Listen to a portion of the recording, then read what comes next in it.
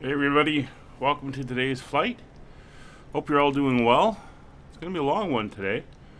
We're here in Halifax, Nova Scotia, on the east coast of Canada, on the edge of the Atlantic Ocean. And today we're flying all the way over to Dublin, in Ireland. So it's about a 5.5 hour flight. Should be good. But stretching the legs here on the A320. Today we're flying as Aer Lingus, Ireland's kind of flag carrier of an airline. So let's hop on board and we can start getting ourselves set up for the flight. Alright, well, you're going to have to make a slight jump to get over here from the jetway. Fortunately, this is the default airport here at Halifax. So there are issues.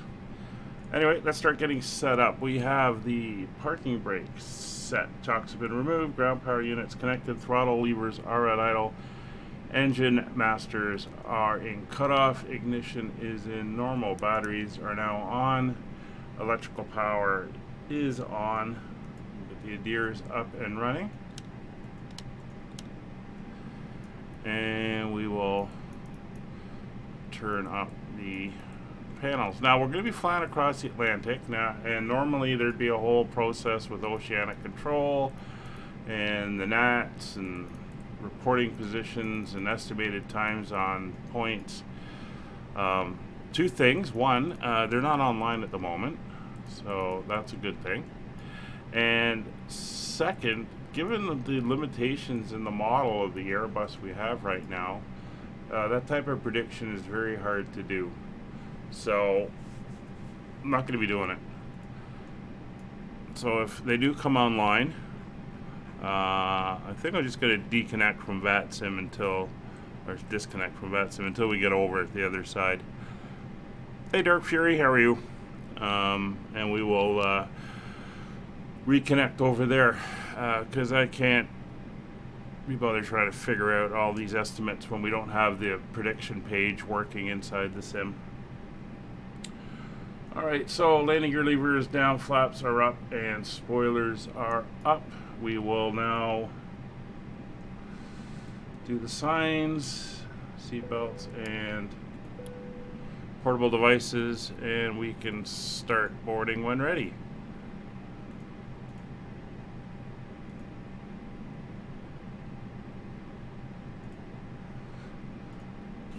There we go.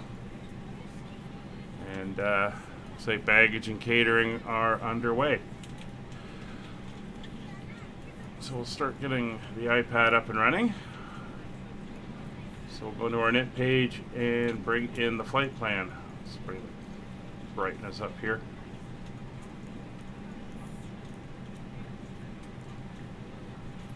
There we go. And we'll bring up the other side as well.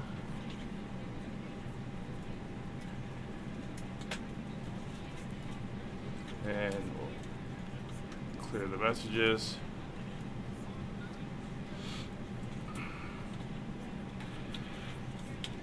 So our alternate, I believe that's Shannon over in Ireland.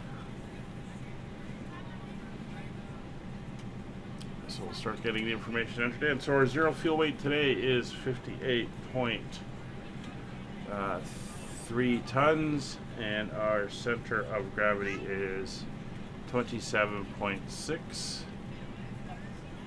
Block fuel today is 15.8.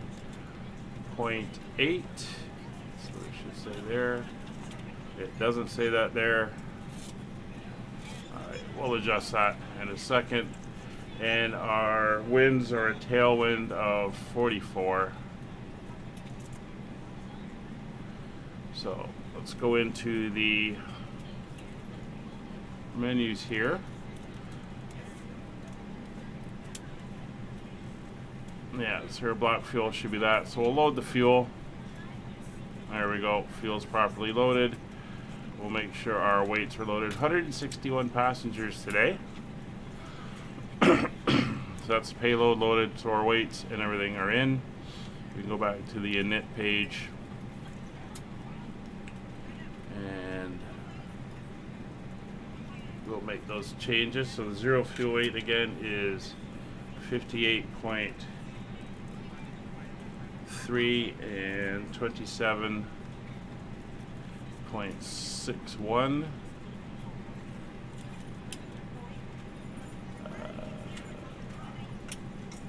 Oh. 0.3 and 27.6, and the block fuel of 15.9. Alright, so our flight plan today, we will be departing on runway 32, and it will be direct out to the entry into the NAT, and of course it didn't put it in.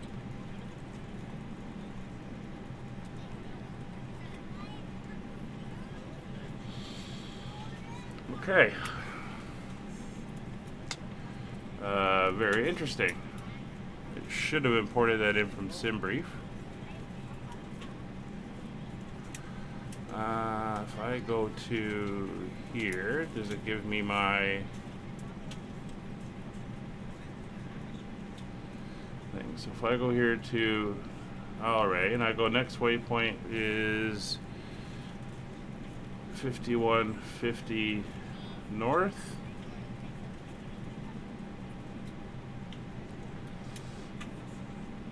Insert that. And after that is 5440 north.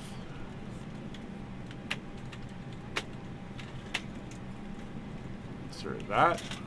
Hello, ladies and gentlemen. I would love to welcome you aboard our flight. When you find your seat, please be sure to place your larger carry-on items in the overhead bin and smaller 5630 items underneath the seat in front of you. Unless you're in a front row, please place all of your items in the overhead bin. If you have any trouble finding a location for your carry-on items, please let a flight attendant know and we would be happy to assist you. 5620. If the overhead bin is full, please make sure you close it as a courtesy to other passengers. Please double check that all your items are put away so that the aisle is clear and other passengers can make their way to their seats.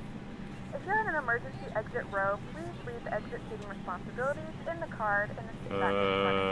If you're not able to comply with these actions, please let a flight attendant know so that way you can be reseated. Now's the time to get out any last-minute text messages if you need to, but we ask that once you depart from the gate, you put away any laptops or tablets. Thank you and welcome aboard. 5640. Should be 5440, and then 5630 north. Insert. And then from 5630 we want 5620 north. Insert that, and then we want Resno after 5620.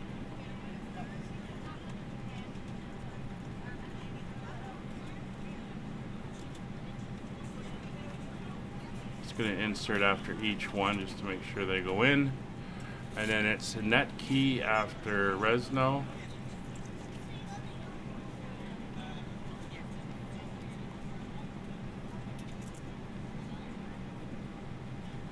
Insert. And then Olapo, which is the entry point into our arrival. If we go to the other end of the route, no top, YQY, alright, okay. So that's now corrected. And if we come up here and take a look at our route, we'll go into planning mode. You can see as we click through, no top, YQY, Alry, and then we head out over the Atlantic to Renzo, net key.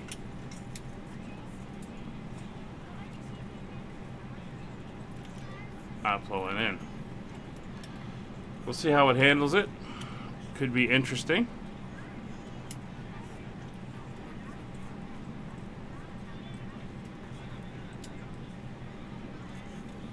Alright, so that's the flight plan done.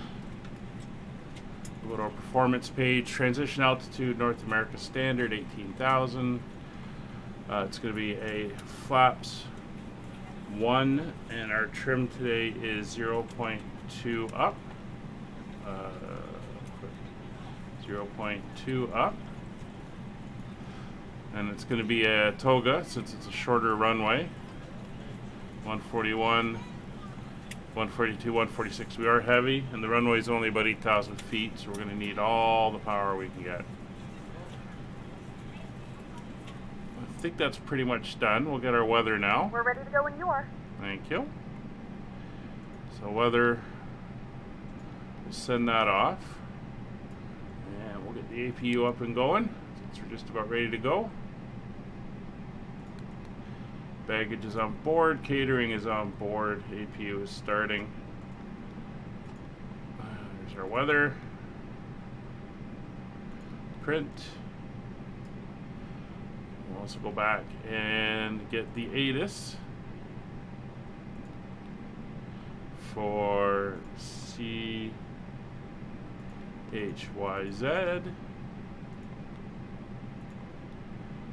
That's now sent. We'll go back to messages and grab the weather.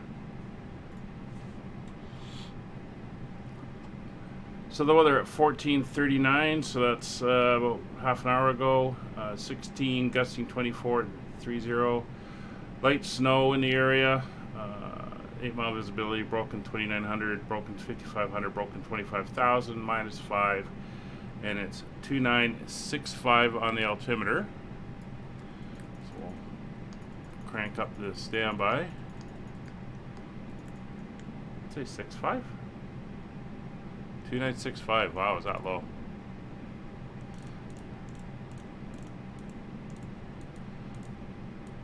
There we go, 2965. And we will print off the, oh, it is not available. That's okay, we'll get it through another means. Let's just click over here to 2965. There we go. And put you back into performance. So frequencies, we have Halifax departure here at 11920.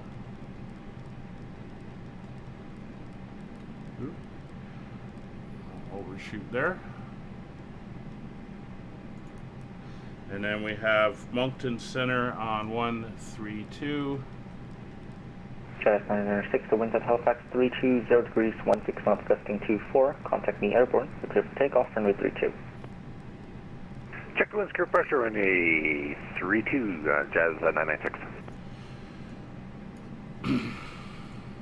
Alright, so we'll get you set up, you're set up, you're over. So everybody's on board. We'll get transponder beacon, lights, crew oxygen on, and emergency seating, or emergency seat lighting is up. FMC, there is no departure. We're going to put 10,000. We'll see what he gives us as an initial climb out. And no speed restrictions as well. Just give him a call, get our clearance.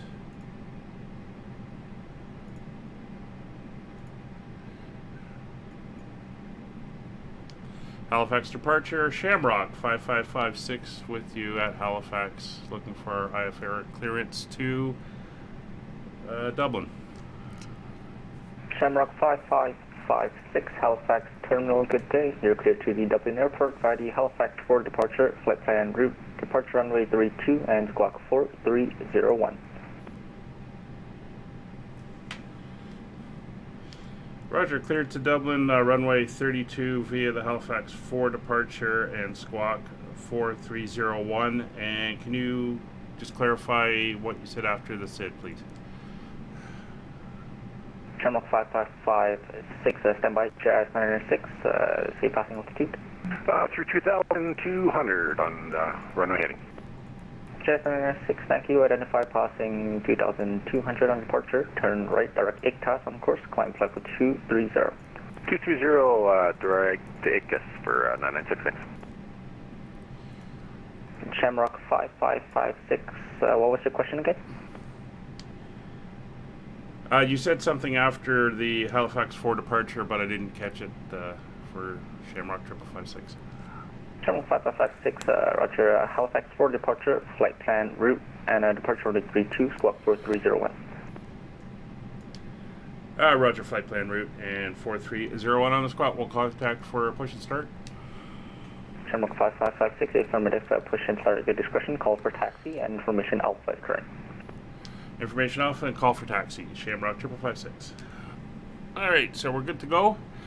And we can start getting set up. So transponder is set 4301 and it is on standby. We'll put the TCAS, TARA, and all beacon light will now come on. Emergency lights are armed. FMC is set up. Departure briefing is good. It's going to be basically a direct departure and then a right turn. And doors are closed, so everything is Central Lockup information, Bravo, now current in Halifax, altimeter 2964. Everything is set 2964. We will adjust for each one. And Canada 7062, which approach are you looking to Halifax today? Will it be the RNAF Yankee or Zulu? we will pull the RNAF Zulu would be good, thanks. jetway. So it should start moving.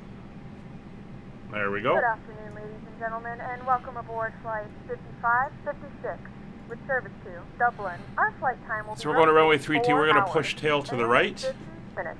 Now that the cabin door is closed, And we're going to please ensure that taxi all probably devices are in via airplane mode Delta and large all the way devices out. are now shut down and stowed. Just Please take a fasten quick your look seatbelt around. and make sure that all tray tables and seat backs are in a full upright and locked Nobody else is position here. for departure. Cabin crew, prepare cabin for departure. One thing we do want to do here, just quickly log into the flypad.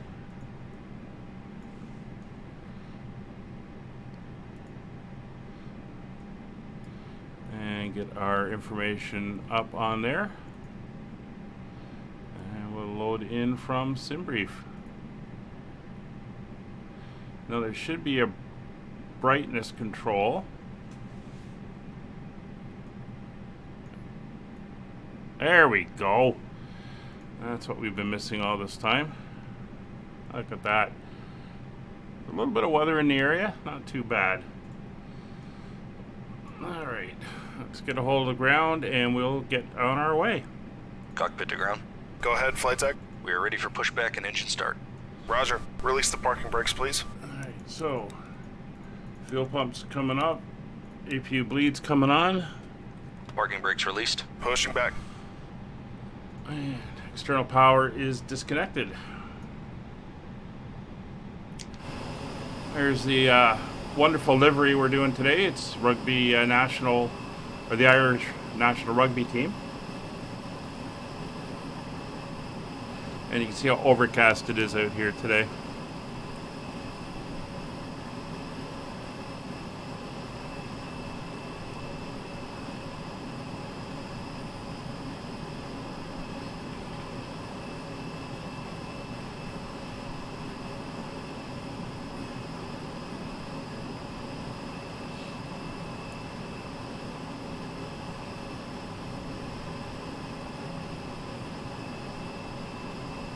You are clear behind, and you can start your engines at your discretion. All right, just want to judge the point to begin our turn here.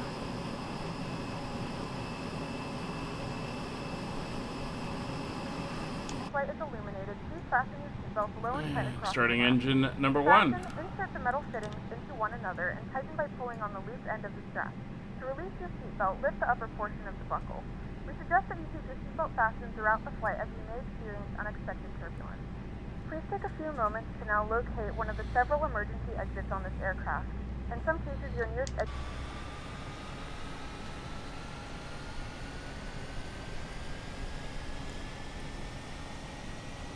Very dark. It's just early afternoon here in Halifax, but you can see with the low sun and the overcast, it's creating a very dark, gloomy environment here.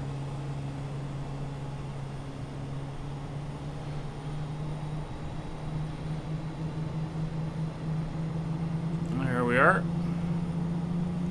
I think they can park us right here. Pushback complete. Set parking brakes, please. Parking brake set. Roger. Okay, the tow bar is disconnected and the equipment is clear. We will see you on the right-hand side with the pin. Thanks, and you can disconnect and go to hand signals. Thanks. Have a All good right, flight. good See you start later. on engine number 2. If your life vest does not inflate automatically, Starting engine blow number the 1, we'll mouth go to and give it a manual listen. inflation. This vest is...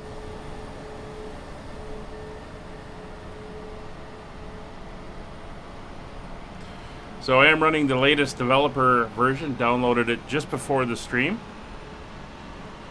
So we'll see how it does with those flap issues and stuff. I know the ADF VOR stuff is now working. I flew yesterday and it didn't have an issue with the flaps 1 ballooning on arrival. But we'll be good to check to see if we've still got the barn door effect on takeoff.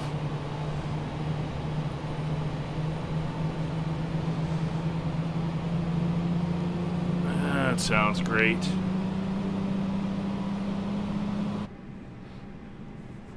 Engine's coming up. And engine 2 is available.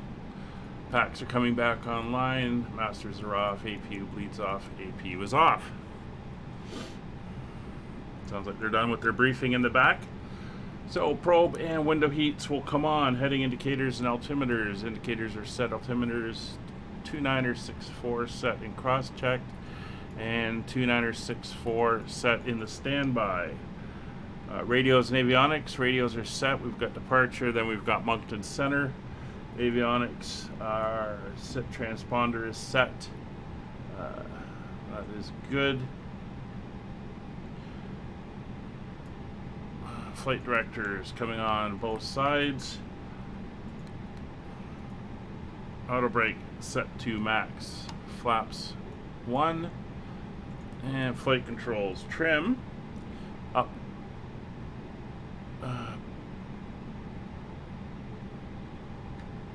3 or 2? That's 3. I want 2. Doesn't want to give me 2, so we'll go 3. And flight controls. It's full left, full right, neutral, full forward, full back, neutral, left, full right, neutral. So flight controls are done. Taxi lights coming on. Halifax departure, Shamrock 5556, ready to taxi.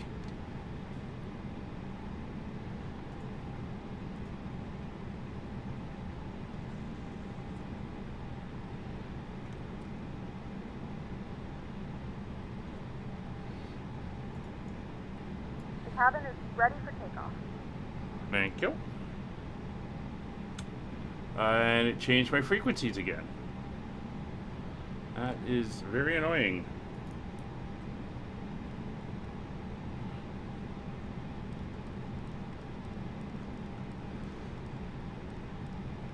Not sure why it did that.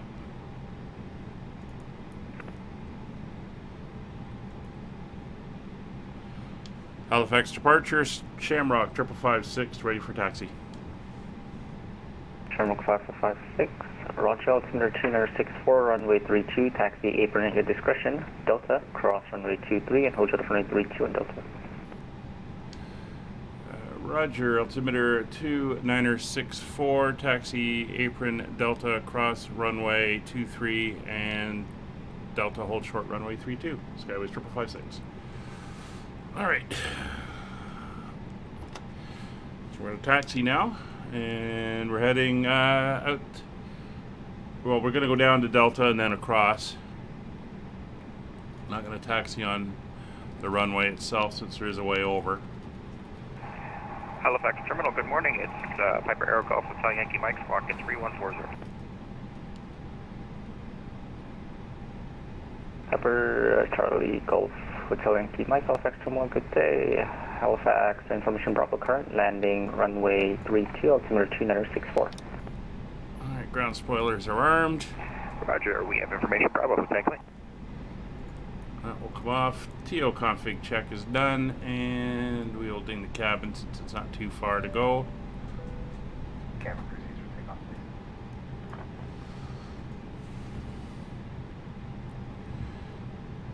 So we're going to taxi down here to Delta, cross runway 23, remain on Delta, and hold short the runway.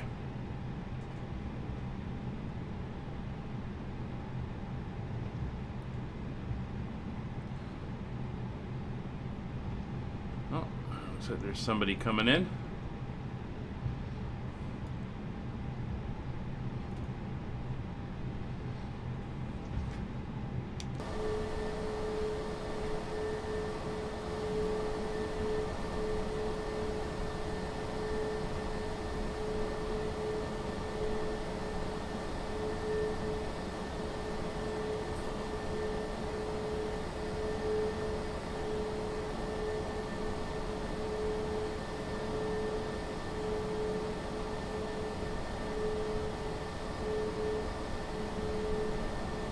So liveries as always. 62, winds at Halifax 310 degrees 16 knots, gusting 22. You're clear to land runway 32.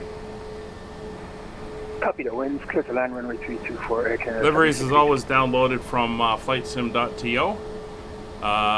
This is not part of the mega pack. Got this one separately. Something a little different for today's flight. And once we're in the air, it is a long flight, as I mentioned. I've got some entertainment lined up. The IFE is loaded with the latest and greatest. So hopefully there'll be something on there you will enjoy.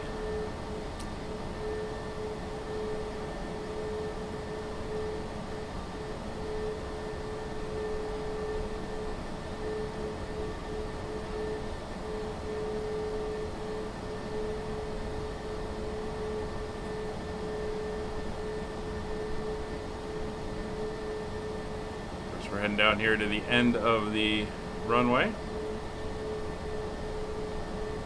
Runway length is only 7,700 feet, so we're going to need pretty much all of it, as we are pretty heavy.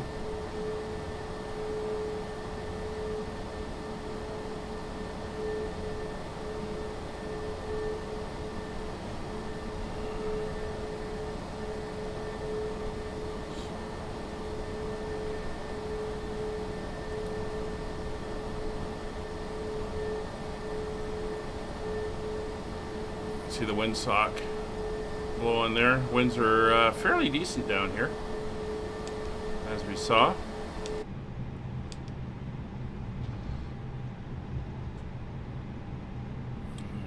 Shamrock 5556, routing traffic at a 3-mile final behind the landing aircraft, line up and wait, runway 32. Behind the landing traffic, line up and wait, Shamrock 5556. Alright. So, strobes on, landing lights on, taxi light to take off, transponder on, weather radar on, PWS is on.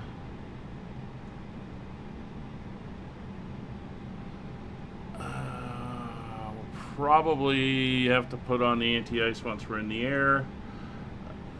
Flight instruments are good, engine instruments are good, takeoff data is set and in. We are good. We're just waiting on this guy to come in and land, and then we can taxi out.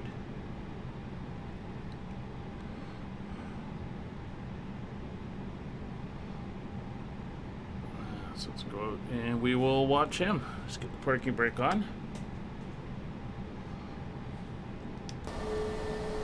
There he is.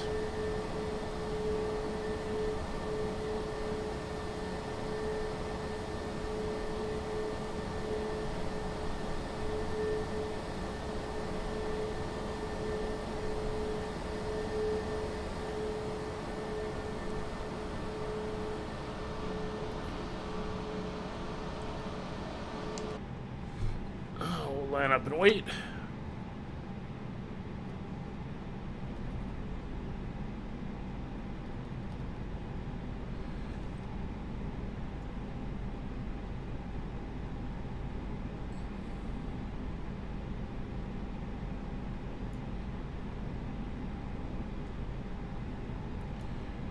It's not bad. We're leaving a little bit earlier than expected.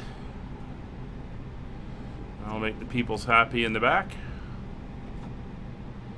We do have, I think, approach checking, 7062, clear, runway 32. 762, welcome to Halifax. Continue taxi and hotel, apron at your discretion, stand at your choice. Have a good day. Taxi, hotel, apron at my discretion. Thanks for a great service. Have a good day. Air Canada 7062. Shamrock 5556, winds at Halifax 310 degrees 16 knots, gusting 22. Contact me airborne. You're clear for takeoff, runway 32. clear for takeoff, Shamrock 5556. All right. Engines to 50%.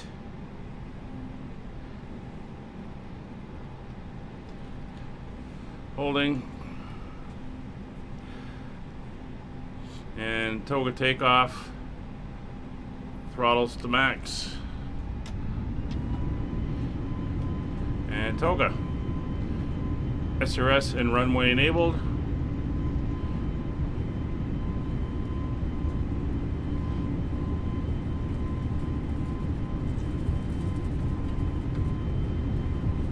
It's 100 knots. Easing on the pressure.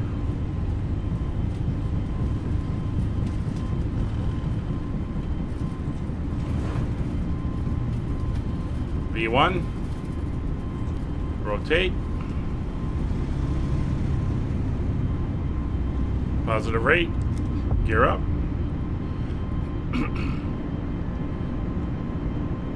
Nope, looks like we still got the barn door flaps out there. So coming down to 10 degrees.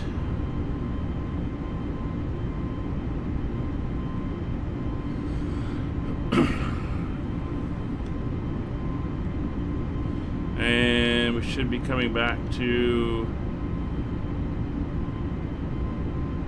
there we go.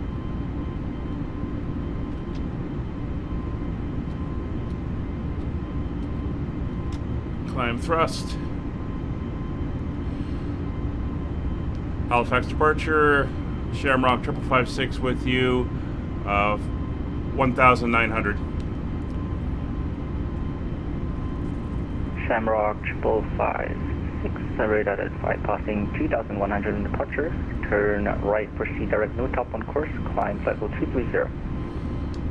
Turn right direct, no top 230 for the flight level, Shamrock 5556. Alright, so we're going to go direct to no top now, which is fine. Zoom out a little bit.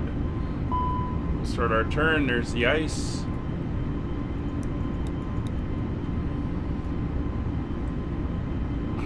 And 230 is what we're cleared to.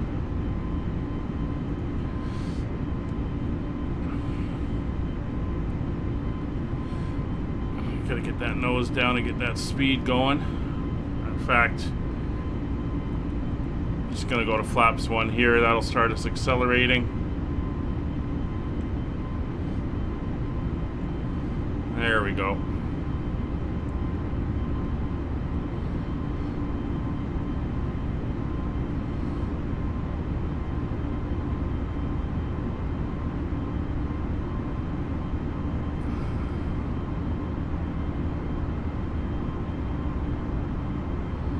Bring her up to about 10 degrees, or 10 degree pitch up for climb.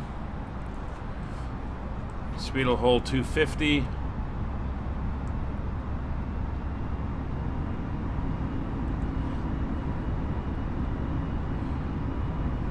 And we are en route.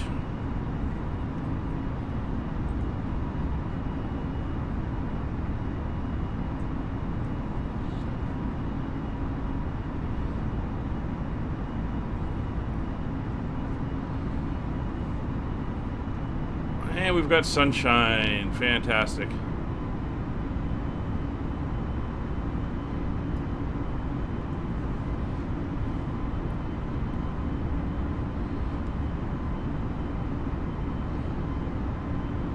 Once we're above 10,000, we'll go to autopilot.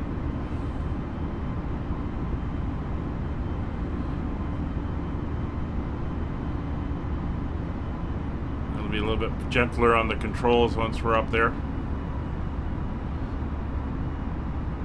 Won't get those ridiculously steep climbs.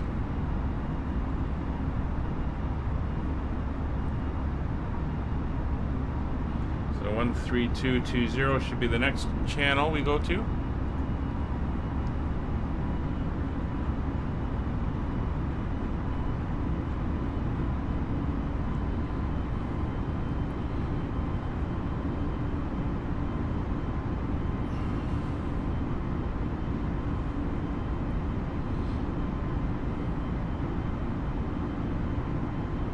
Gentlemen, we have now passed 2000 feet. You may turn on larger portable electronic devices. This is also a reminder to keep your seatbelt fastened throughout the duration of the flight and do not form a line near the lavatory. It's 10,000. This is equipped with onboard Wi-Fi. If you wish to connect to the Wi-Fi, you'll be directed to Autopilot's on.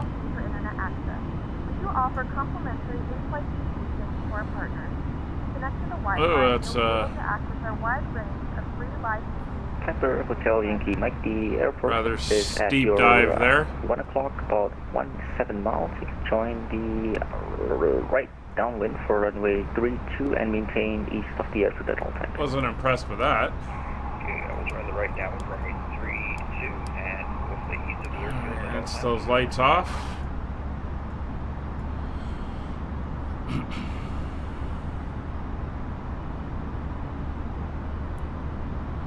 And we're continuing our climb.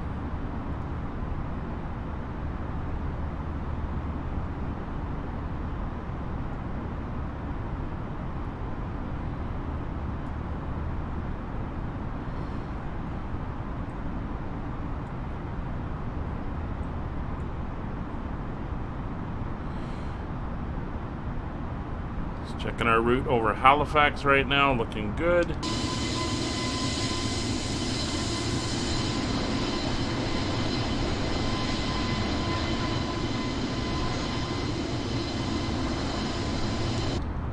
A little bit more cloud coming up and then we should be out of it.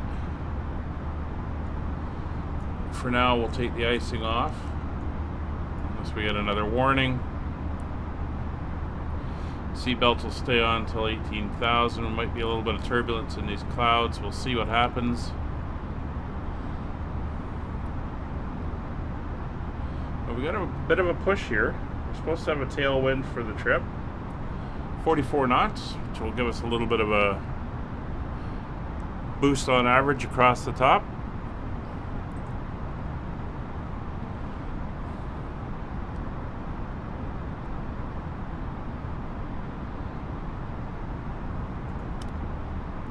It's 15,000.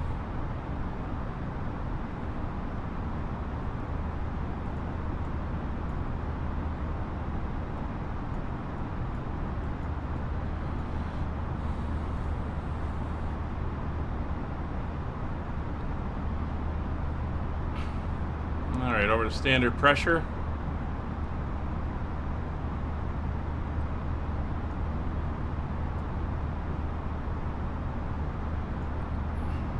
Seem to be above the clouds. So we'll let the cabin crew start doing their thing.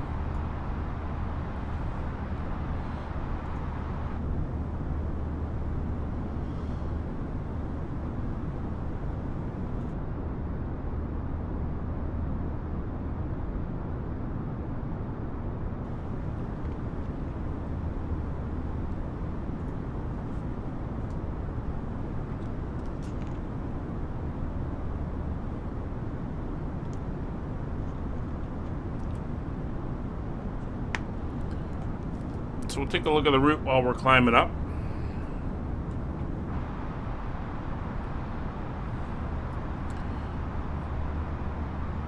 Let's get the Shamrock 5556, in contact Moncton Center on 132.2. Enjoy your flight. We'll talk to you soon. 32.2 for Shamrock 5556. Have a good day. Thanks. Bye. Good day.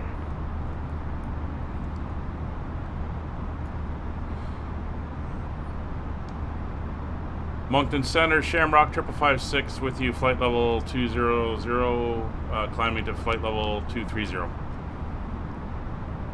Shamrock 5556, Moncton Center, good day, climb flight level 350. Flight level 350, Shamrock 5556.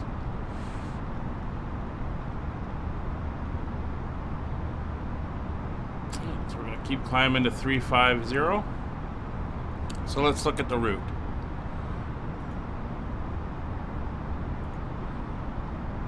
Alright, so we left Halifax down here. You can see us here on the arrow moving up. This is No Top, our first waypoint. Then we're going to fly out to Sydney, Nova Scotia on Cape Breton Island here. And then we had basically a straight shot right across Newfoundland up to this point here. And this is where we turn to join into the Nat Zulu to take us across the Atlantic. And if we zoom out, you can see we're going to come up, curve around, come down. This is where we exit the North Atlantic track. And then we come down here and we will be descending into Ireland. And that's about 5.5 to 6 hours from now. So it's going to be a good flight. There we are, arcing up over the Atlantic. As I mentioned, I do have some entertainment lined up for the flight. So should be fairly entertaining, I hope.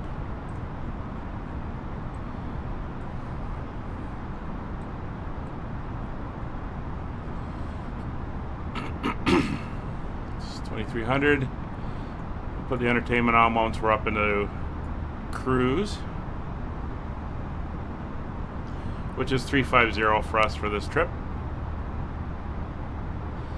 Right now we'll just kind of enjoy the view of the clouds. Not much else out there at the moment.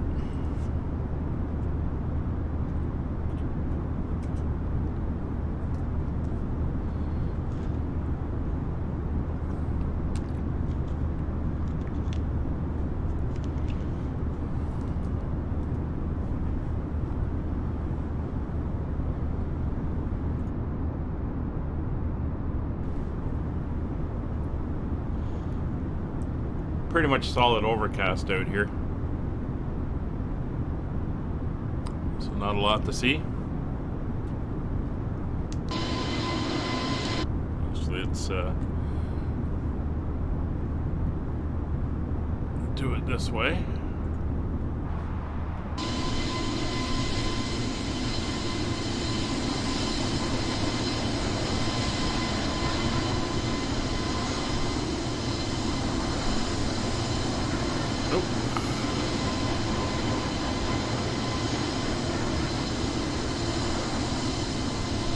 See if he's working now.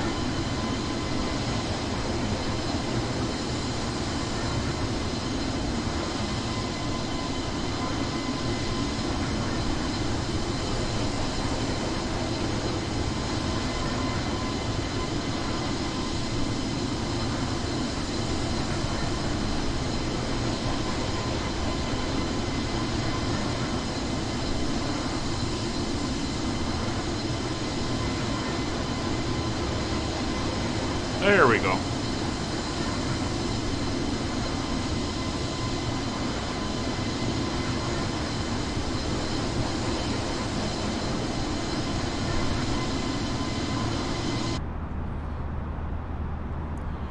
It's 27,000. So once we're at cruise, I'll come off the mic and I'll be around in chat for the flight, in and out. Also have to monitor ATC on VATSIM. be in Moncton control for a while.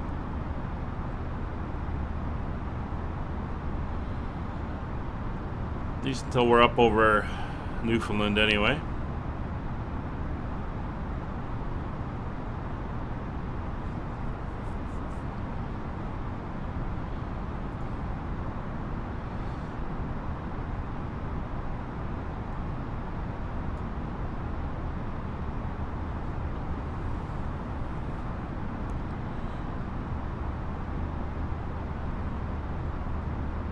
It'll be nice if the clouds break up a little bit and we get to see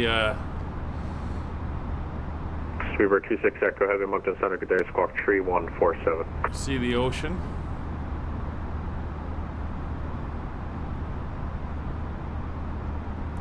A little bit of turbulence up here. Some pretty good wind shear reported in the weather.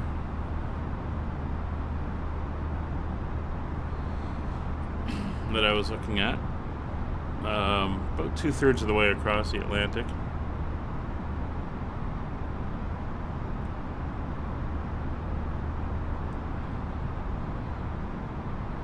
It's 29,000.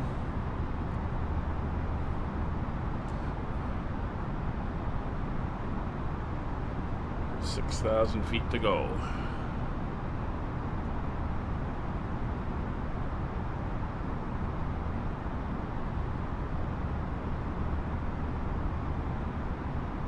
Moncton Center, good morning. Citation Charter Golf Golf Tango Kilo with you. We're about 30 miles northwest of Ebony, flight level 410, squawking 2000.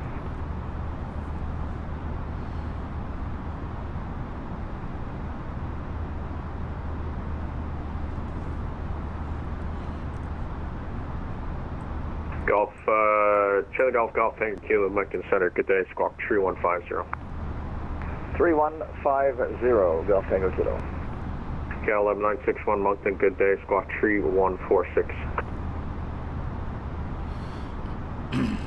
It's a private jet Speedbird T6 Echo, you're identified, flight level 390, good morning. heading to Halifax. Virgin 127 Lima airspace to the west, Boston's offline this afternoon, frequency change crew, surveillance search terminated, good morning.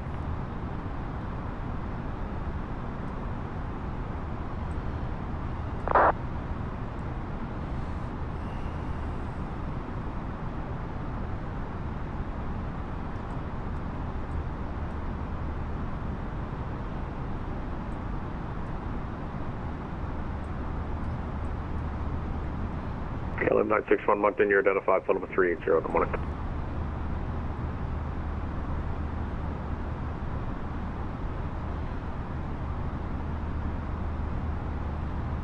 It's fairly busy on the northeastern side of the U.S. here.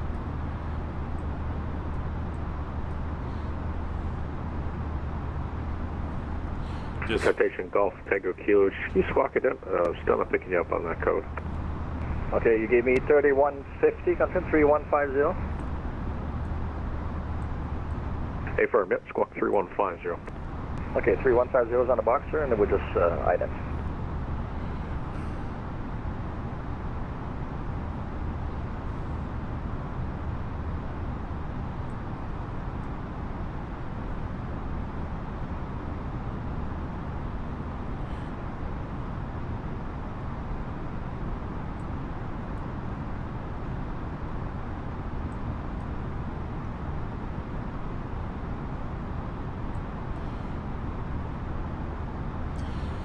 So you can't see it, but we're coming up for Cape Breton Island, which is an absolutely gorgeous place.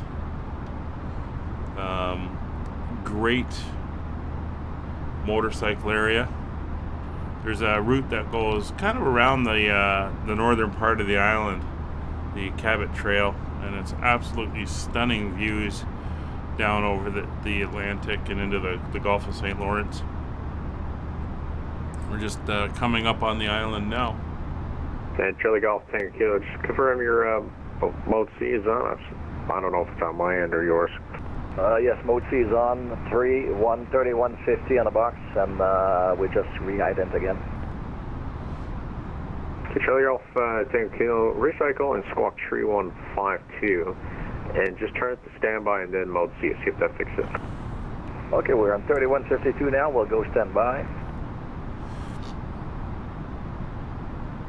So currently on VATSIM there's And back on mode 1,579 C4, pilots and 131, 131 controllers. So pretty busy Sunday. Moncton Centre, good morning. Delta 45 with you, flight level 380 for Alex. Charlie Golf Tango Kilo, identified follow 410. Golf Tango Kilo, Roger. We've got ATC Bravo for Halifax. Roger.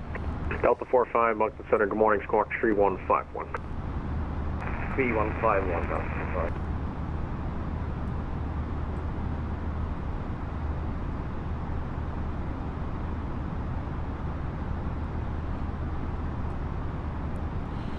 There's 34. And again at 35,000 we'll start the service in the back. And we'll boot up the IFE. Center, giving us 699.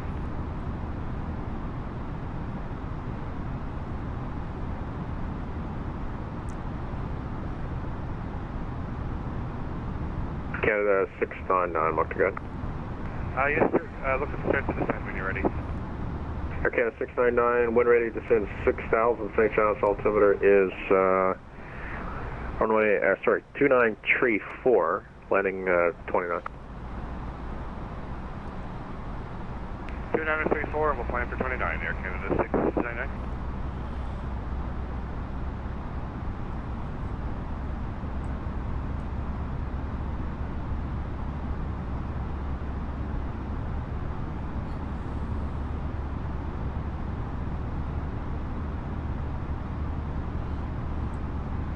Charlie Golf Tango Kilo, when ready to descend 1010,000, Halifax altimeter 2964. We are now in the cruise. 2934 when ready to the 10,000, Golf Tango Kilo. There's your view.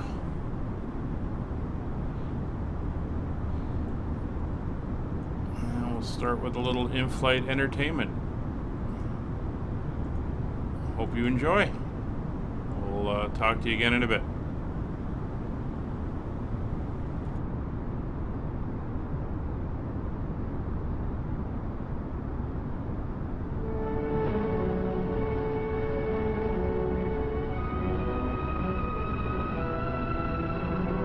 Air Canada 699, what's your plan of approach to St. John's? We're just plugging into the box there now for the ILS 29. Air Canada 699, you're clear direct. Stand by.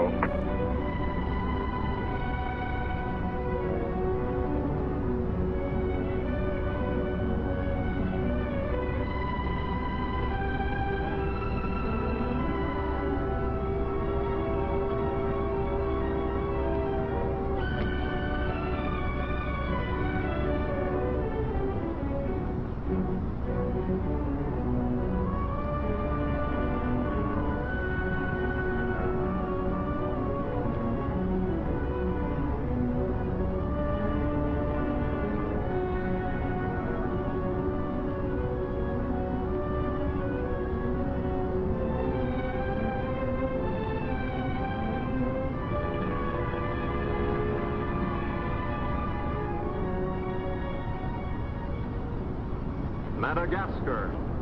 For centuries, the bloodiest cockpit of all the seas, where the infamous Brotherhood of the Damned waited to plunder the treasure-laden galleons from India and Cathay, then returned drunk with slaughter to their pirate stronghold of Last Hope.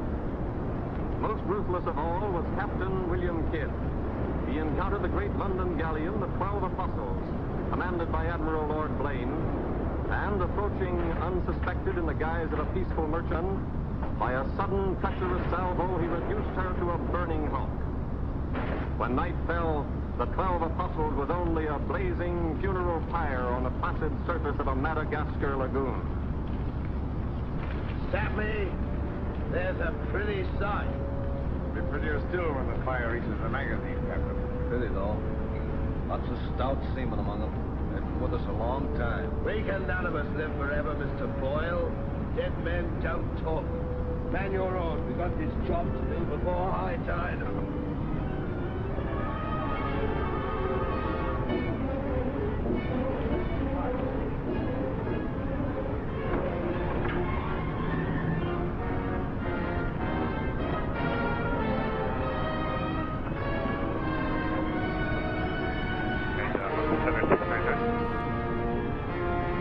Go ahead, Burke. Your castic's on. Sorry, Mr. Give me the direct waypoint. I'm not sure if I missed your call there. Yes, direct on down. It's the Summit 6 or 29. Direct on down for Air Canada 992. No sweat. We got distracted for a second.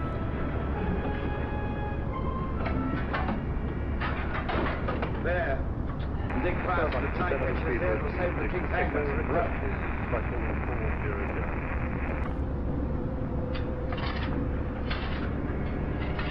Receiver 26 Echo, climb level 40 strong. There you are. Deep enough to bury a man. Give us a hand, man. All ready, Captain. Down she goes.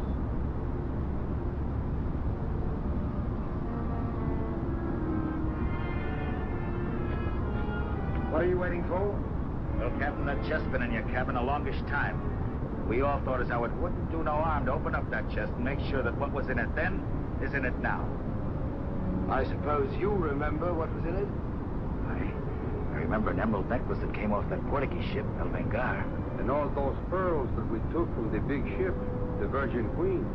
I remember a diamond medallion we got from that Moorish canyon off Madagascar. And could we ever forget that silver casket with the arms of Lord Blaine that you claimed for yourself after the taking of the 12 apostles, sir? Your neck will be stretched as long as your memory one of these days.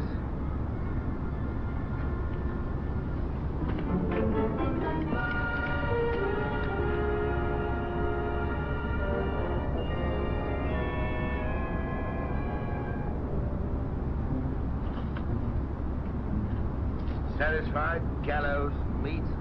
Put them back.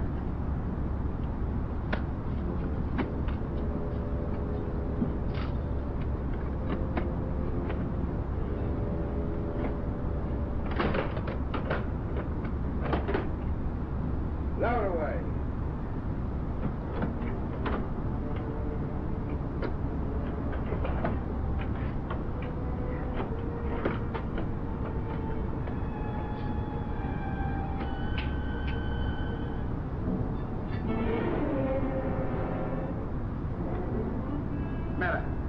Wait a minute, Captain. There's something else you forgot. What do you want now? We've got but half an hour before the tide traps us. That may be, sir. We're all equal in this, I take it. Equal shares, yes. Well, that key, then, what you put back in your belt, that goes down with the chest. Thus we starts all clear and no papers.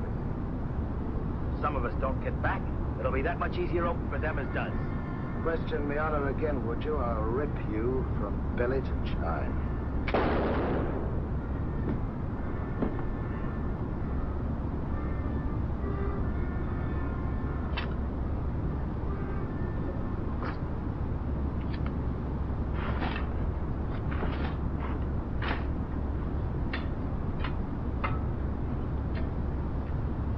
Are we such callous rascals that we'd leave a dead comrade without commending his soul to his new master?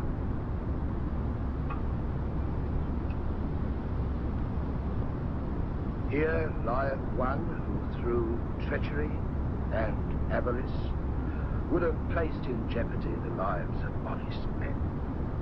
But here may he lie forever in the sands of Madagascar.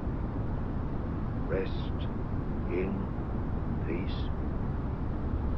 It's time to be out there. It's time to be away.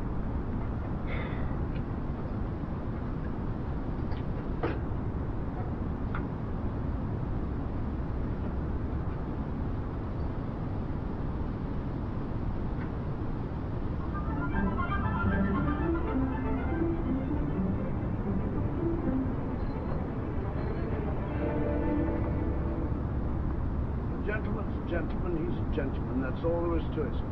I'm one of nature's gentlemen, but I need polish, my good man.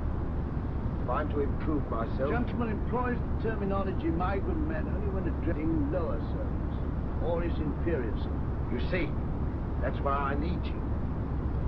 My upbringing. The gentleman never sucks his teeth. Many a man's social career has been ruined by less so. You seem to know your business. I want the best mine and I can pay for it. 100 quid a year. An infallible mark of personal quality is his reluctance to pay his domestics high wages. Don't say so. Merely an idiosyncrasy of good breeding, sir. 60 quid a year, then? You realize I've never been on board a ship before, sir. Oh, don't let that frighten you. To the contrary. In fact, since I was a nipper, I've had rather an adventurous inclination towards life unbound in May. It should be quite educational, sir. You'll learn a lot, no doubt. Is it a bargain, then? Very well, sir. My hand on it?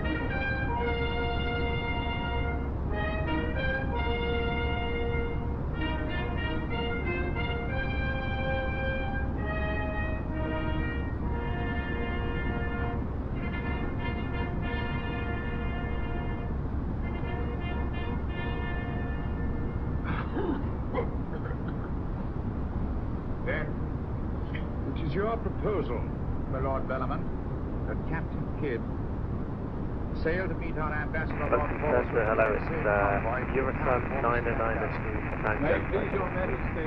Yes. That he's a bold and adventurous man. Trans 992 Tango, Mountain Center, good day, squawk 3155. Take the measure of it. Squawk 3155. Captain William Kidd.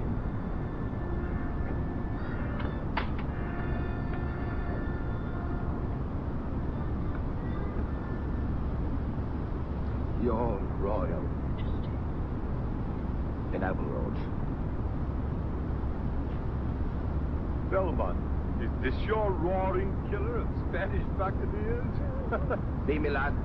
I am only a peaceful shipmaster who must do trade with other ships without inquiring too closely about their business, and it was so I fell into the hands of the 12 apostles, a kingship turned pirate.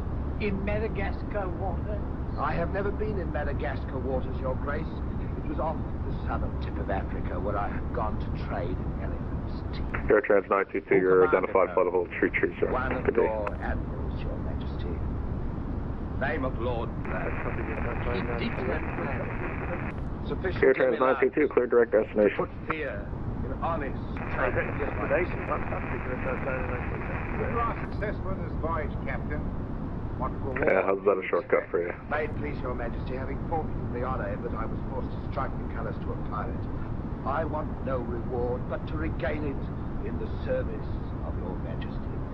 Unless it be, or is it true that Lord Blaine's lands are restricted and his title forfeit? Yes.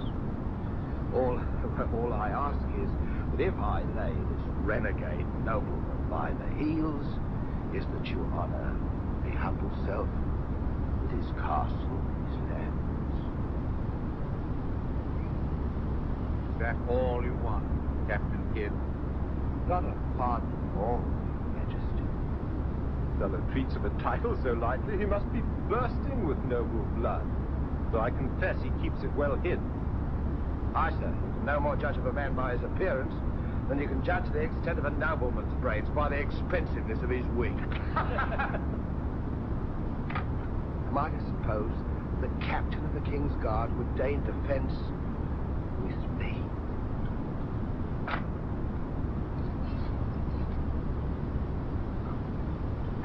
Come, Captain. Is your courage less than your wit? Nay, sir, I know nothing of defense. You must come at me quickly as though you'd kill me. Very well, then.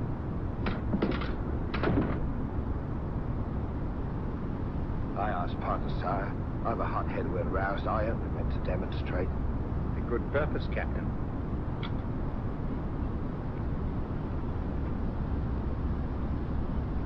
Your Majesty is satisfied with the captain of our choosing? I can think of none better. I thank you, sir. And now, Captain, the main mission of your cruise will be to meet a great ship, the Quida merchant, which is sailing from India with vast treasures, and to give her safe conduct in my name past the pirate waters of Madagascar. But your Majesty, will her commander accept a letter of mark as sufficient authority to... She'll have a letter to our ambassador, Lord Salford, who is returning of her. But he is to accept your protection. Submit to all matters. Roger 15 November, Moncton Center, good day, squawk 3156. Oh, yeah. And now, sire, me crew. 3156, Captain Kidd wishes to recruit a crew from the pirates now under capital sentence in Newgate and the Marshes. The crew condemn pirates. Aye, sir. There's none would be so loyal, nor quite so desperate as cutthroats under sentence of death, if they knew at the end of the voyage a royal pardon. Hotel Yankee Mike Moncton. That I shall hold you accountable for their good conduct. Between their conduct and mine, your Majesty, there will be little to choose. And now goodbye. And Godspeed you. I am but his unworthy sparrow.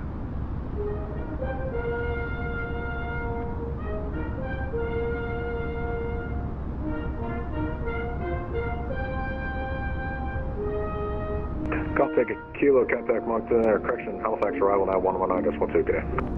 Q922 for arrival, or Golf Echo Kilo, thanks, good day. Roger 15 November, you're identified, Sullivan 360, good day. Good day. Air France 378, Moncton. Phew. I'd rather eat the bill scum from an African slaver. Adam, don't let that temper get you the lash again. If I must hang, I'll hang. But I'll go to the gallows with clean guts at least. Hey, you! What kind of stinking maggots meat is this? Air Canada 699, you're cleared to St. John's Airport, straight in ILS 29 approach. On deck transition. Cleared to St. John's Airport by the on-deck transition to the ILS 29, Air Canada 699. Making trouble again, eh, Mercy? Air Canada 699, you can report T-SAX file. Here, smell Report T-SAX for Air Canada 699. Delicious.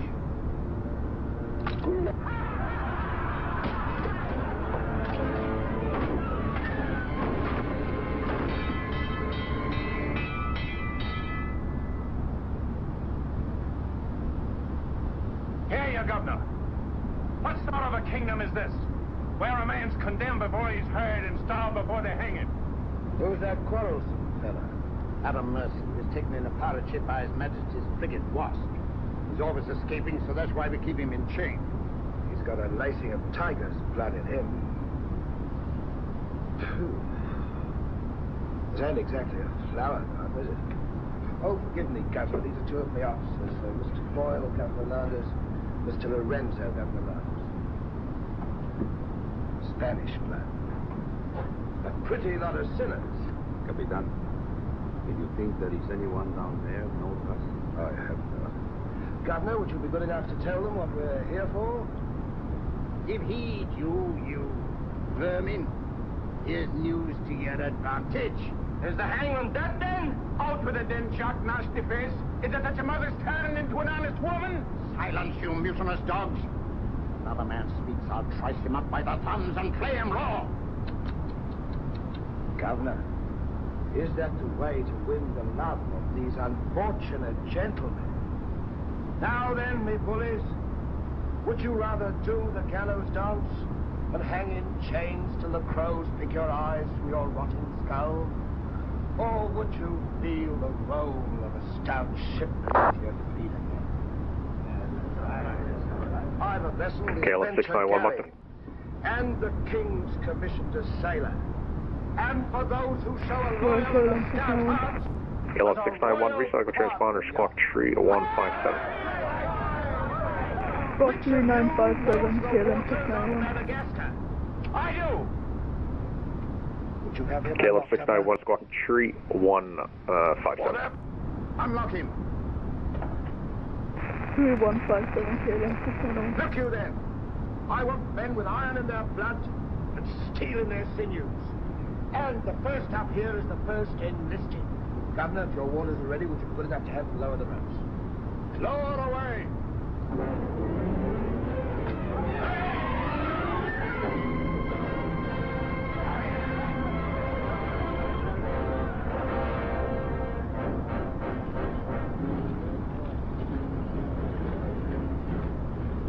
Here they come. Make ready, lads.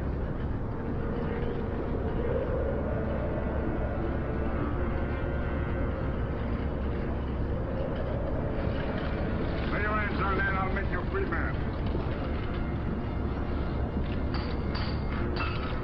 The other one now. Back. Red Nose 7017 requesting step climb 2380. Red Nose 7017, climb level 380. I'm 380. Excellent. 70. Pretty much. Name? Peter Shafto. Peter Shafto. Regardless of the fact that I'm your captain, you will always address a gentleman as Sir, Scum. Aye, sir. Make your mark.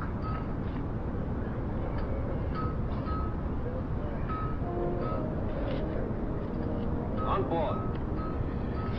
Name? Adam Mercer, sir. Oh, so it's you. Mercy, that's a comical handle for a blade of fortune. Mercy. It's also something the world needs more of. Fire and death a philosopher, you speak culture. Were you by any chance stable boy to a noble house? Perhaps. I was also master gunner to a buccaneer you may have heard of, Captain Avery. Avery's master gunner. We've need of a master gunner, Mr. Boyle, and from what I've heard, Avery was a shrewd hand at picking them. The berth's yours for as long as you can handle it. I can handle it. Swivel gun along, Tom. I'll forfeit a guinea for every miss. You'll forfeit your neck if you miss while you're on my ship. Make your mark. And you can write. We'll give you a nice bar. Then you draw a uniform befitting a master gunner. On board. X-Man. Name? Bartholomew Blivens, sir. Bartholomew Blivens. Make your mark.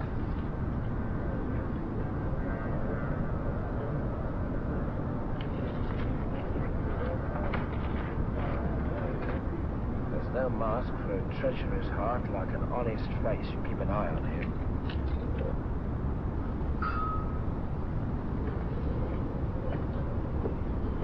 Down below.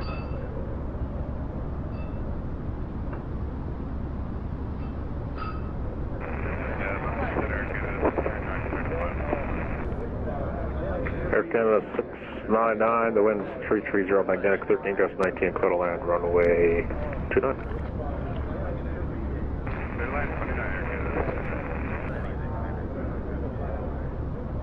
Captain aboard. He's over there, sir.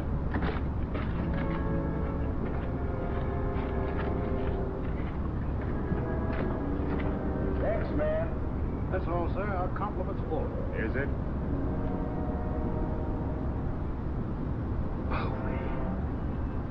I thought you... Yes, you thought I was dead. Market Center, hello, Walker 524, Walker 584, heavy mug deck, good day, Squawk 3160.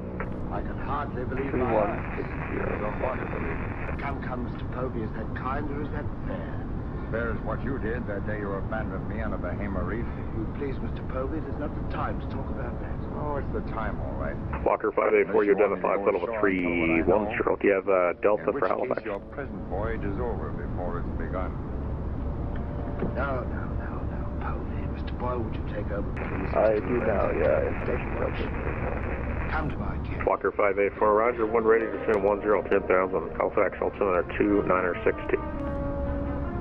1 ready down to 10,000.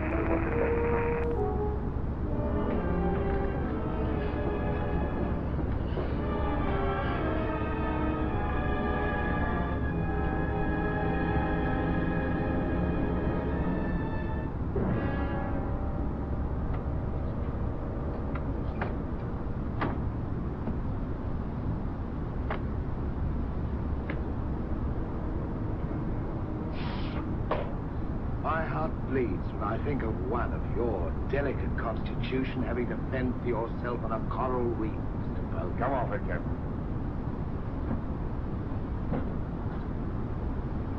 I know why you put with me. It's so there'll be only 3 of you to share instead of 4. It's true. A hostile wind did blow us away from your reef. Between friends, we might have sailed back again, but we did exactly what you would have done, Mr. Povey. So no more of your sentimental nonsense, please. Now that we are 4 again, what then? We're not 4. We're 2. Boyle and Lorenzo, down clods. 20,000 pounds apiece in their hands would only be spent in sinful ways. And you propose to remove him from the path of temptation.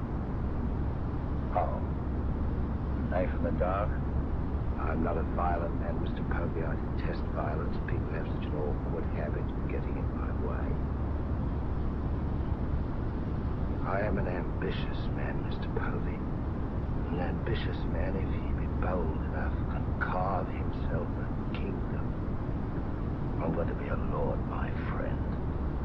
And that for a commoner like myself takes a deal of money. And that's why there could be 2 less to share before we raise old England again. You cold-gutted shark. Ah, a flatterer. I'm glad you're back again, Mr. Povey. No idea how gratifying it is to have a congenial soul confided. Thank you.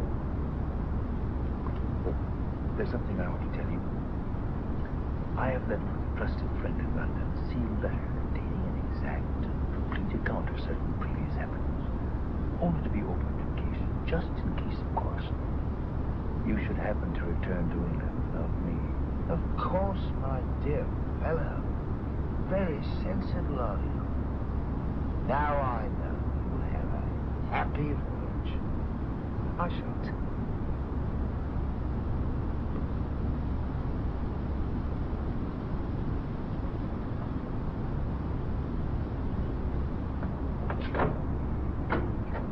I look up my quarters.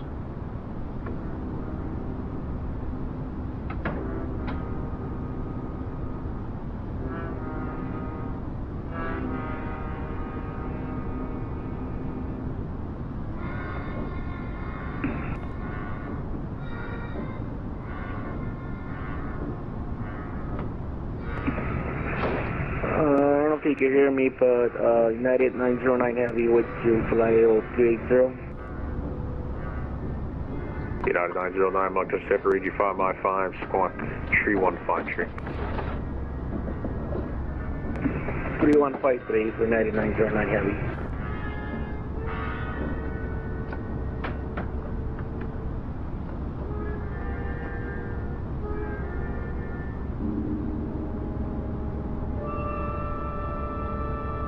Montreal Center, very good morning. Lufthansa Cargo 8050, flight order 360, approaching 35. Lufthansa Cargo 8050, Moncton, squawk 3164.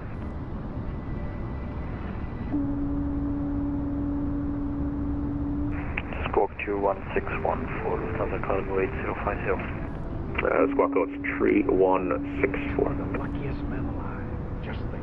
3161 for Lufthansa Cargo 8050. Pick up the search where we left off. Every officer on board has a server. I'll request the captain to assign you to me, then we'll be together.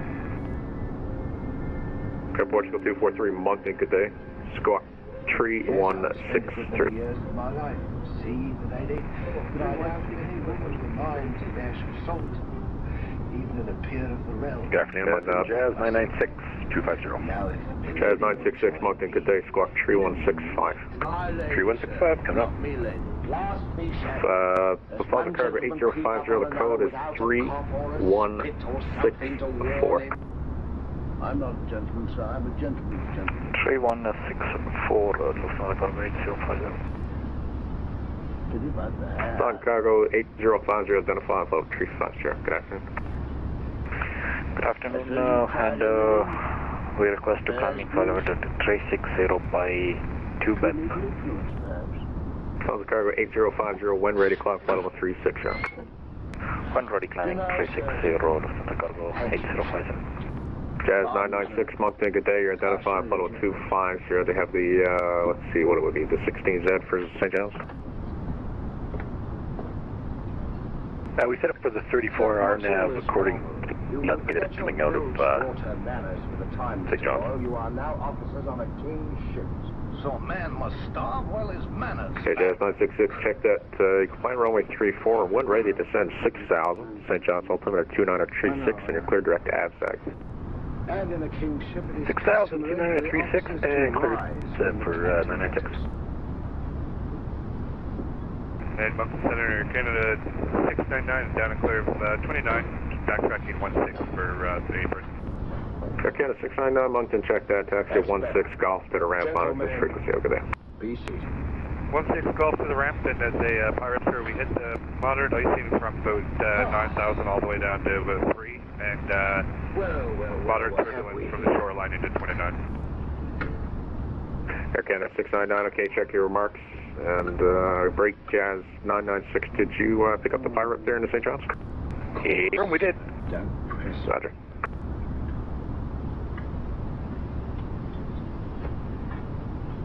Red 7017, Lima airspace at West Boston's offline this afternoon. Raiders surveillance services are terminated. Frequency change is approved.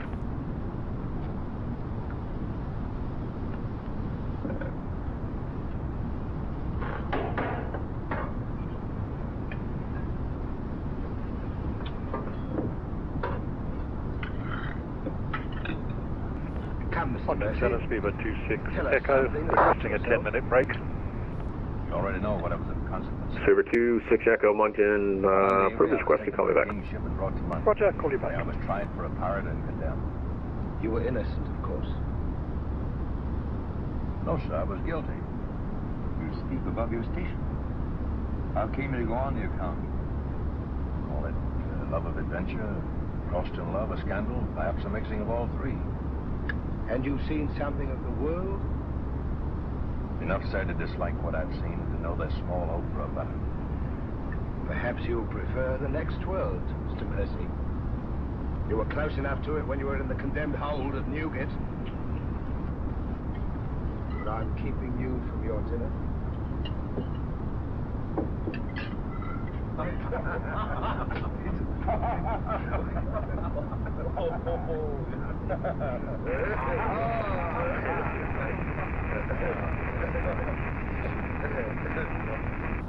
Now, gentlemen. KLM 656 Moncton Center, good day, Squawk 3161.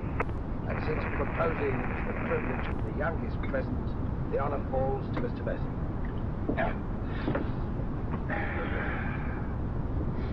Mr. Mercy, we're waiting. No, sir. Since I've little love for the king, I'll neither propose his... KLM 656, you're identifying flight level 380. Kingship. Kingship of the devils, it's all the same to me, sir. I owe him nothing. You owe him your neck, Mr. Mercy. If it were not for his bounty, you'd be dancing daintily on air at Wapping. I owe my reprieve to you, Captain. So to you I'll drink in gladly, but not to William. You stand up and drink to his majesty's health as a king's officer should. Or by fire and flame I'll have you shipped back to Newgate on the first vessel we speak.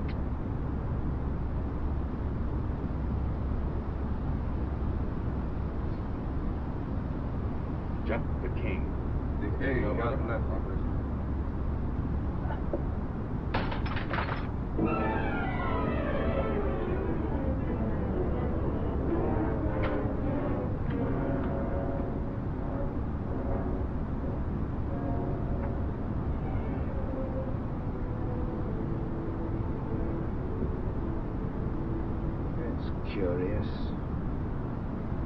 suppose His Majesty put him on board to spy us out?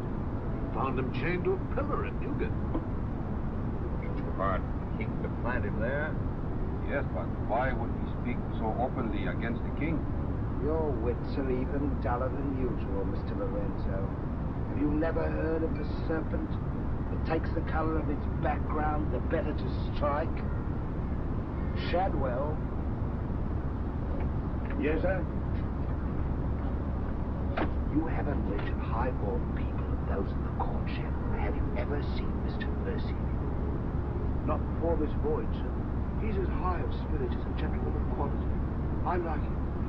Would you find out who he is, where he comes from? As you wish, sir. Thank you, Jim. Walker 584, contact Halifax Terminal now 119.2, good day.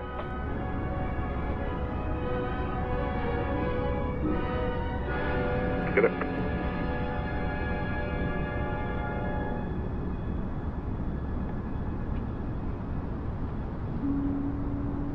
Okay, night. Good evening, Shadow. Excuse me, sir, but you seafaring men always seem to be looking at something that I never can see. Looking for something just over the horizon. Air Portugal 243, Mountain. What are you, a valet, doing at sea? The captain employed me to make him socially acceptable, sir. I'm afraid we're too far out. Air Portugal 243, Mountain. Squawk 3163. Did the captain send you yet? Yes, sir. Why? He wants to know who or what you are, sir. Who do they think I am? Possibly a spy placed on board by His Majesty. They seemed uneasy. Portugal 243, identified Sullivan 400, good day. This Captain Kidd, how long have you known him? Have you sailed with him before? Oh, no, sir. All I know is he's, well, among other things, a merchant captain. Spy? That's strange. Why should they be afraid to be spied on? Good night, Shep. Good night, sir.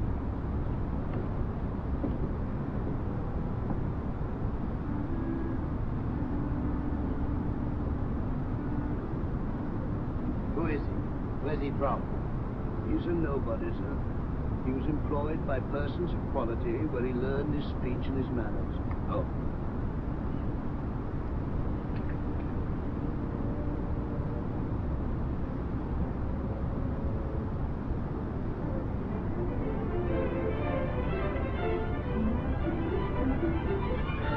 Golf Hotel Yankee Mike, Buckner Center, good day.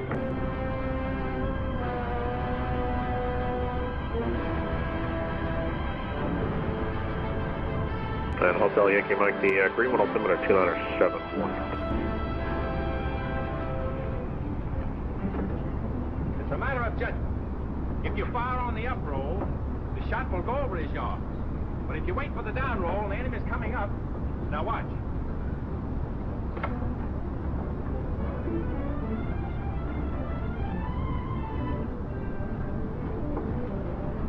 Get ready.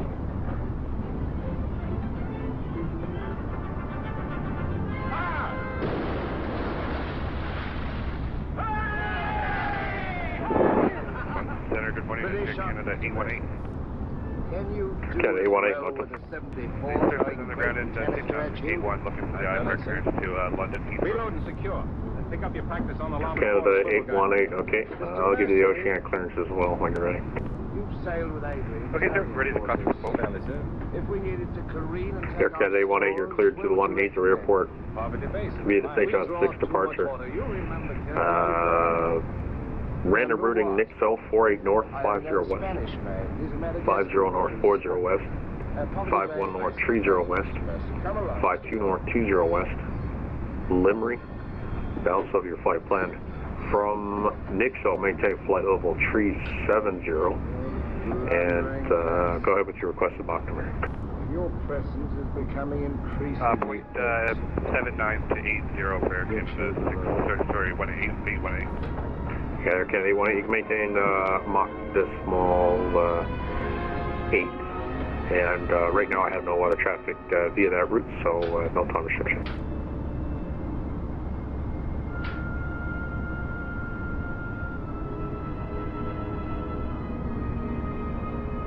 Copy that. Air Canada 818 is cleared to the London Heathrow Airport by the CHF 6 departure. Random route Visco 48 north 50 west. 50 north 40 west. 51 north 30 west. 52 north 20 west. Limray and Expo. And then the remainder of the flight plan route. Visco, we're cleared to maintain flight level 370 at Mach 0.8.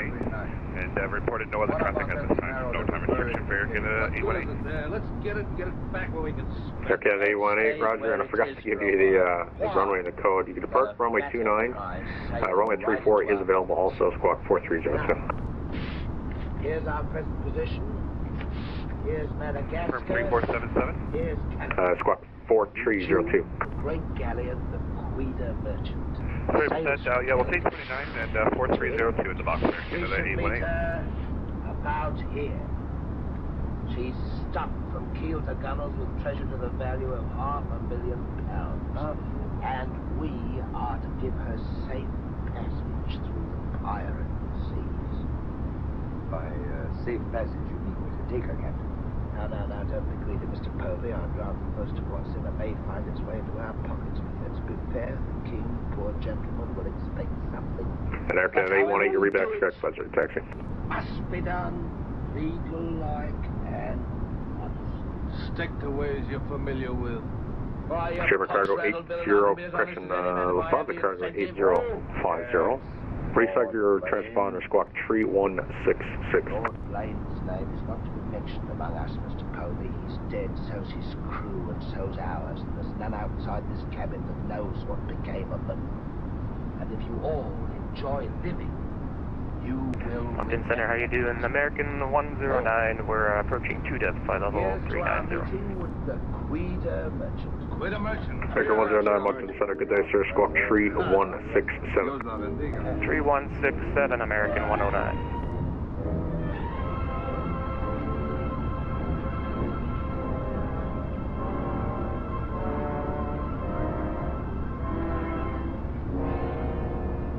Baker 109, you're identified, flight level 390, good day.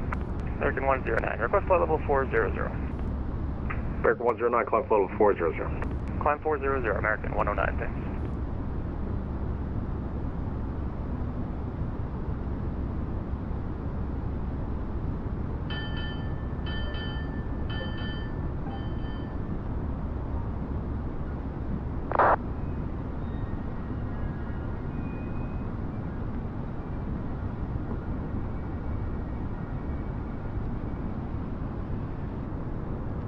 Squawk 3166, full throttle, I gotta go 8057. Night dark but clear. Very well, Mr. Mercy.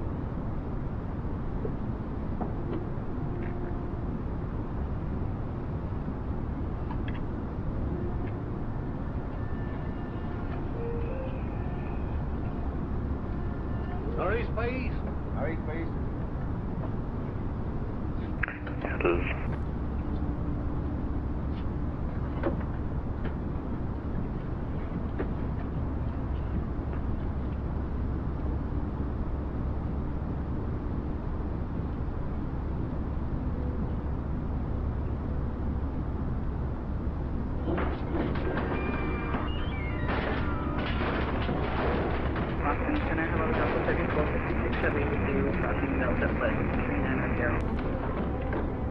Delta 3456, Moncton Center, good day, squawk. Actually, I don't have a flight plan for you. Can you check on that, please? Oh yeah, I think I was disconnected. He's dead. If I find the man that's responsible for this, I'll hang him. Fish the yard and reset it.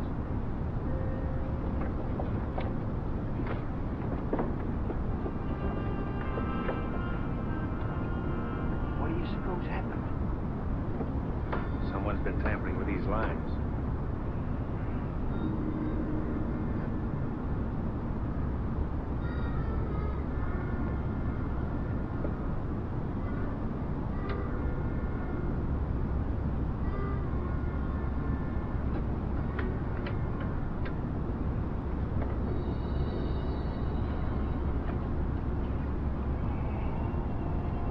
We are gathered together to bid farewell to a gallant seaman and a stout comrade. Here was a man, shipmates, whose heart the flinty mountains could not match, who always took better than he gave, whose benevolence was such the orphan's mite and the rich man's gold alike found refuge in his foot. A jealous providence removed him from our midst. I esteem it a privilege to commit his body to the deep. We shall all mourn him. Aye, we shall mourn him, but take comfort, my friends. We shall never see his like again.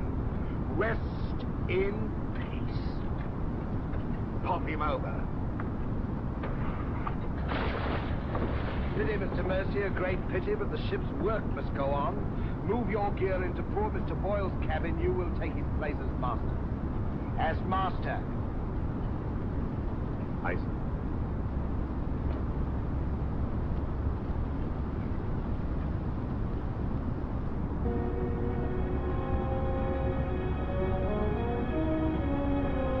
United 23 Heavy Mountain Center, good day, sir. Squawk 3172.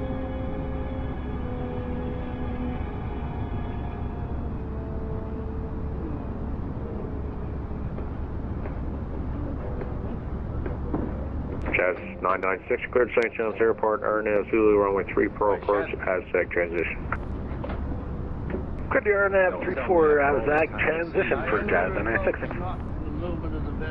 Yeah, Jazz 960 from Port Umala inbound. I say nothing of, sir. But I've endorsed you, man. From the When I find a common shipmaster has the presumption to copy himself the coat of arms United of one of 23, you're our identified, flight level 390, good day. and you wonder if I'm physically upset. Whose crest was he copying? Credited or not, sir, the Blaine crest. You certain? Perfectly, sir. Pardon me, sir, I must join the captain. He's inspecting cast pickled eels. With Mr. Lorenzo.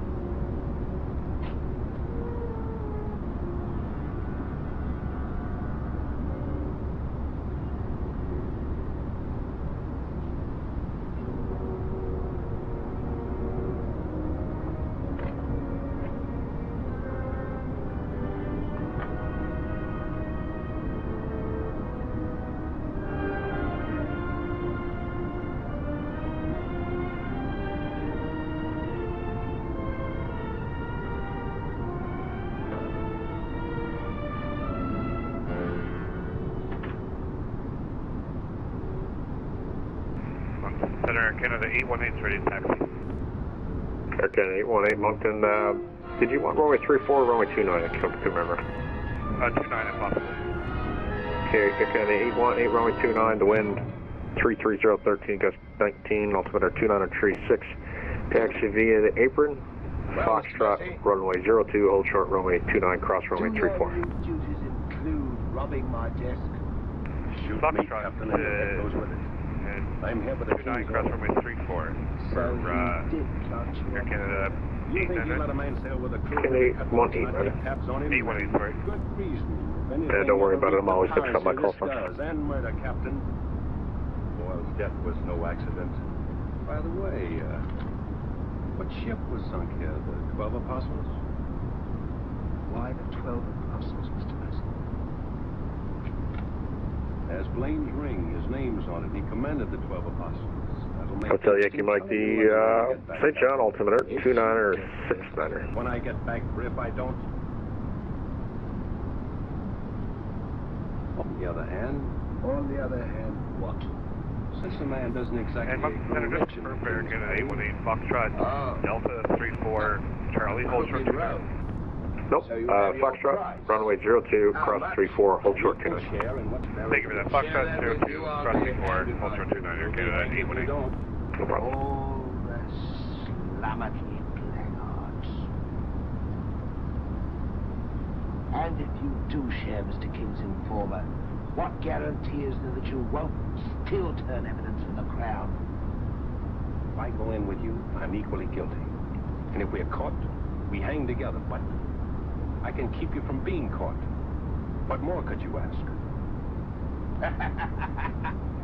You know, Mr. Mercy, I've wondered sometimes if ever I'd meet a more unscrupulous blackguard myself. And I have. Let's be sensible about this. Who knows? We might be useful to each other one day. In one way or another? You've forgotten something. The ring. So I have.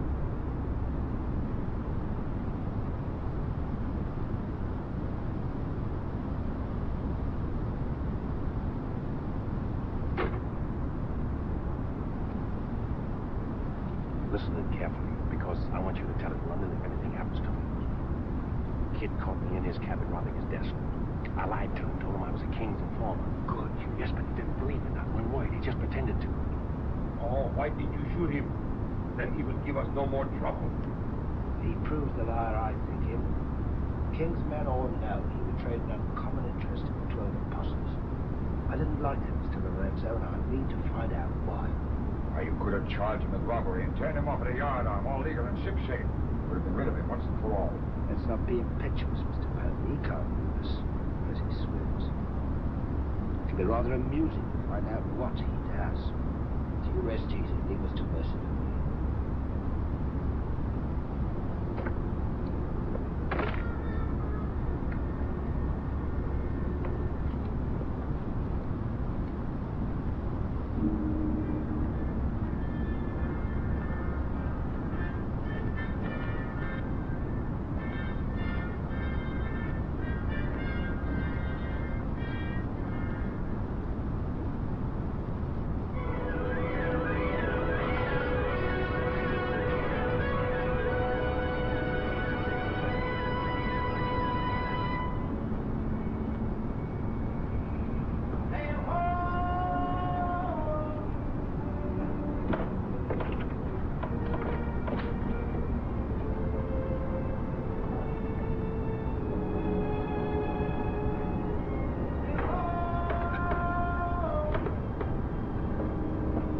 And Jazz 996 reporting Gumala.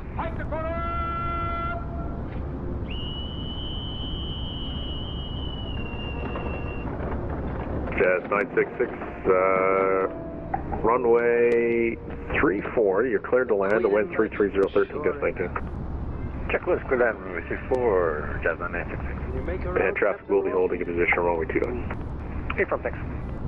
Again, 818, runway 29, line up and wait, traffic landing 34, be about 2 minute delay. Much too tight for that. Line up and wait here, Canada 818. Is there another aircraft called in? Have the longboat ready and manned. Citation Golf Golf Kilo Tango Kilo, Montego Day, clock flight level. Let's see, how high do you want to go? Clock flight level 4 trees. Aye, sir. Number 4 gun crew, stand by for action.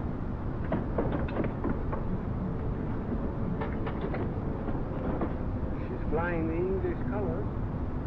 Verge 357, Mustang. It's about here we were to meet, wasn't it? Well, we'll make dead certain just the same. Mr. Hilliard, see that all hands are at the station. Very good, sir.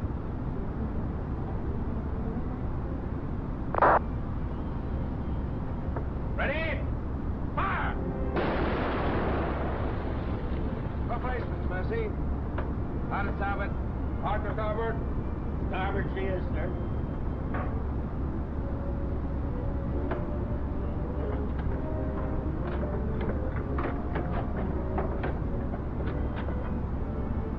Come across with the longboat, Mr. Mercy. Convey my compliments to all officers who will dress as befitting a king's ship. Aye, sir.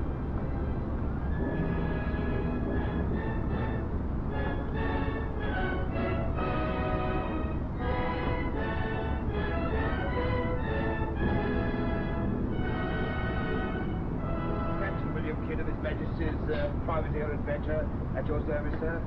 Mr. Poe, the surgeon. Sir, good day, sir. Cyber 2400, flight level 340, checking in. Welcome aboard, gentlemen. I'm Captain Russell. I'm Lord Paulson, His Majesty's ambassador to the court of the Grand Honeycomb. Cyber 2400, heavy monkey, good day, squawk 3173. I've been sent to give you 3173, Cyber 2400. These are unhealthy waters and ships to be home to, as I discovered there so ago. You mean you sighted some of the pirate brotherhood? More than that, sir. We beat off to them. Avery and Cullen were down at Last Hope, some 30 leagues south of here. Fever 26 echoes, back on. Could you spare us powder and ball we used for them was safe during the action? Oh, by all that you need, sir, and well. Mr. Lorenzo here could attend to that little. Mr. Hilliard, take Mr. Lorenzo below and see that he gets what he wants. Aye, sir. Captain. Sir.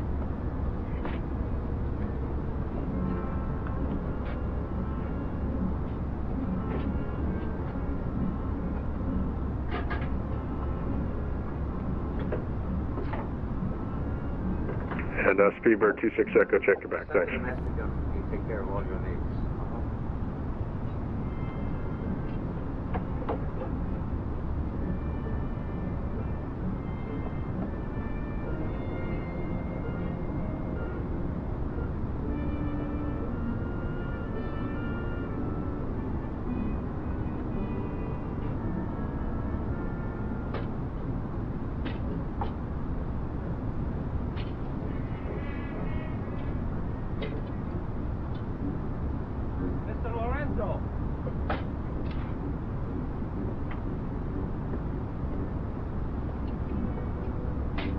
Shamrock 5556 Monkey.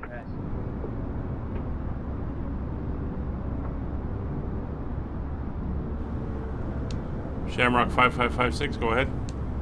Shamrock 5556, leave my airspace to the east, getting readings offline, surveillance service terminated, frequency change approved. Have a good day. Captain Kidd? Roger, frequency change approved. Have a good one, Shamrock 5556.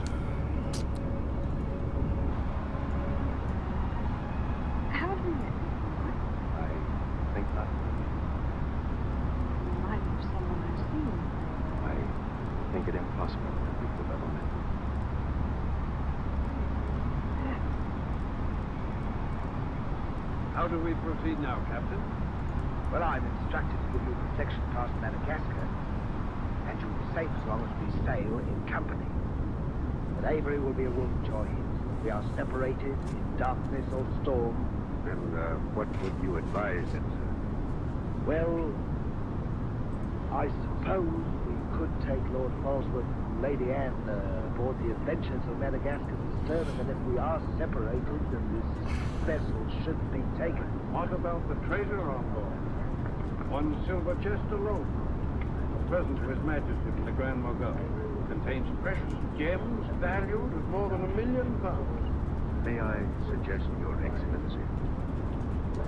Now, why not transfer the treasure chest with yourself and Lady Anne on board the Adventure till we are out of Phoenix? She's a kingship. That is a great responsibility. But you are to trust me in all matters. I don't know if I could go so fast. What else can we do? 3 of them against us, or even 2, sir. We'd be helpless. It's the wisest course. I defer to Your Excellency. Now can we inspect the chests? We could have them slung into our boats along with the gear of Lord Falsworth and Lady Anne. I certainly. Oh, this way, Captain. No trouble at all.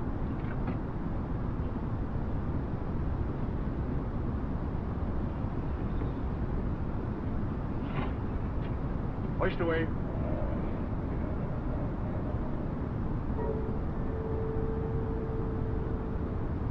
Mr. Murphy. I've sent for the manifest, Captain. You may check it against the contents of this chest and give me your receipt, if you will. Gladly, gladly. Oh, there you are, Mr. Lorenzo. Have you completed your business? Almost, sir. Your people have been most kind, Capitan Rosso. There is only one detail left. It will not take a minute. Finished up, then. We must be gone within the hour. Yes, Capitan. Oh, manifest, sir. Would you attend to that, Mr. President? Thank you very much, Captain.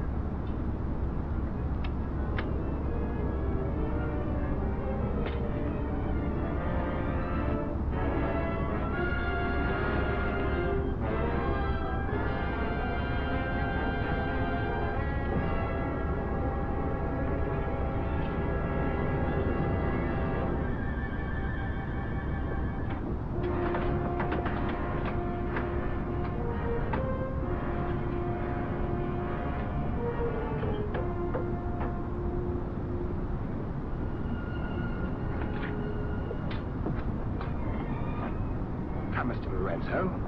You've seen a lovely lady before this. A tribute to your beauty, ma'am. Did you finish your business below? Yes, sir. Then we'd better be underway. Mr. Mercer, you will see Lord Parslow and the Lady Anne into the boat. Present.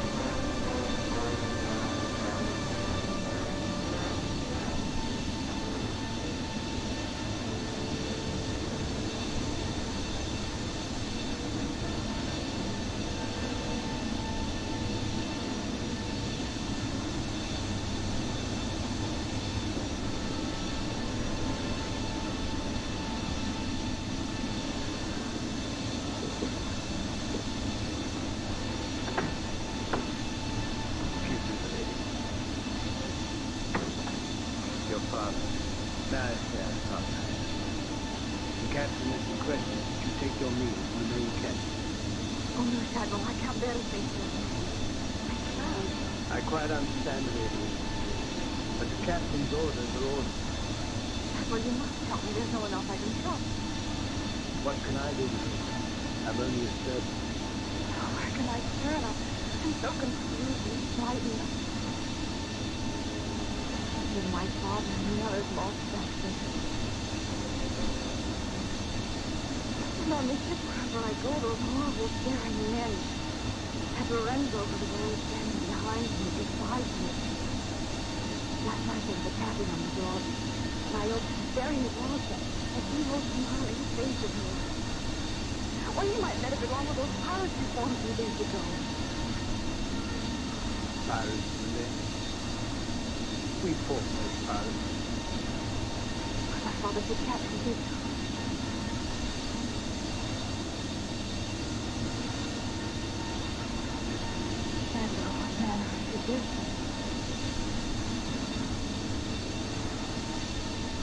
My father was killed deliberately, I'm sure of it. Listen, I can't bear to thank you, Captain. I accuse him. There is a man on board, my lady. A gentleman whom I know you. Mr. Mercer? Yes, my lady. Yes, well, I know I will. No matter how you do it.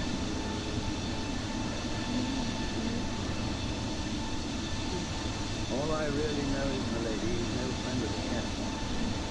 Perhaps if I ask him, you... So on? Oh, yes, really, please. Yes, my lady.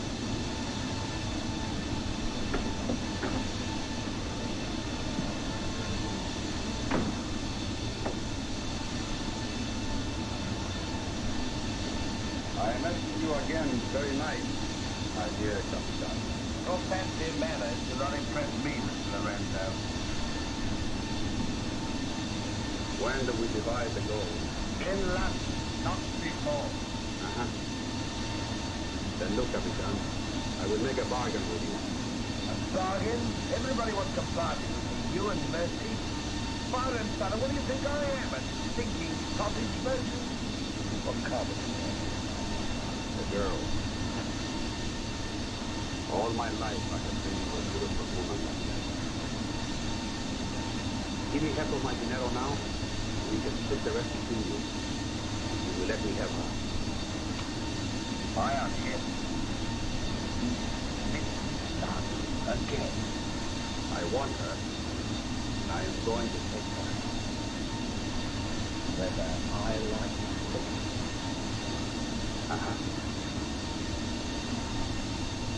With all this pressure on board, the crew is like a barrel of hot gunpowder. All that is needed is a word in the right ear. Do you mean the thing?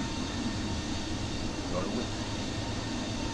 He's inside the crew. No. I was on the boat. Well, a very nasty way of chatting. As for the girl I admire, and for her, they do nothing.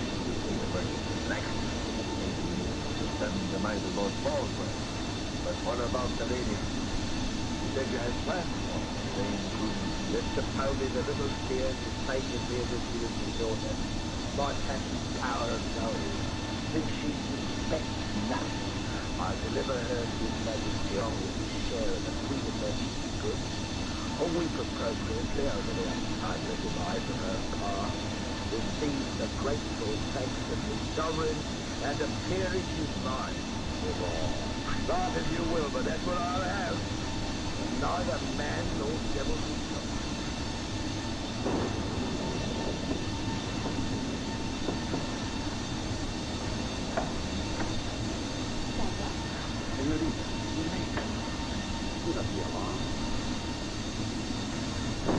Now that you know who I am, what kind of a ship you're on, I think we can count on you to keep ahead. You stay here till I come on board.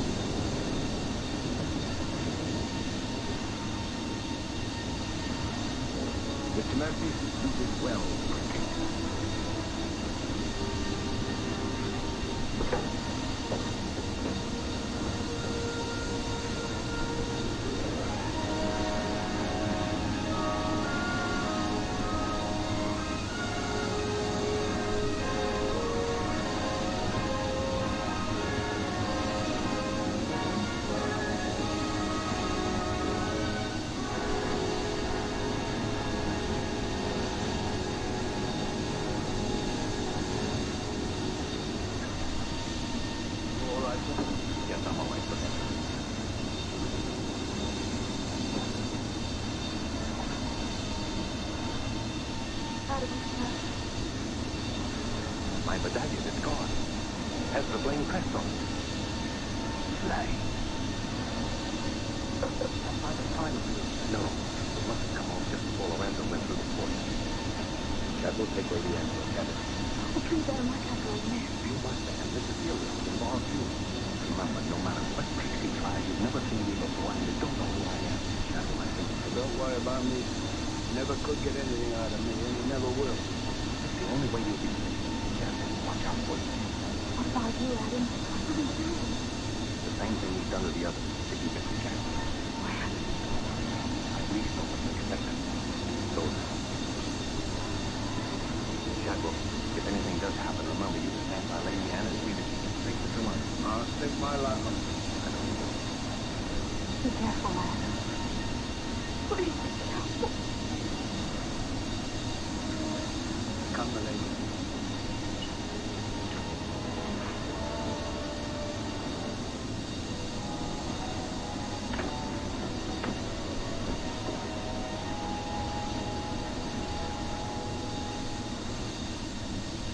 No King's Band. Who is it then? Tomorrow we put into the lagoon for water while the crew's getting it on board. You and me and Mr. Mercy go to the cave. We're living in there. I've a peculiar humor to watch my clever young friend spin easy up their ship. Sweet dreams.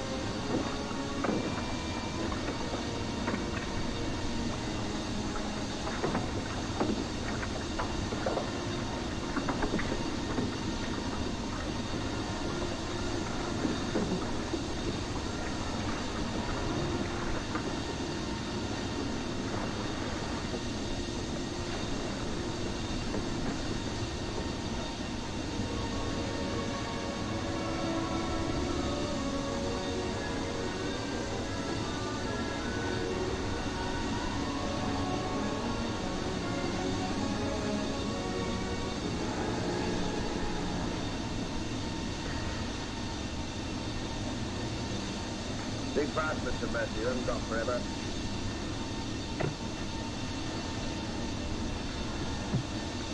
Who might this be? Perhaps the man that asked too many questions.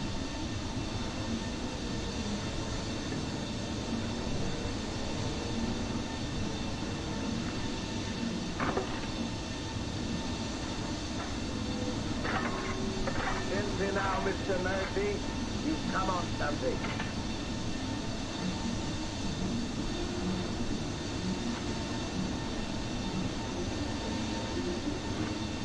So it was the 12 Apostles' Day, Captain?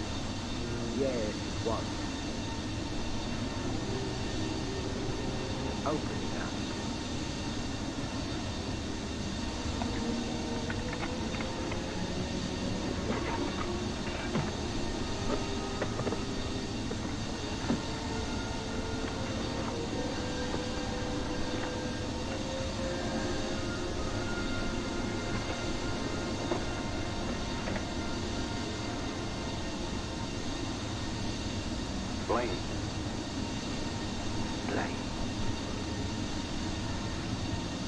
He was a brave thief. Did you happen to know him? I've heard of him. I thought perhaps you had. This is yours. I traded the ring for him. One of Avery's men. And I encountered Lord Blaine see I did my simplest duty as a loyal subject. A pity he turned pirate and traitor to his king. Liar!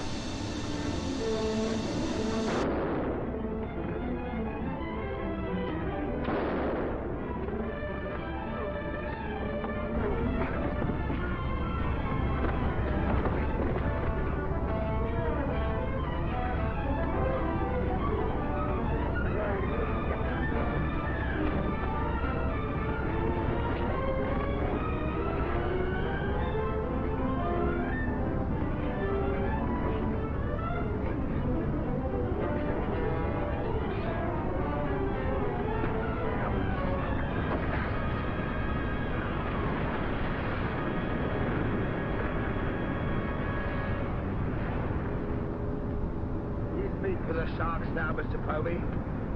Tide closes this place in half an hour. We've nothing more to fear. Oh, yes, you have, Captain. Really am. It's a long voyage home, Mr. Povey, and anything might happen.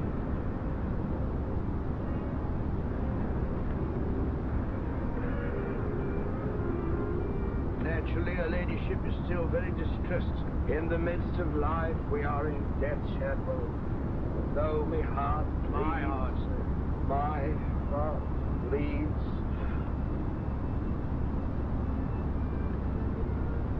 Confound you, Shadwell, you drove the thought right out of me head, and it was an uncommon pretty one. Sure of that, sir. Go to her at once. Tell her she can't mourn forever, and I shall expect her to take her meals in the main cabin with the rest of us. Very well, sir. Well, that turned just in time to see him go over the edge. Searched for an hour. Never came up. Well, here's to him. Whenever he is. Feeling ill. Yes, I'll go to my cabin with your permission. If you wish it to be quite a trying voyage, what would one little thing or another but bear up? You'll soon be home again.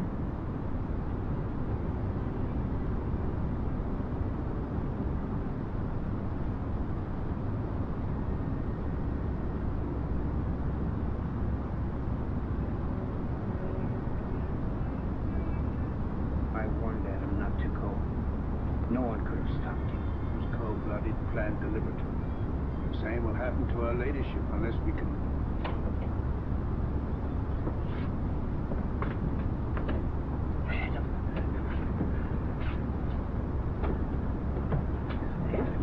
How did they find you on board, sir? I come back for Lady Anne. Oh, thank you, sir. I've been hanging on the rudder chain since dark, waiting for the turn of the watch. The jolly boat's moored astern. I waited alongside. It's secured right under this port. Squad, get in it and drift aft under the main cabin. Well, now, get me some dry clothes. Shadwell, where's the captain? In his own cabin, Mr. Povey, sir. Examining the silver chest they brought back on board, sir. My father's chest. Shadwell Kid doesn't suspect you. Tell Lady Anne to get some things together, and when the coast is clear, you come back for me. Yes, sir.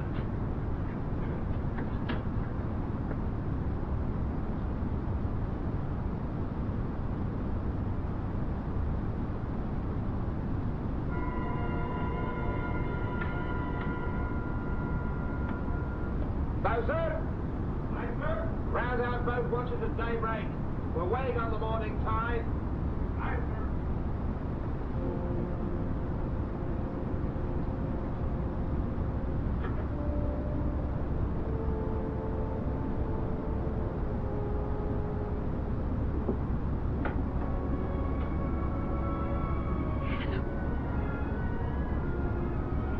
Kid doesn't suspect Shadwell. He's staying on board, getting the evidence for us in London. Watching the small boat come over stern. We'll row ashore. Then where at? 2 days' journey overland is the pirate town of Glasgow. It's the most lawless place on earth, but I have friends there. Somehow they'll find us a ship for England. England. How? What?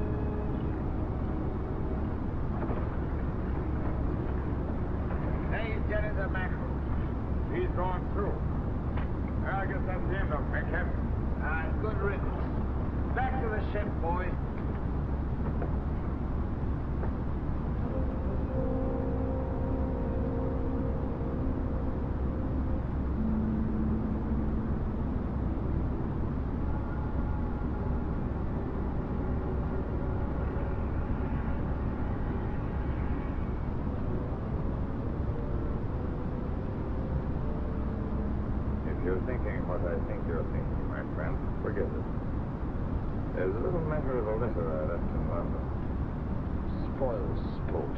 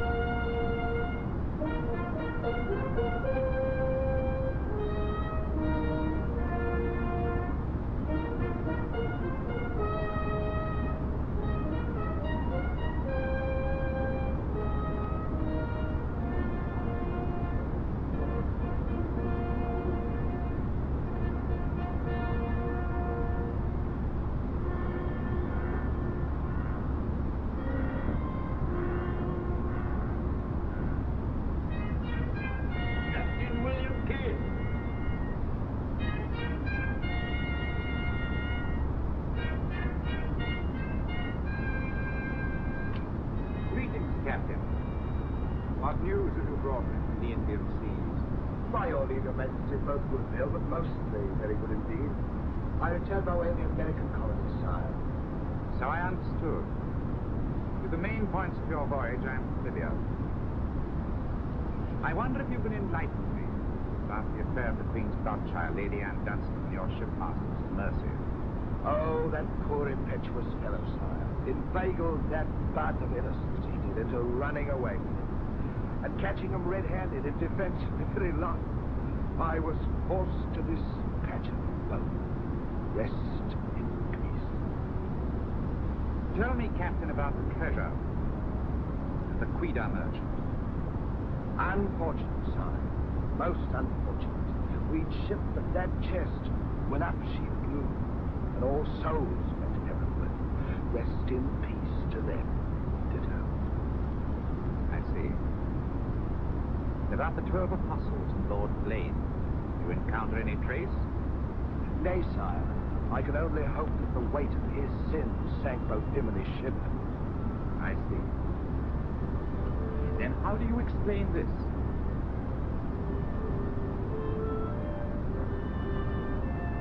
Whose market, Your Majesty?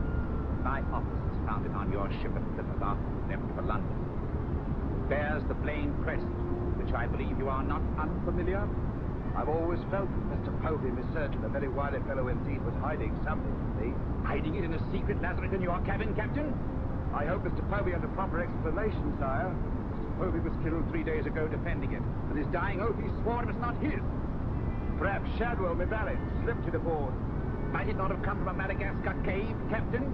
There's something dreadful queer about all this, Your Majesty. Enough of your lies.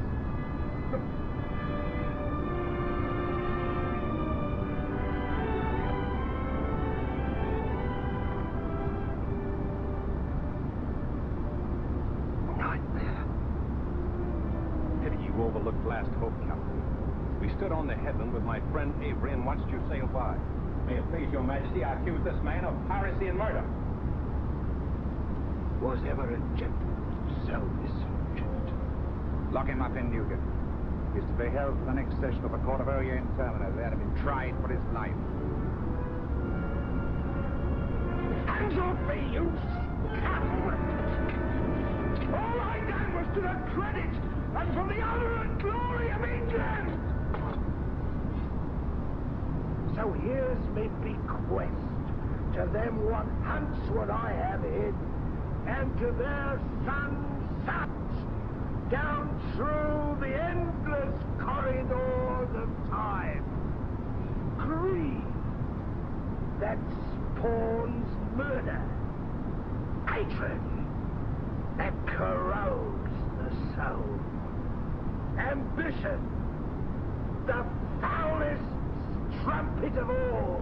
Hey, Jack! Jack Kent! Sell me a bit of that rope for 6pence, will ya?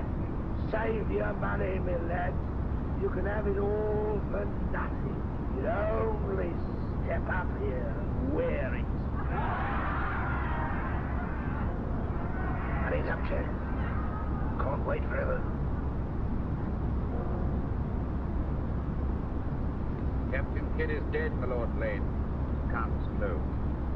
Now, in what manner can I atone for the injustice I worked upon your father? Off with your first, Sea Lord. What do you suggest? We've a fine frigate of 50 guns. A mission for American waters, sire. That we thought of naming the Lady Anne. It should be a wedding gift for you from the Crown. Your loyalty and service, King and country.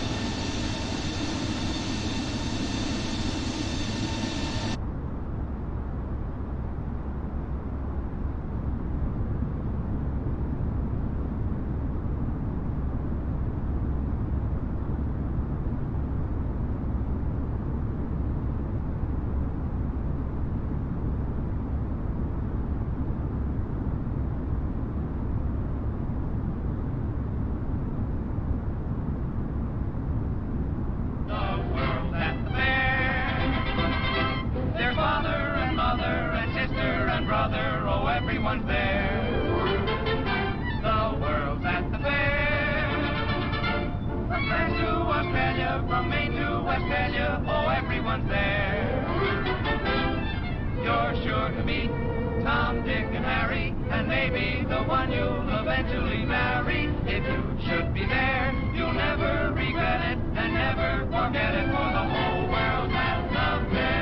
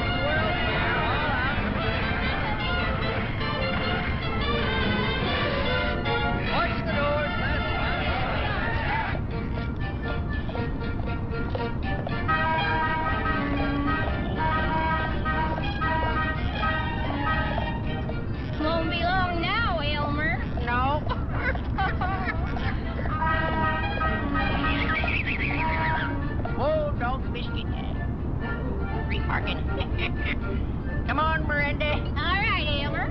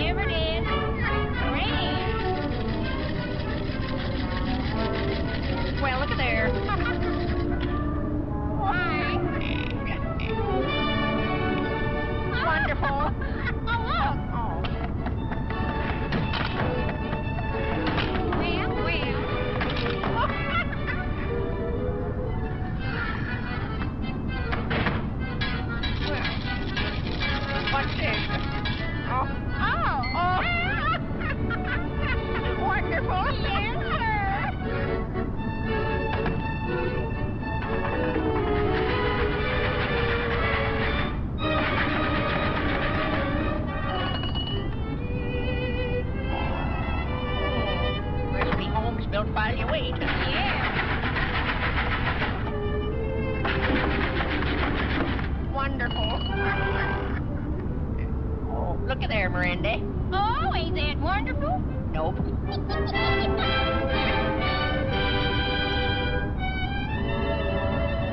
Gosh, I'm kind of thirsty. How about you? Uh-huh.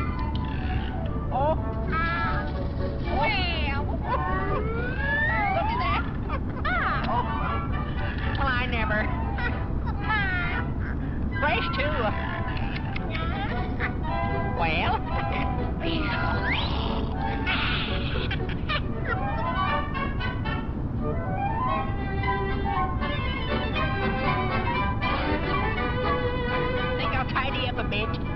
See you later, Elmer. All right, Randy. Well, what in tarnation? Hey! Look out there. What you doing? Yeah,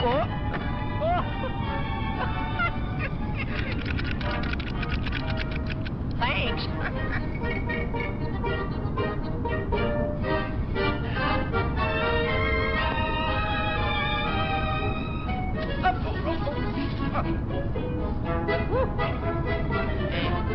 Coleman kind of cheeky with it. Oh. Some service. Yep. Oh. There you are. Huh? Oh.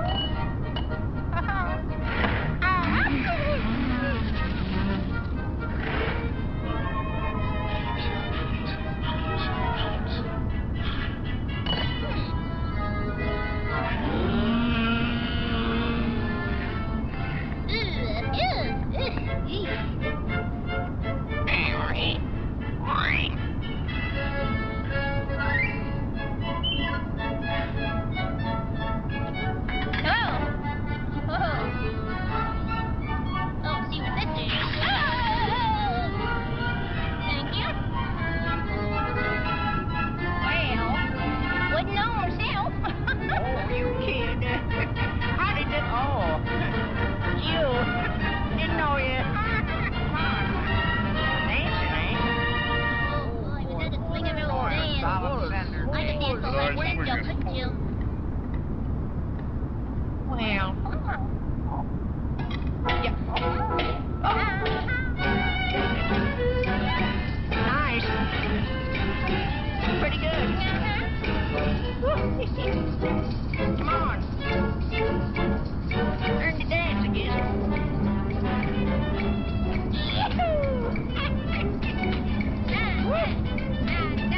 This is fun.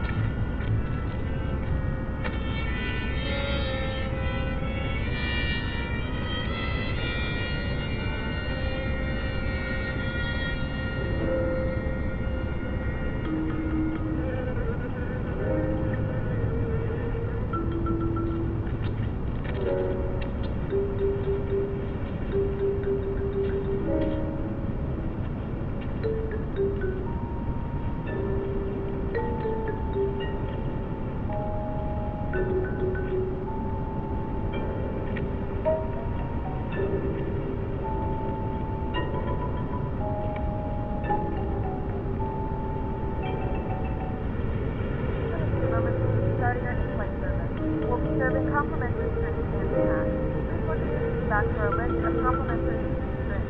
Premium drinks are available for a small charge. If you wish to make an additional purchase, we only accept credit cards.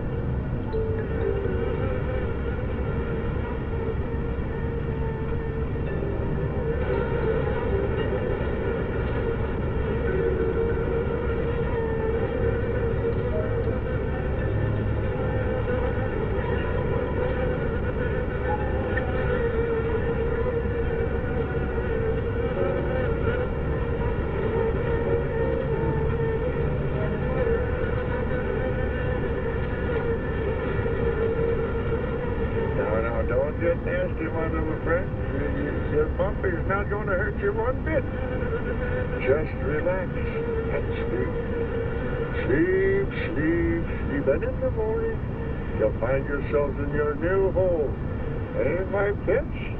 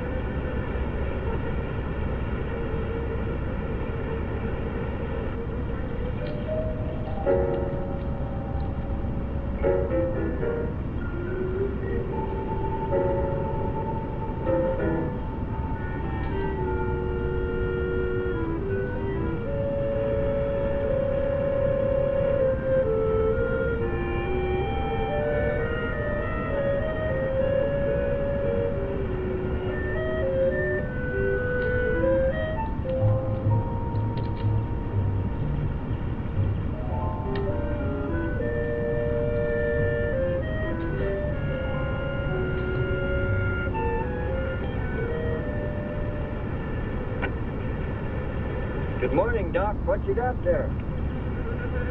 Howard, I found some new friends. Listen. What?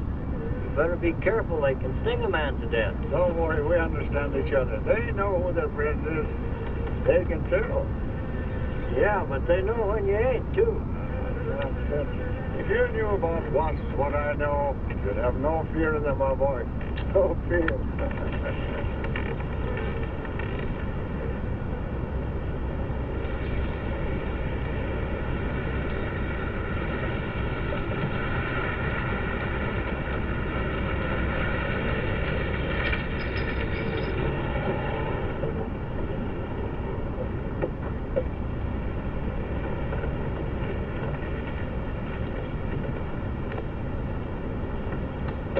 Hey, you! Give us a hand here.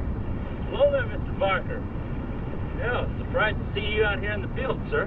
How are things running at the front office? Smooth as honey, Renfro. I see here you turned in over 1,000 pounds of orange blossom honey and 400 of beeswax last month, Renfro. Congratulations. You've made the top of the list again. Thank you, sir. I say honey needs your kind of man, Renfro. You stay with it, I can see a bright future for you with the company. Well, I do try to do my best, Mr. Barker. I try to take my inspiration from the bees. Always busy, busy, busy. Yes. What about this fellow, Dr. Zinthrop? Zinthrop? Boy, there's a nut. Him and his bees. You know, it wouldn't surprise me someday to see him flapping his arms, taking off after some queen bee with the rest of the drones. Well, he's paid to do research on royal jelly. Haven't had a progress report from him in a month. Well, he has a little workshop up there back of the orange grove. Keeps a few colonies. I suppose I'd better go up there and take a look.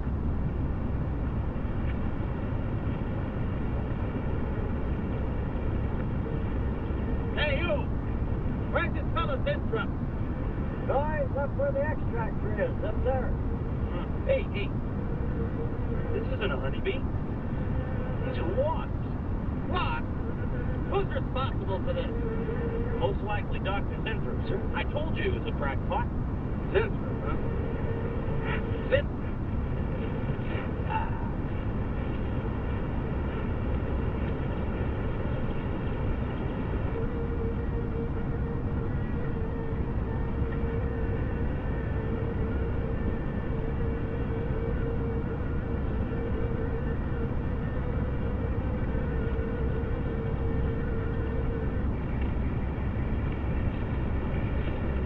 Zinthrop!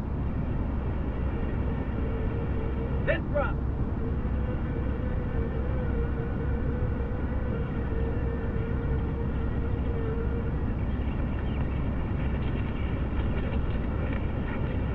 Now look here, Zinthrop, what's all this nonsense about wasps? I'm so glad you dropped in, Mr. Barker. Mr. Barker, I'm on the verge of a great discovery. Discovery? What do you mean? Well, sir, I almost perfected a new method of extracting royal jelly from the queen wasp. According to my figures, you're better at extracting funds from the company. Now look here, Zinthrop, over $1,000 last month for miscellaneous. Yes, I know. But Mr. Barker, let me just show you something. Just let me show you something. Already I've learned to slow the process of aging. Soon, I shall be able to reverse it entirely. What are you getting at, Zinthrop? Look, what do you see? See a big dog and a little dog. Let's say an old dog and a young dog. All right, so what? Well, they're exactly the same age. You see, the little one, Greta, has been given regular injections of my compound from the queen wasp. Just like I told you, Mr. Barker. Now look here, Zinthrop. I understand about science and progress and all that, but you were obtained to extract queen bee royal jelly. Now it's a health food, a cosmetic. It's not a miracle drug or an elixir of youth. That sort of thing is impossible. Oh, but Mr. Barker... Zinthrop, I'm sorry, Zinthrop, but I'm going to have to let you go. You just don't seem to be one of the team. You understand. Good luck. I'm sure you'll fit in somewhere.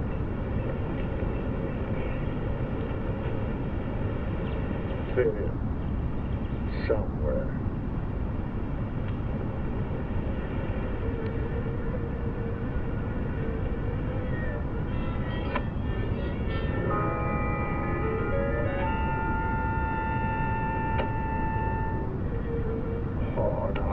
Don't worry, my friend. We shall find a home somehow, somewhere. Oh, but you sound impatient. I know. It's your babies, huh? They're hungry and they must be fed. Now, how would you like a nice, juicy little caterpillar, huh? You'd like that, wouldn't you? There. Now, you must eat them. Be strong because, well, a lot of work to do together. Yes, sir. A lot of work.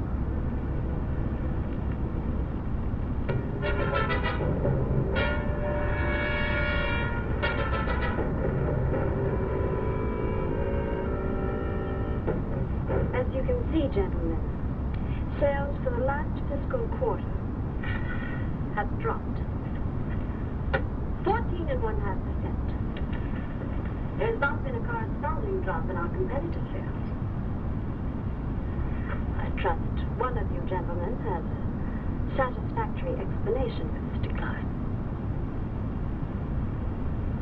Not one little suggestion, gentlemen. We'll start with you, Thompson. As public relations manager, no doubt you have some faint glimmering of what's happening to stolen products. Well, Thompson. Well, you see, I had no idea you're such an excellent public speaker, Thompson. Oh, I'm sorry, Miss Starlin. I guess I'm not feeling very well this morning. I'm sorry you aren't. I think I can tell you why Starlin products are falling off so badly, Miss Starlin. We're listening, Maeve. Where would you put the responsibility for this decline? On you, Miss Starlin. I imagine you have arguments to support that contention. We've all been looking at it for the past 20 minutes. The most convincing argument is right on that graph. May I show you? Thank you. Now, right here in April is when Starlin sales started falling off. Very clever of you, Lane.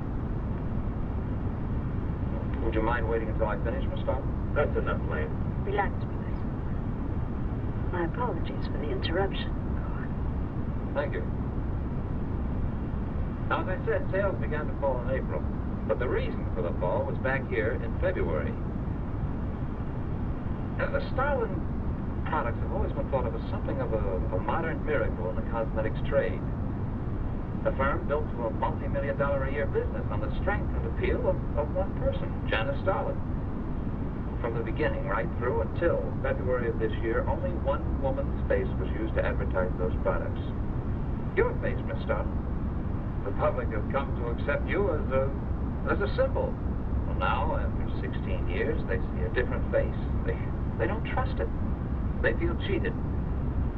The simple fact is that Starlin Cosmetics should have Janice Starlin's picture advertising them. Well, that's about all I've got to say. A darn good job of saying it, too. I agree. Lane makes a lot of sense on that score, Miss Starlin. I think I've had enough flattery for one morning, gentlemen. It's a very convincing argument. There's Mr. Zimdrup to see the star. There's only one small fact you've overlooked. Not even Janice Starlin can remain a glamour girl forever. Miss Starlin. Yes, Mary. There's Mr. Zimdrup in reception. He says he has an appointment. Thank you. Well, it's been a very informative get-together. That'll be all for now.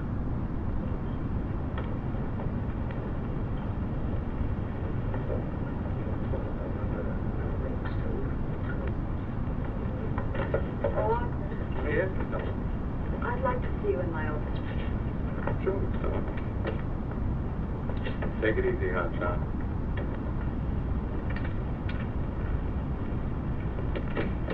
Something on your mind, Miss Starlin? You've done some work on the Royal Jelly, haven't you? A little. Real therapeutic benefit. I'd say so. But a lot depends on each individual's reaction to the stuff. What do you mean? Just that no two people react in precisely the same way. One man's meat, another man's poison. That you think royal jelly can be beneficial. Some people. Means that you said a lot of stuff about it. I'll accept that as an affirmative answer. Supposing a more powerful form of royal jelly could be obtained. From the Queen Wasp, for example. Would you suppose that might have some rejuvenating effect on a human being? I'd stay away from wasps if I were you myself. Socially, the queen wasp is on a level with a black widow spider. They're both carnivorous. They paralyze their victims and then take their time devouring them alive. But they kill their mates in the same way, too. Strictly a one-sided romance. Well, I'm not exactly interested in the love life of the Queen Wasp. I want your opinion on the possibilities of using enzyme extract from royal wasp jelly commercially. If you want an honest opinion, Miss Starlin. Of course I want an honest opinion. Then my advice is forget about it. Thank you. Anytime, Miss Starlin.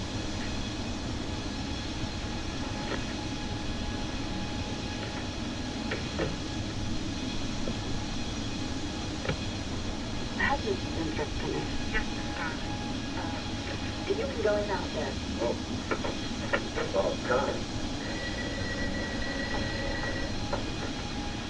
Janice Starlin, you surprised Miss Starlin? Yes. How do you do? I'm afraid I won't be able to give you much time, Mr. Zimdrup. But it is I who give you the time, Miss Starlin. Oh, yes. Plenty of time I give you. 10, maybe 15 years I give you. want you to understand one thing very clearly, Mr. Zentrum. I expect absolute proof of what you claim in your letter. Tangible proof, not words. Such proof you shall get, madame, and more. But I think I better show you in the laboratory, yes? Why?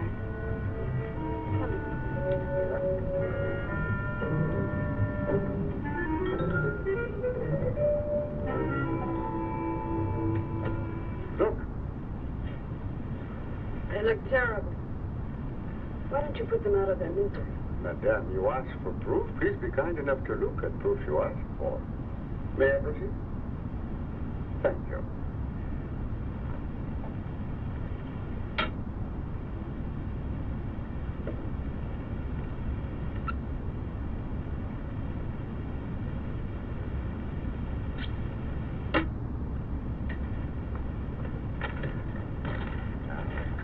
Come.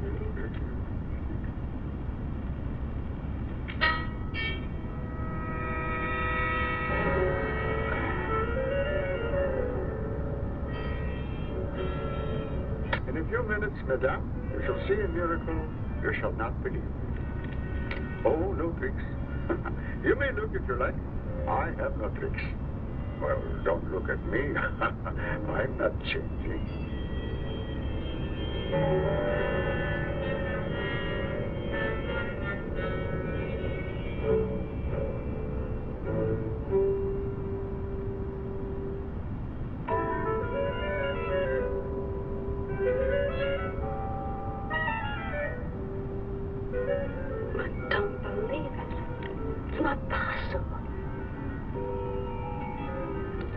I see you do not believe one animal, so I bring two. I show you again, yes? Yes, I must be sure. Yes, madame.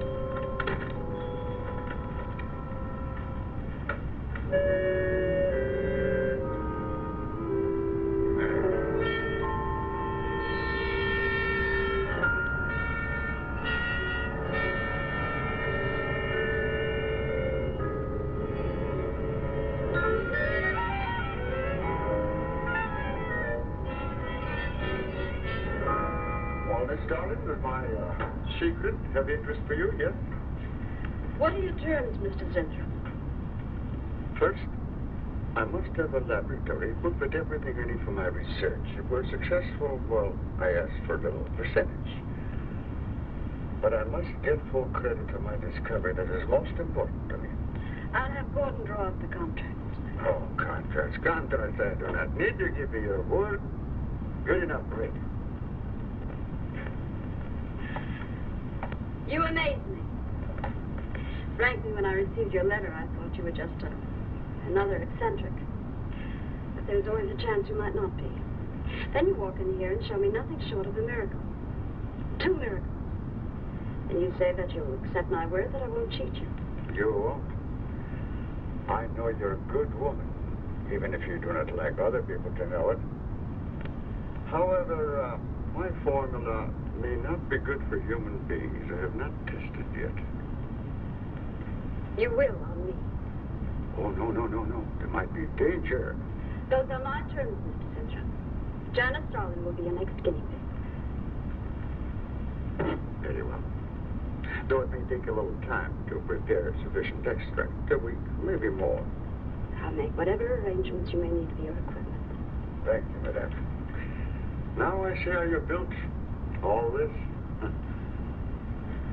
I'm very close to losing it, Mr. Zentrum. Maybe working together we can save Janice Starlin Enterprises. Maybe even make it bigger than ever before. Yes. Oh, yes. I'm sure the next 3 months we'll see a rise in Starlin sales that will surpass anything we've dared imagine. Mr. Zentrum is working on the final stages of a development that will revolutionize the cosmetic industry. He's to have a free hand in his experiments and will be answerable to no one but myself. At the moment, I cannot divulge the nature of Mr. Zentrup's experiments, but I can assure you it will bring worldwide recognition to Janice Starlin Enterprises.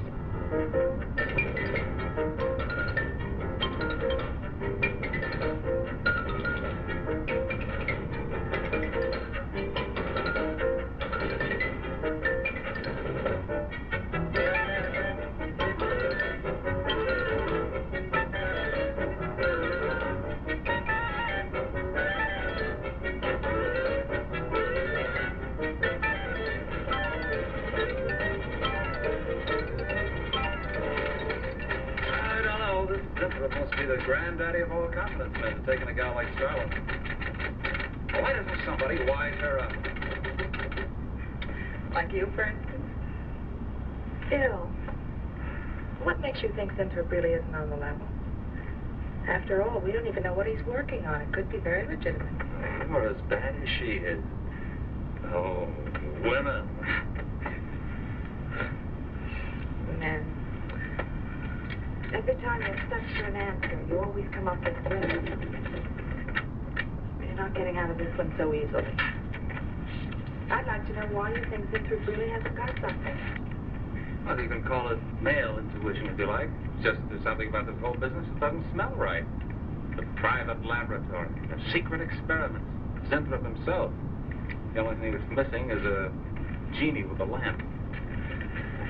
You better leave the intuition to me.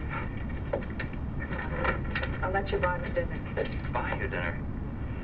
What's happened to your sporting blood? I thought we were going to toss for the check. Oh, no. You won the last 3 times. All right, look, I'll make a deal with you. Dinner is on me if you promise to keep an eye on what goes on in there. What do you want me to do? Read her mail and send you messages and keep her code? You could do worse. Oh, no, Mr. Cooper, not you, too. I've been trying to tell Bright Eyes here that I think Winthrop is a phony and a confidence man. If I were sure of that, I wouldn't be worried. I think he's a lot more dangerous. A quack. Well, I don't follow you, Coop. Well, a confidence man would just be interested in your money. The only damage they can do is to your pocketbook. A quack can be fatal.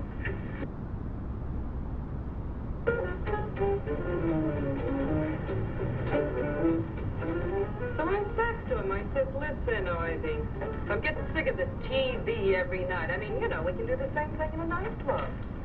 Well, almost. Good morning. Janice Starlin, Enterprises. I got 2 words for you. Drop dead. Twice. Irving calls me to tell me Dr. Cyclops is on Channel 9 tonight. Christ, I've seen it twice already. Good morning. Is Miss Darlin in her office now? Miss Darlin's in conference. Would you like to speak to her secretary? Oh, no. Just say to Miss Darlin I should like to see her Wednesday time, huh? Yes.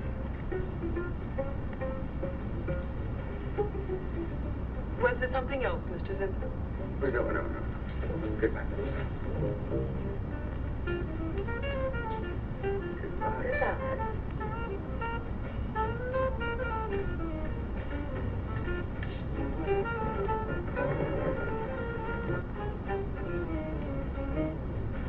What a character. A regular 2-eyed Dr. Cyclops. Even the bow. Good morning. May I see Miss Darling, please? He's a real weirdie. Wonder what his game is. Who cares? You know, Morton thinks he's a crackpot. I heard him telling Cooper so. Old Buckeyes really has the execs worried. But of course, that's just it. They don't know. Oh. So anyway, back to Irving.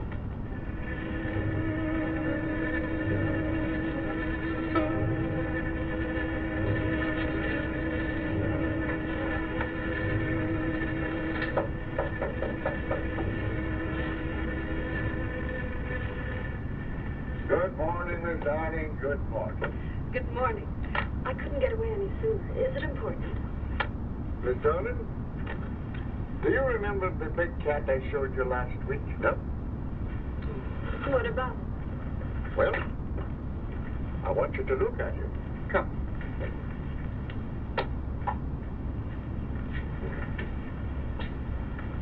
No. Quite a difference, yes? That's incredible. The same mark. It's a cat. You're young again. Can you realize what that means? You're a kitten again. Your whole life to live over. How does it feel? I think perhaps you'll be able to find out for yourself, Miss Darling. Today will be your first injection.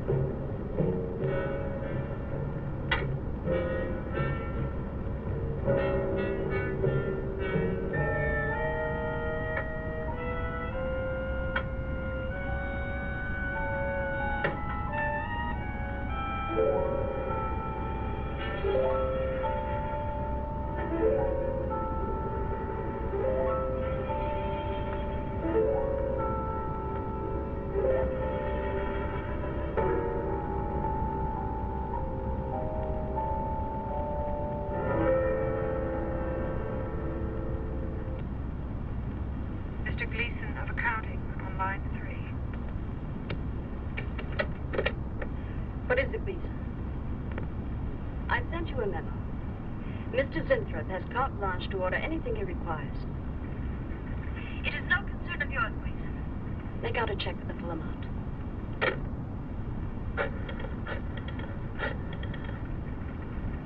Sue? Mary. Can I talk to Mr. Lanifer?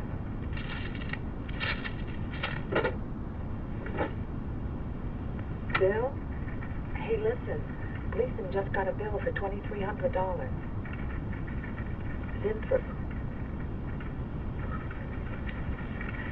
Enzyme extract.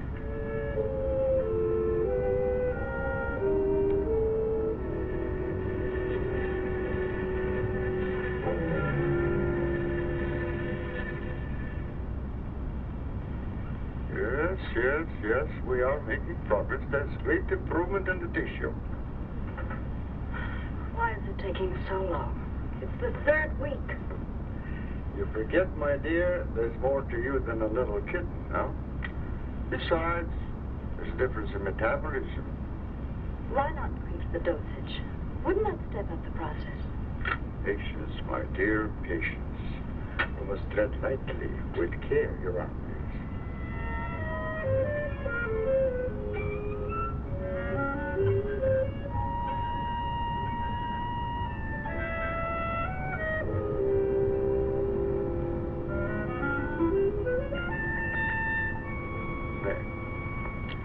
You know, I've been experimenting with a concentrated solution of the enzymes.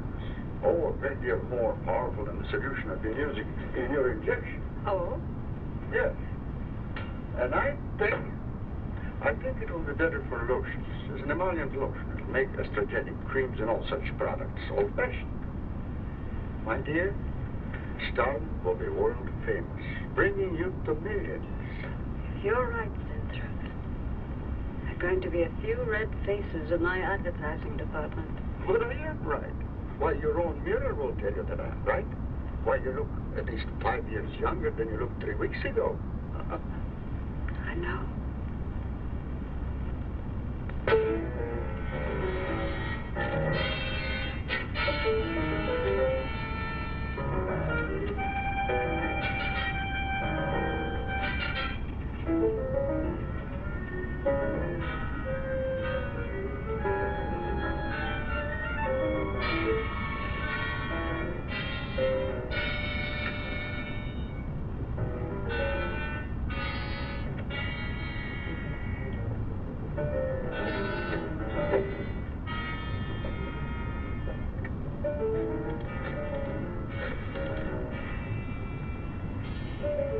Will you let me talk to Bill a minute, Sue? Thanks. Bill, I think I've got it. Yeah, I'm a nervous wreck. At lunch.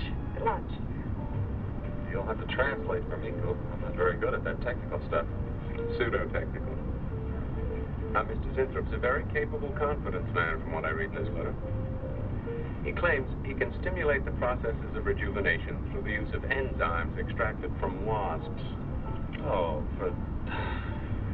Well, what are you two Sherlocks going to do about it? Right now, I don't know. Frankly, I'm getting tired of the whole business. That woman's so intent on holding back time, she's ready to fall for the first phony line she hears. Wasps. Bill. Face the facts. Mary Janice Starlin has built her whole life on youth and beauty. Now that she's losing them, she's scared to death.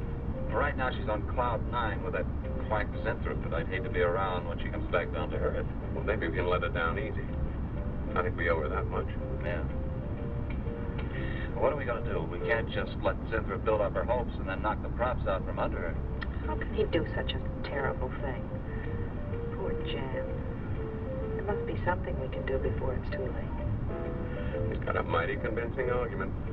Very impressive to the layman. 10 to 1, he's got a record just as impressive. There are ways to find out. The answer might be right here in our hands. Ted. I'm going to keep this letter for a day or two.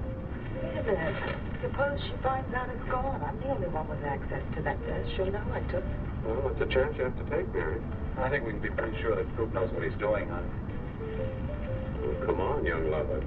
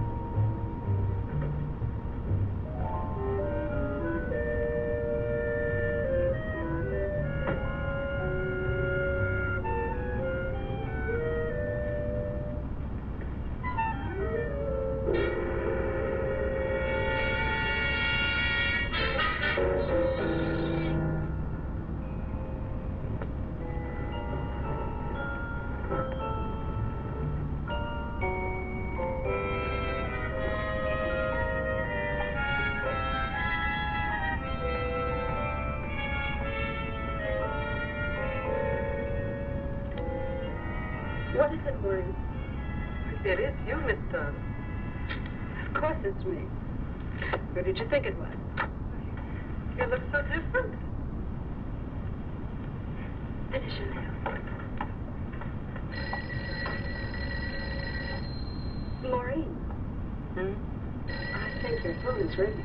Oh, yes, Miss Darling. Good morning. Janice Darling Enterprises. Gentlemen, Janice Darling Enterprises is about to start on the most widespread publicity campaign in the history of the cosmetic industry. Our slogan will be, Return to Youth for Janice Darling. When Mr. Sinthrop arrives, there will be a press interview, and all questions regarding the rejuvenation process will be referred to him. That'll be all for now, gentlemen. It's amazing. Well, it's wonderful. You look marvelous. I said that will be all for now, gentlemen. Good morning.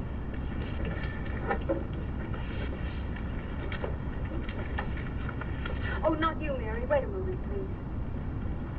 Yes, Miss Darling.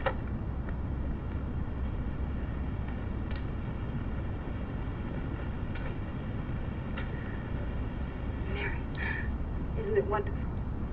It's a miracle. A wonderful, incredible miracle.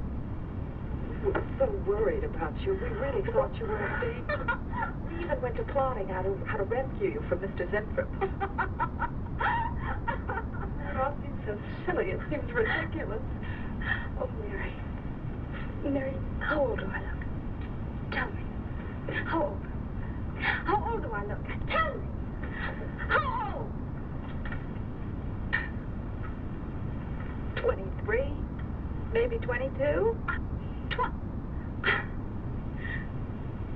That's how old I was when I started Janice Darling Enterprises. Do you realize what that means? I'm back where I started, 18 years ago, with what it took 18 years to accomplish. It's like a dream.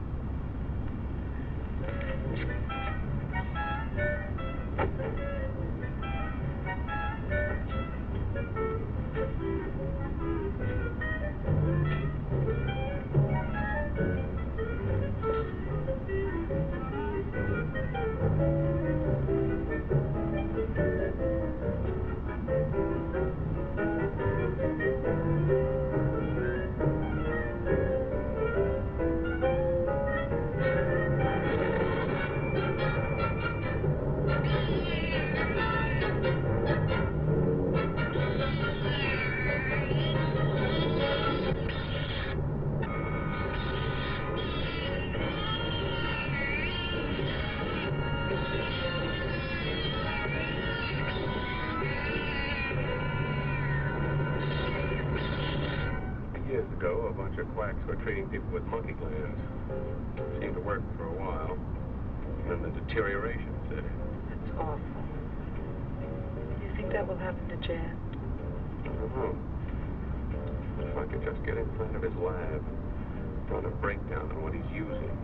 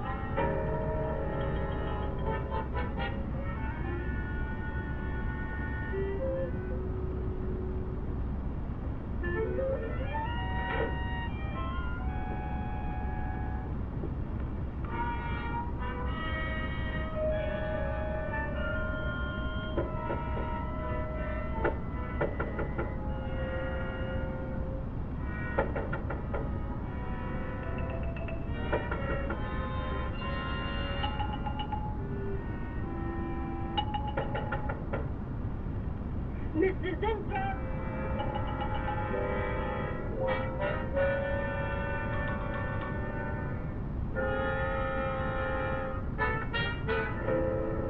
Mr. Zentrum? Mr. Zentrum?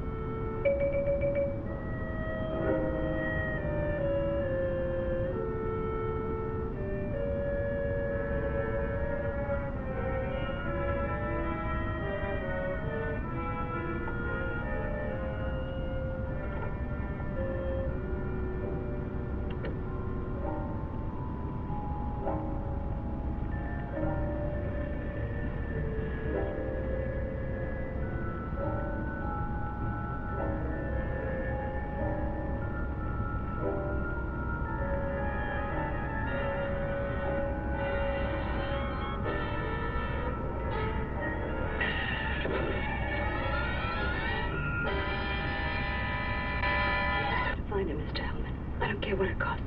Well, we'll find him, all right. Sooner or later, we find them all. Time is vital, Mr. Hellman. Every hour he's gone, it means more than you can possibly imagine. Well, you haven't given me very much to go on. No home address, no former employer, no phone. This is just like starting from scratch. Mr. Zenthrop wasn't a conventional employee. He didn't go through regular personnel. Uh-huh. You say he came here about a month ago. Well, how did he come here, Miss Starlin? He just didn't walk in off the street, did he? The letter. Right here in my drawer. Maybe, one of the other drawers. So that's what she meant. What who meant? Miss Starlin. The letter's been taken, and you think you know who took it, is that right? My secretary, Miss Tennyson. You got her address handy? Her phone number. Might be better if I busted in on her cold. This way she'll have a chance to prepare a story. I know what I'm doing. All right. Mary? Janice Starlin. Before I went to lunch, I made a duplicate copy of Mr. Zentrop's letter. I was going to take that one to Bill and Mr. Cooper at first, but then I thought that the original would be better. Have you got the copy? Yes, it's in my desk. Get that copy, Miss Dennison. 946 West 73rd Street, Manhattan. Yeah, that's right. Get right on it, Jerry, and check back with me as soon as you can.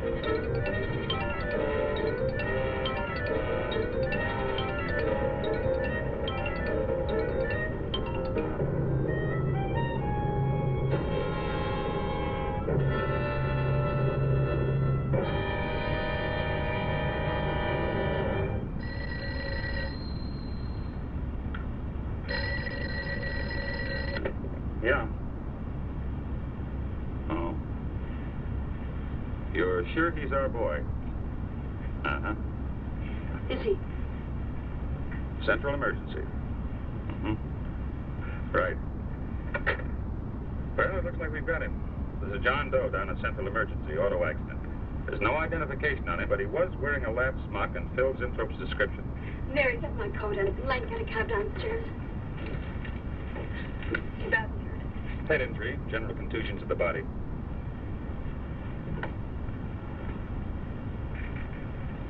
He's had a severe injury and there's definite brain damage. Just how much, we can't tell as yet. How long before you'll know? It's hard to say, Miss Starling. Who's the best man for this kind of injury? Well, there are several top specialists. Get the best. I'll take full responsibility for the expenses. Yes, Miss Starling.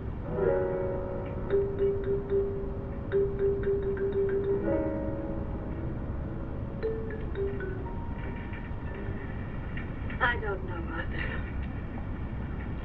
I think it best we wait. It's been 3 days since the accident, Jan. And no sign of improvement. He's still in a coma.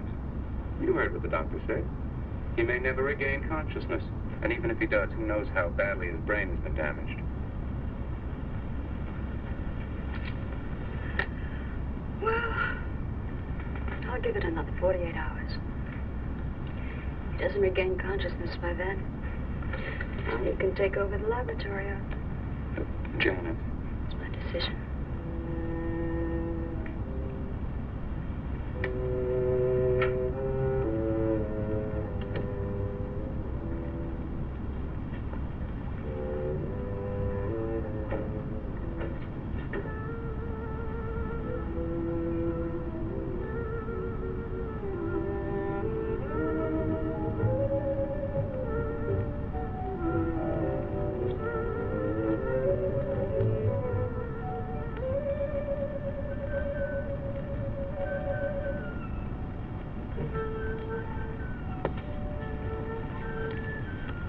Incredible. Right in front of our noses. We can't have used it all. I could run a qualitative analysis.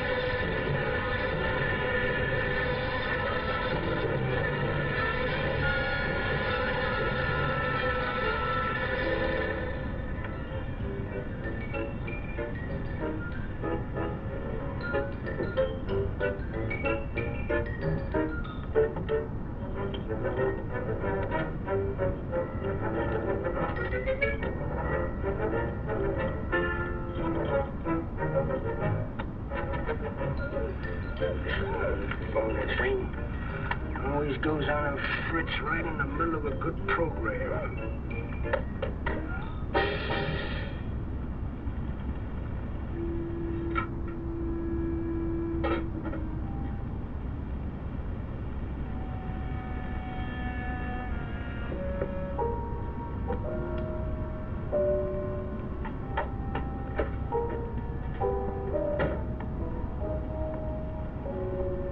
I want this to be the biggest advertising campaign in the history of cosmetic advertising.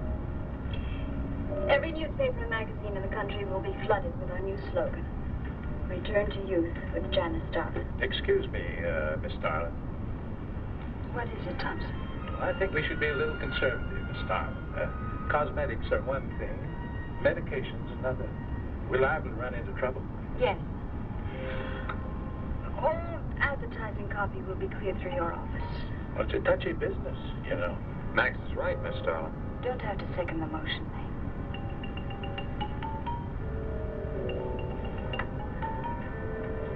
I want one thing understood very clearly now, gentlemen.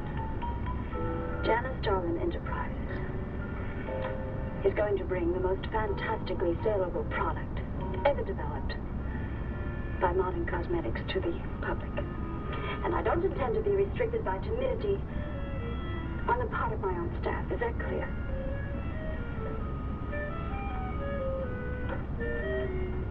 Are you all right, Miss Starlin?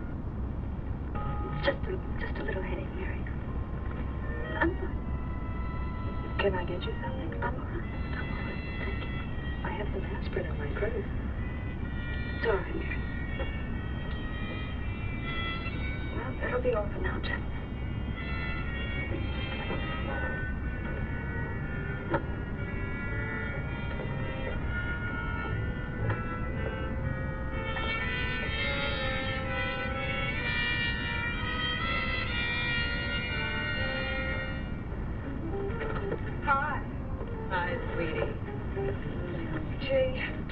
They give the girls working at Starlin first crack at that new stuff. Imagine being 18 again. I guess if it can take 15 years off Starlin, it can take 10 off you. What do you mean, 10? Face it, honey. This is Maureen you're talking to. Yeah? Well, if I were you, I'd take a double dose. Then maybe Irving wouldn't watch television so much. So who says he looks at it? I can't imagine what else he does. Free guess. Say, did Cooper come in yet? Missed a board meeting this morning. I bet Starlin's having a fit. He should worry. Uh-oh. See you later. Bye, honey.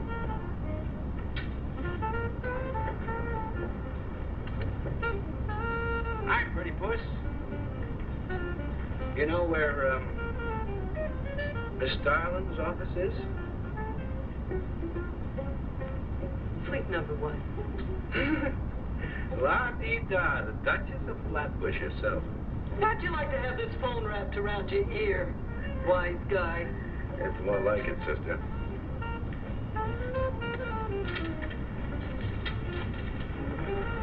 Suite number 1.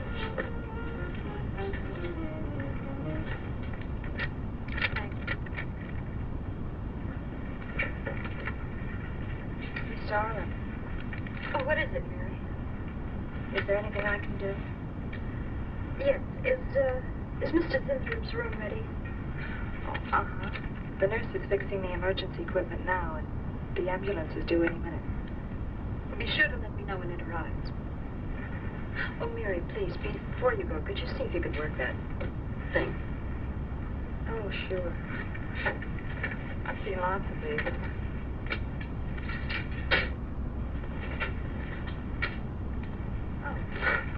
Simple enough. That'll be all, Mary. Thank you. We've had a room specially made over for you, Mr. Zinthrop. And Miss Warren has a room adjoining yours, so there'll be someone near you at all times. Thank you. Thank you. When you're feeling better, Mr. Zinthrop, there are a few things I'd like to discuss with you. Good, good.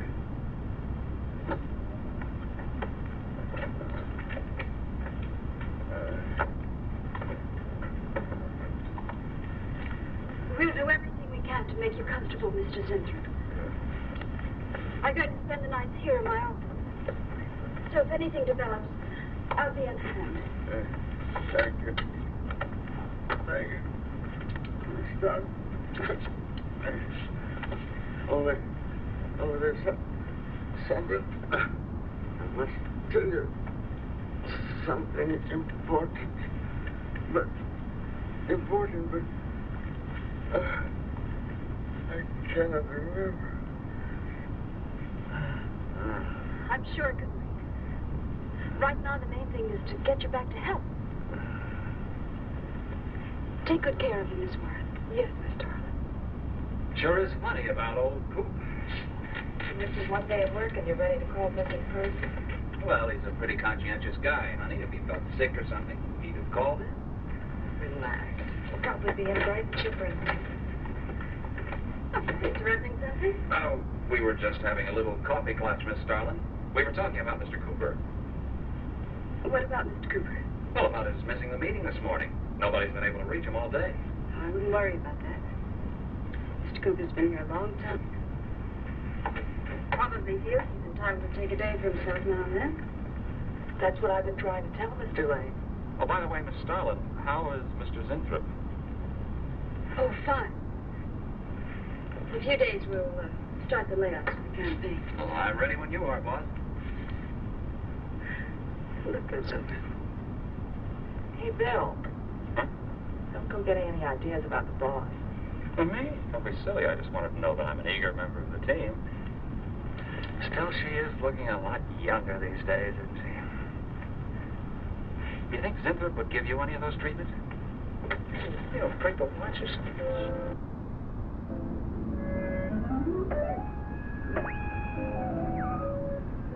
Guaranteed on this, too.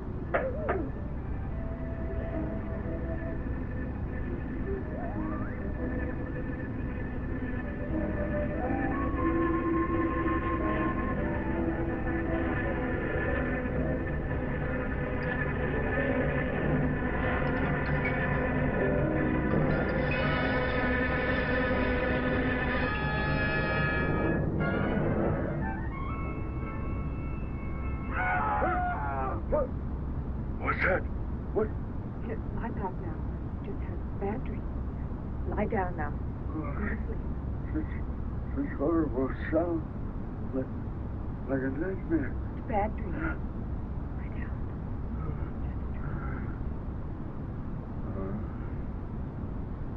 Tell Mr. Green that personnel is his responsibility. Have other things to think about than worrying whether the night watchman walked off the job. Well, that's just it, Miss Starlin. Mr. Green feels that the watchman never left the building. His lunch pail and his raincoat are still in the basement. I don't want to hear anything more about it, Mary. All right, Miss Starlin. Will you see?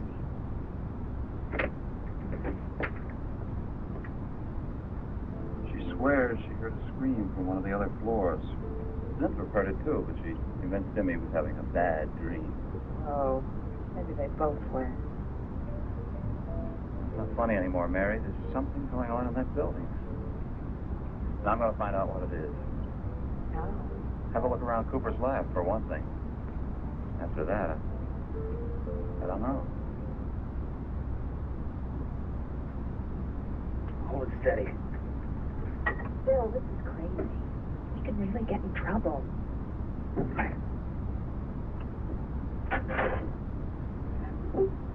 I won't hire him tomorrow, but it is important. Were it, Mr. Owens, or be a murder.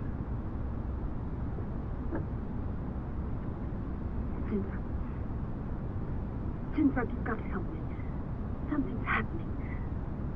Something's happening to me. I can't control it. There's something I must remember, but I can't. Try to think. The Ross enzyme. The extracts you were experimenting with before the accident. Try to think.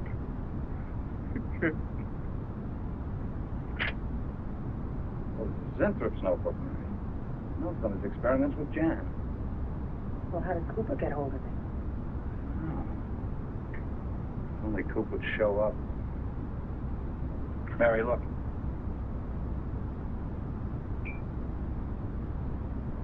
Mr. Cooper's pipe. Well, don't you get it? He's going to go out without his pants on, leave that pipe behind. He's still somewhere in the building. I bet a year's salary. If he is. He's dead. And the night watchman. There's only enough left for one more injection. One more. You've got to make more of them. Help me, Zinthrop.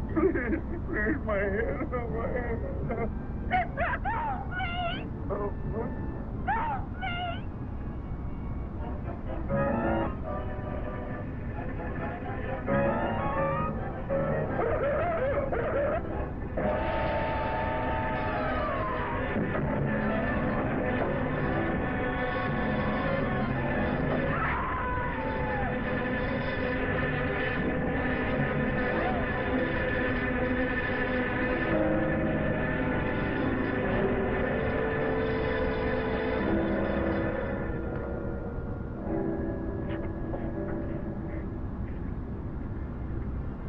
Is he asleep? I don't know.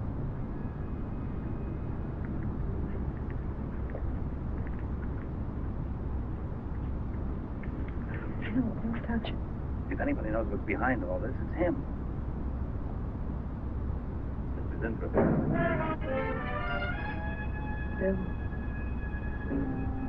Look at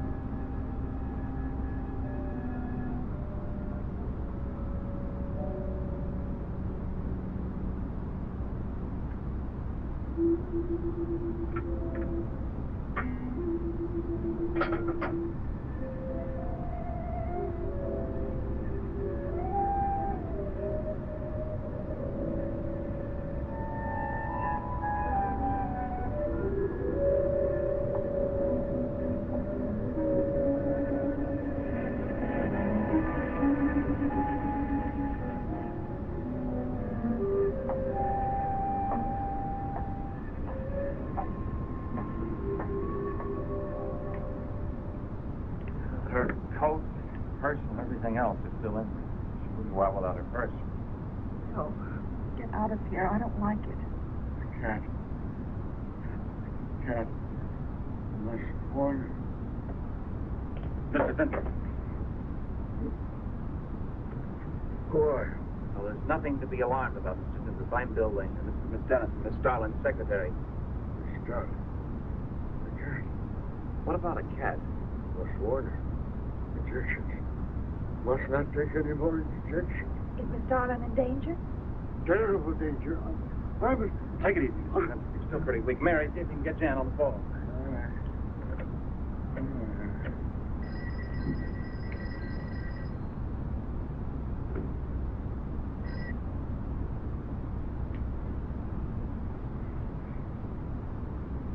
No answer. Oh, Miss Darlin? Is that you, Mary? We're in the building. We're in Mr. Zintrop's room. Something's happened Here, down here. let me talk to her. Hello, Miss Starlin. This is Lane. Why are you and Mary still in the building? I myself... Don't let it stop, Mary. I myself... I must not I can't explain now, Miss Starlin. I must go. Hang on to I her. must help. You must not hold me back. Mr. Zinthrop, we won't let anything happen to Miss Darlin. Hello. Hello, Miss Starlin. What's going on down there? Stay in your office. I'll be right up. Keep an eye on Zinthrop, honey. I'm going upstairs. I know. The insect! The insect! Take it easy, Mr. Zinthrop. You do not understand. Miss Darling, she's in danger. I must warn her. I'll have to stay here. You go for Jan. When you get up there, call the police. You can't get outside on this phone. All right.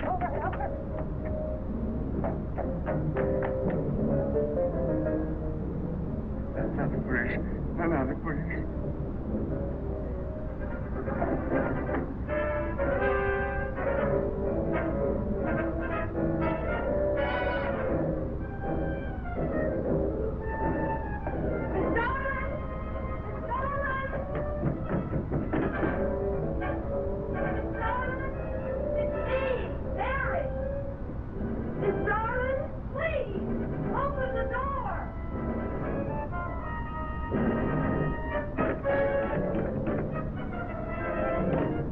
What is this, Mary? Please. Would you please call the police? What for? Look, I don't have time to... Mary! I'm sorry I had to do that. There's no time for hysteria. Now, what is this? The enzymes, they're going crazy. Sure, Mr. Zinthrop, honey. You just relax and take it easy. Everything will be all right. We'll take care of those. You do not understand. You do not understand that girl. You shouldn't have sent her upstairs. She's in danger. You must stop her before it is too late. Okay, as soon as the cops get here, we'll take her. Oh, you fool. Miss Darling will kill her and tear her body to shreds. Darling, kill Mary? Miss Darling is not a human being any longer. The enzymes have changed her. She will destroy the girl as a figure what would destroy her enemies, and then devour the remains. Then Bill found Mr. Zintrop's notebook in Cooper's desk. There's no mistake. We've got to call the police now. Now, Mary, you're just getting a little excited. Look, could possibly want to hurt Mr. Cooper? I don't know. It's not only Mr. Cooper. What about...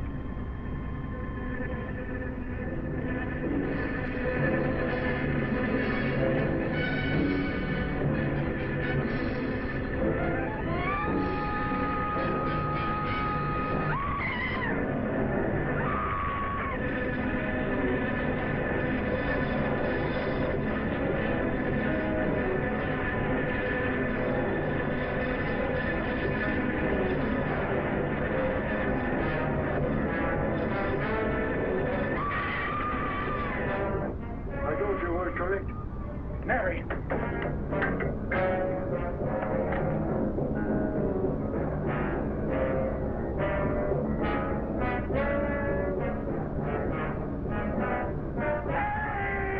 Wait, I go with you. I can't wait. I'm going to take the stairs. Oh, look! Laboratory. She's going to laboratory. Get up the stairs fast.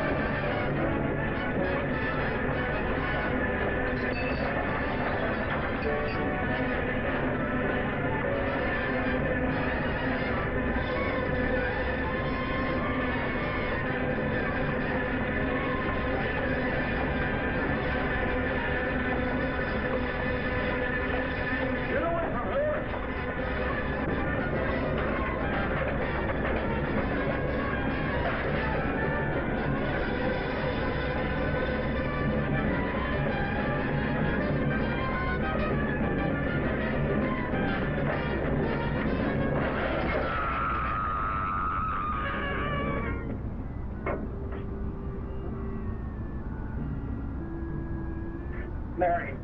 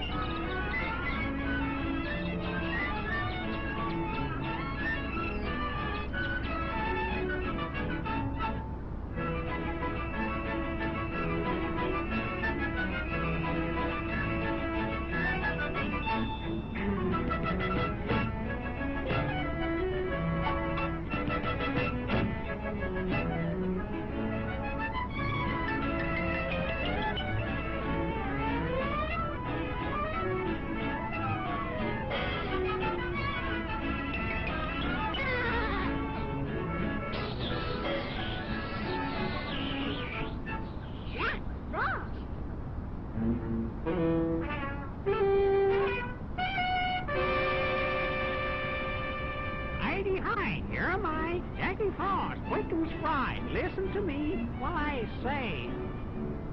Summer's gone, play no more, for winter's knocking at your door. Better go and store your food away. Thanks, Mr. Jackie, for your advice. We'll hurry home to our wives. We'll have our cupboards filled with supplies when Old Man Winter arrives. I don't have to worry. I don't have to care. My coat is very furry. I'm a grizzly bear. If you meet Old Man Winter, you'll sing a different tune. It's time that you were safe in bed, for he will be here soon.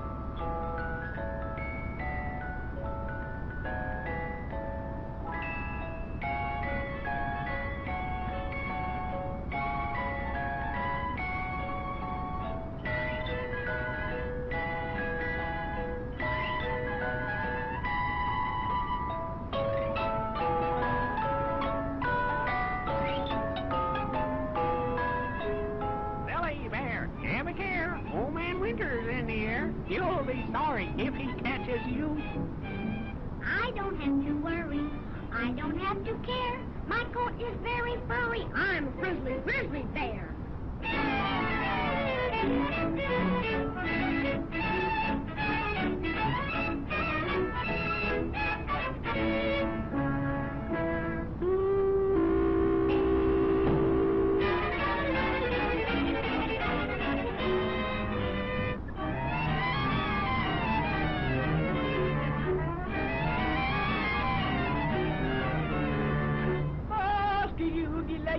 Ziggy Maggie Ho, Bootin' Bitten Bottle, Scootin' Boodle Bay, Scootin' Babba Doodle Ho, Booty Bay, Booty Honky Boodle Bo, Booty Doodle Day.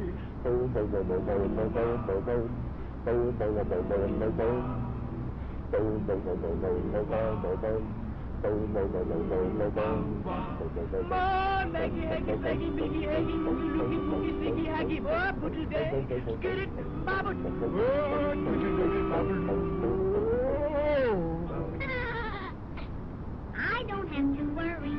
I don't have to care. My coat is very furry. I'm a grizzly bear.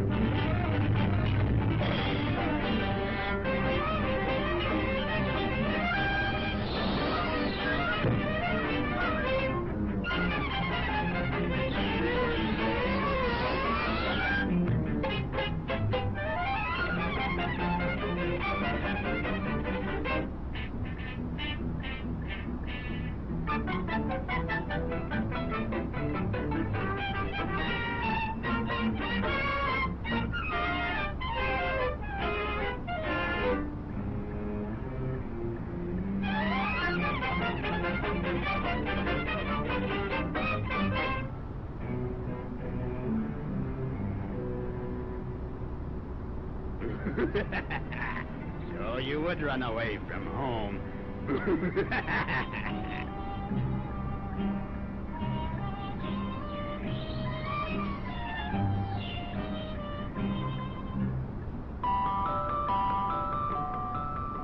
You would roam all alone. I told you not to leave your home, but you're a friendly grizzly bear.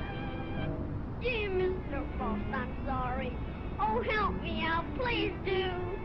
Take me home to my nice warm bed. I'm freezing through and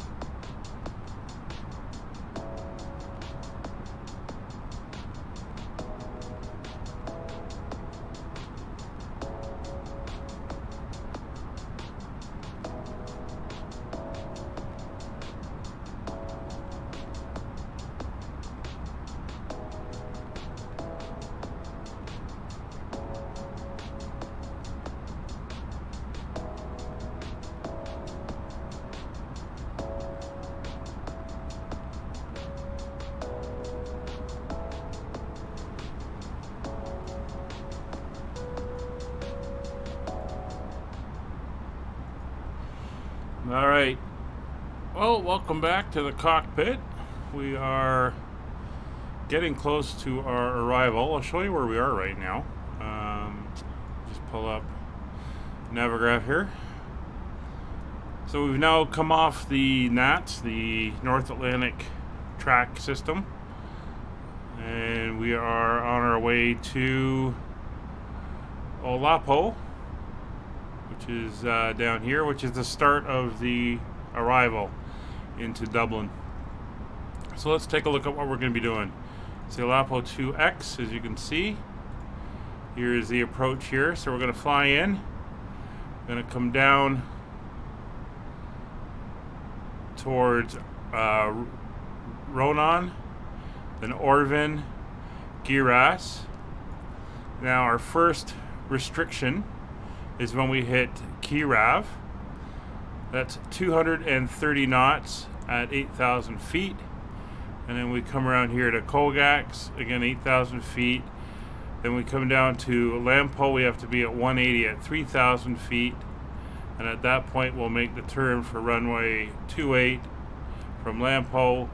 And at 2,500 we intercept the ILS and we come in and land. So we can start doing some prep work here. First thing we're going to do is check our approach because it's not actually entered in yet. So we are going to be landing on the ILS for runway 28 left. So we can get that in. And as I said, we are on the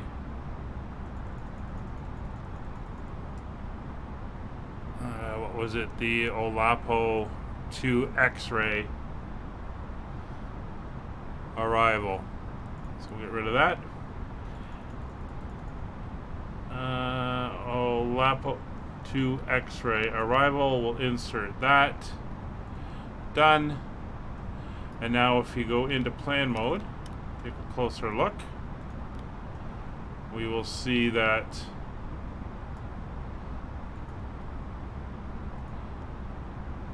we come in, we come down that line, we make that turnaround down and then in for the ILS. So that's all lining up very nicely and happy with that. Now we can do a weather update. Let's put you back into that mode. We'll do a weather update here, so we will go in and call on the weather.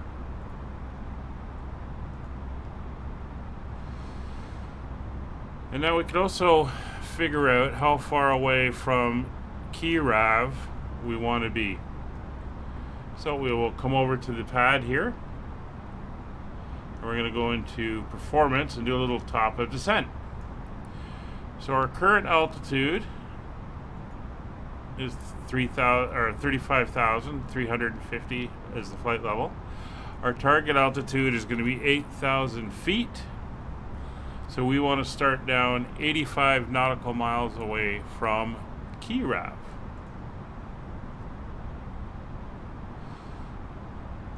All right.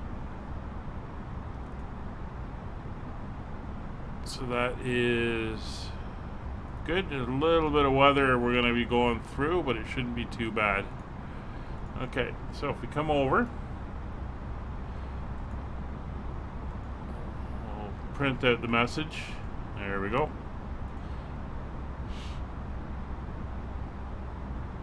So we're 293 miles from the airport. That's including our waypoints around. And giving our tailwind, I'm going to call it 100 miles or so. We're going to start 100 miles from the airport. So a few things we can check on. 11135 is the ILS frequency. We'll check that. 11135 is correct. We have a VOR, the Dublin VOR, which is going to be used for our missed approach. So straight ahead to Gannett, and then to a maximum of 3,000 feet, then right turn to join the radial 278 to the Dublin VOR. Inbound to Dublin VOR, climbing to 5,000. Okay, so we're going to want to put that in, and that is going to be 114.9. And the course we're going to want is the 278 VOR. So it's actually going to be the opposite side. It's going to be shown as going out. It's the way VORs work. That is all good. Now there's no other VORs or beacons around.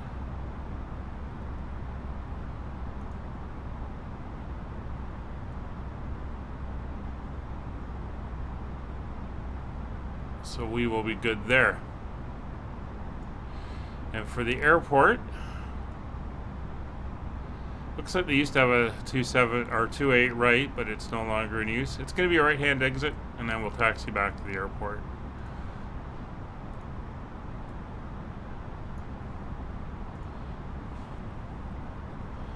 Alright, so that's all entered in. You can grab the weather and give it a read.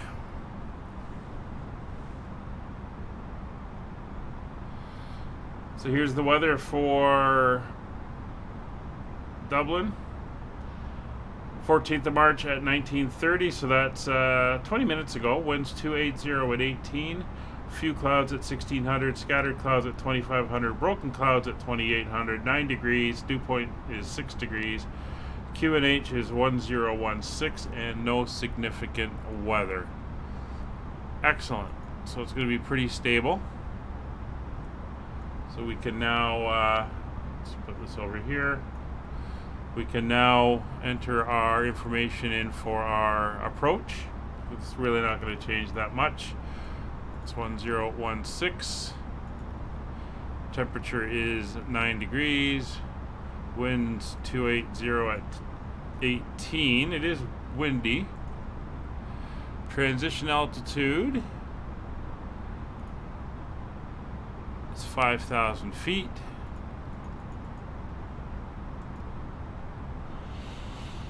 And we're going to be doing, we'll put it in for a Cat 2, so it's going to be 100 foot decision height. I'll use the radar altimeter just because in case there is a little bit of a pressure change. That'll be fine. So we can do a Cat 2. We could do a Cat 3A down to 50, but we're not going to need that. So that is all now set up. 260 miles away.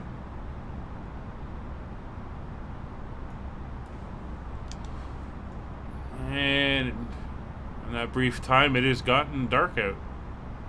Faint red glow on the horizon behind us.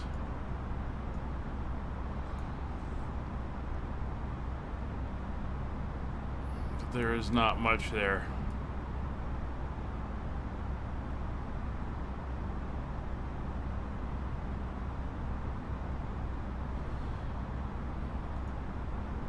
Alright, so that is looking good. Turn that down slightly.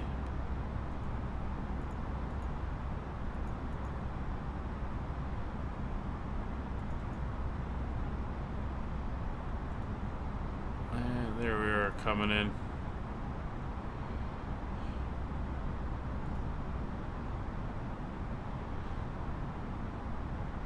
Excellent.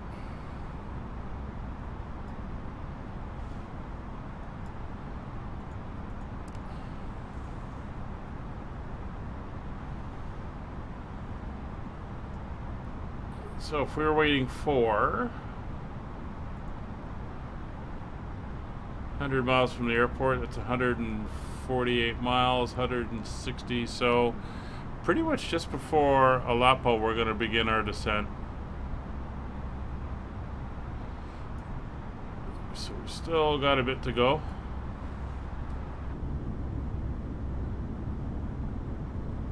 It's very dark outside.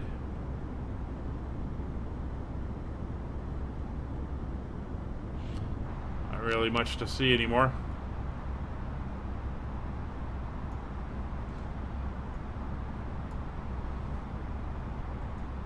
At least the passengers are happy. PAX is reporting them at 87%. So they've enjoyed their 2 movies, their cartoons. I think there was at least 1 snack service I saw. I'm not sure if there was a meal service. Might have missed that.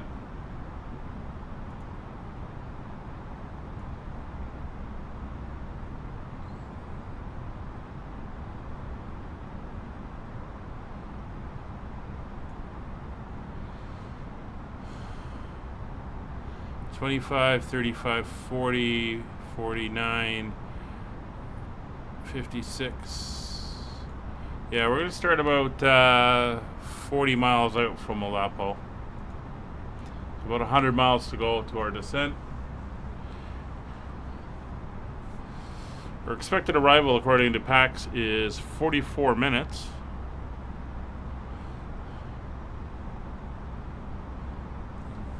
See our ETA on top there of the screen is not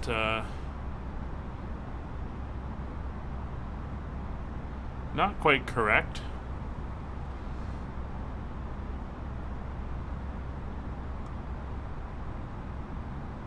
It's going to be a few more minutes than we think, but we are coming up for the coast of Ireland.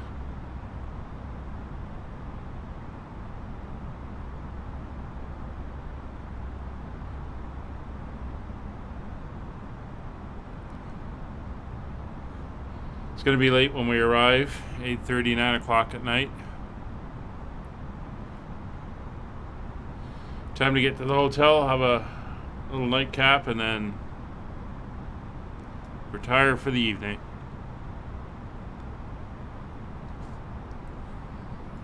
So on Tuesday, I believe, the 16th, Aerosoft is supposed to be releasing the CRJ.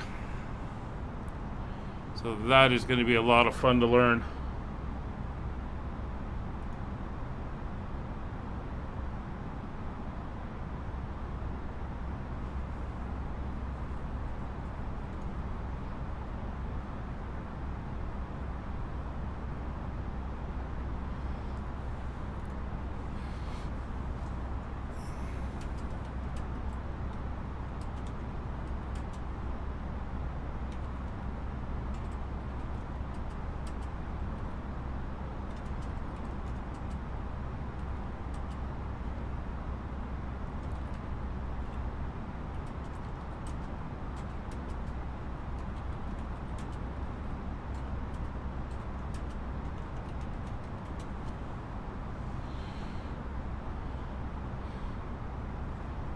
So once I get the CRJ, obviously that's a shorter range feeder type of airplane.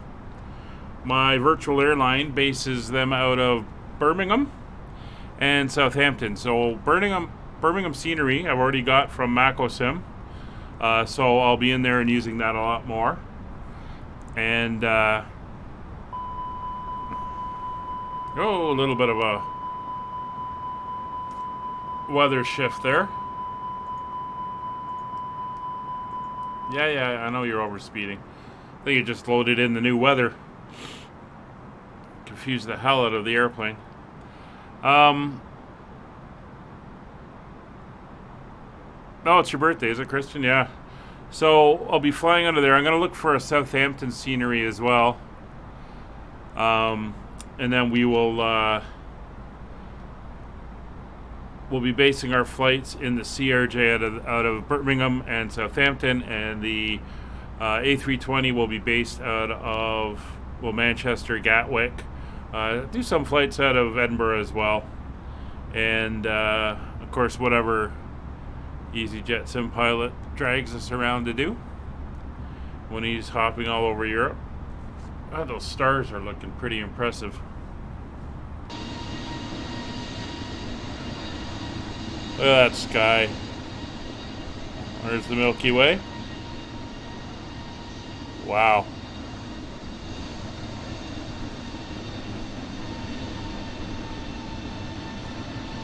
That is really impressive stuff. I don't know how well this is coming out on the screen, but on my monitor, that sky looks phenomenal.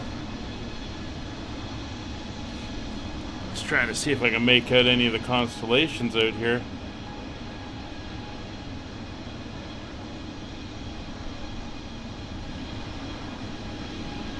Should be able to. I've seen the Big Dipper before.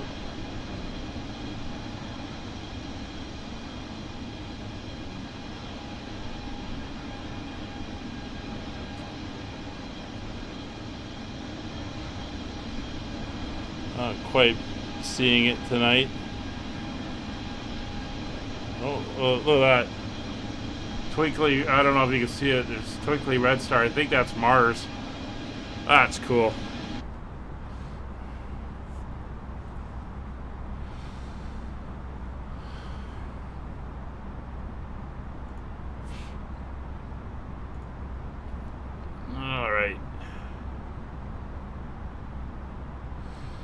Just pushing the coast of Ireland, as you can see on the VFR map.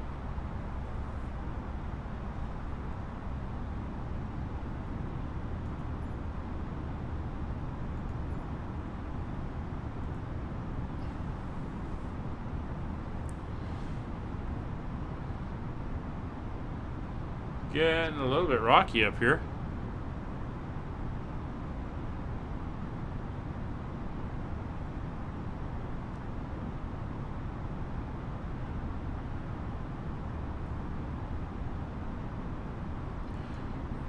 We're gonna get everyone seated.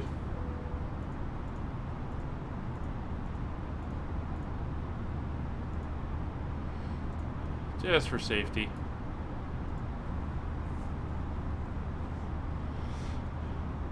Ladies and gentlemen, the flight crew has turned on the fasten seatbelt sign. Please return to your seats and fasten your seatbelt.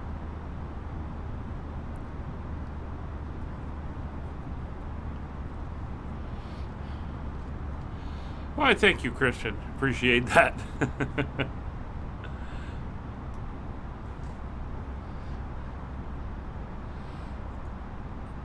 we'll zoom in a little bit here. Just following the coast there.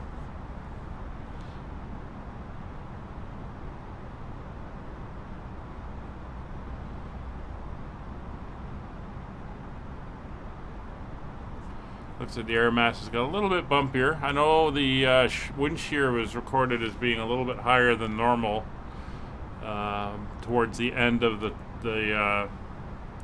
track there before we got off. So I'm sure we're starting to bounce into it a little bit.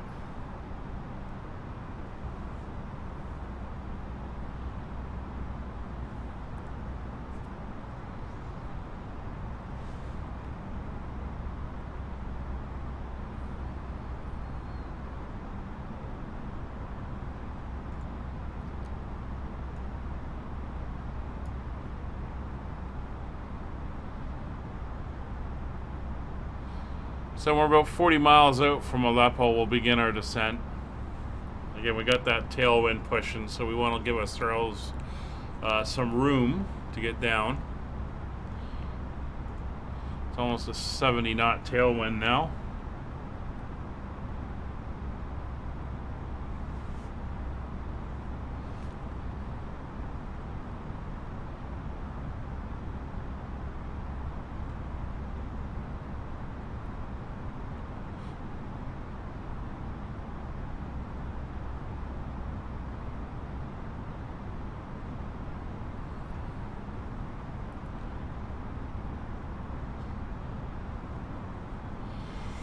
Yeah, I'm sure this is still part of the end of that storm system that came through over the last, what, 5 or 6 days now.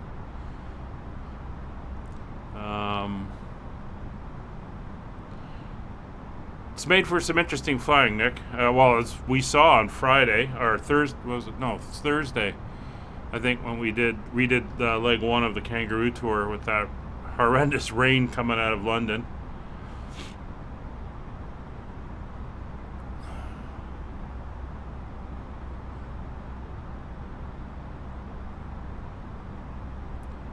So again, it's been a good flight. ETA is not really updating, so I'm not sure what's going on with that. It's still working. I can see the ground speed kind of changing a little bit as the winds are shifting around, so not sure why the ETA hasn't adjusted.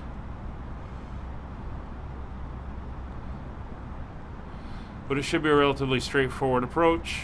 Just a big kind of right-hand circuit, actually.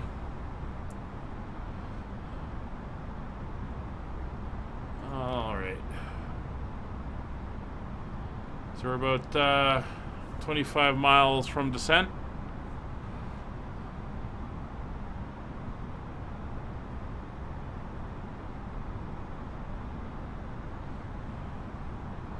Feels good. Of course, the fuel burn isn't quite accurate in the airplane, so we're not burning as much as we should.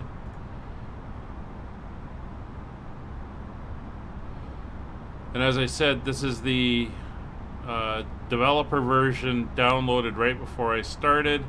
And as far as I know, yeah, well, we got a 66 knot almost direct behind tailwind, so it's adding to us here.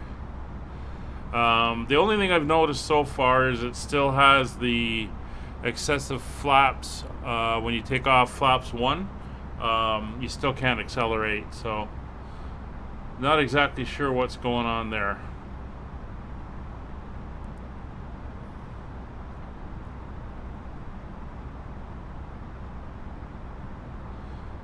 Alright, so we're going to be going down to 8,000 feet.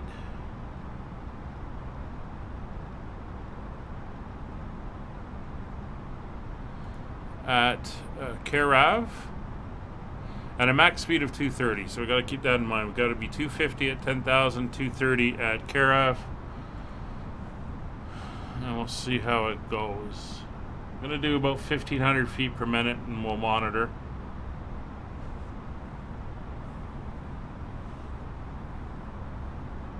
And like I said, seatbelt signs back on just because we were getting some rocking there, and this is out of an abundance of caution.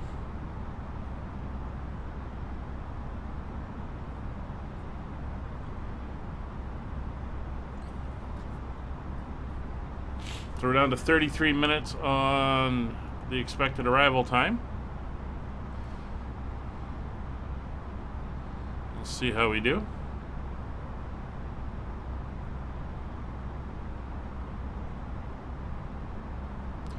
So I know in flight, the Fly Live Studio overlay here, it says the ETA is to about 5,000 feet. So it's kind of like taking you the ETA to the start of the approach, where you transition from the start of the approach. So it might be sort of accurate. Of course, it's arrival to the Dublin area, not necessarily the gate. Alright, there's 40 miles. So we're going to start down. Take her down at 1,500 feet per minute. I'm going to bring the speed back.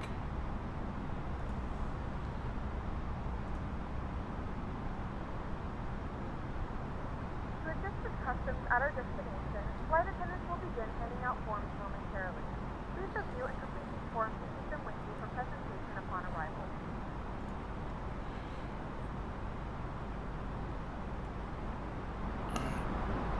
Get the sound of the sim back up. I had it turned down for the outside views there. Might have been a little bit quiet.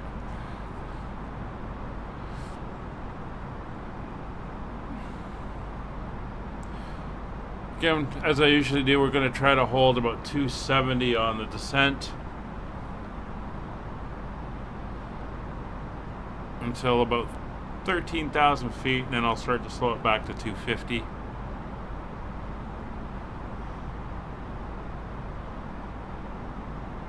Just keep an eye on it.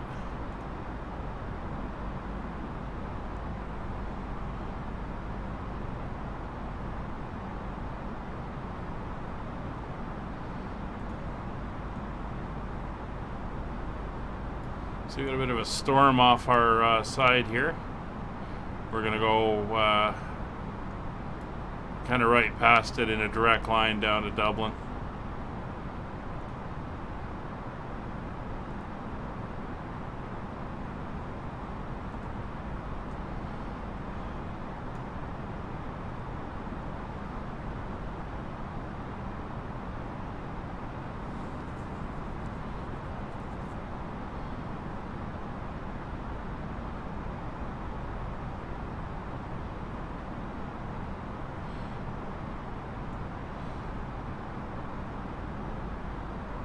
See, she's rocking slightly. Not much to see outside now, unfortunately. I'd give you an outside view, but it's pretty much dark out there. Nothing to see.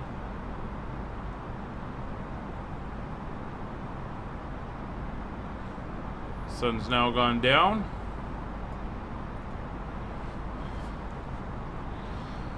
So my usual protocol for flights is once I get into the 20,000 feet area, or the 20,000, so descending from 30,000 to 29,000, that's when I put the seatbelt sign on. Gives the cabin crew a chance to do their thing and get everyone seated and set for landing. We've already got it on, so that's fine, don't have to worry about that.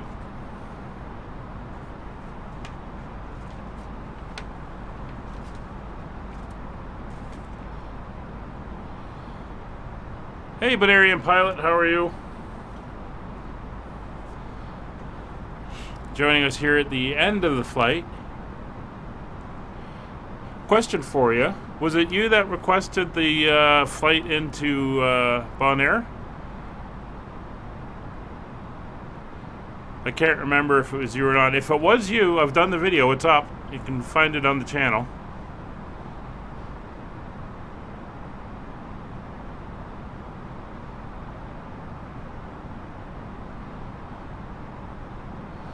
But good to see you here. We're just beginning our descent into Dublin now.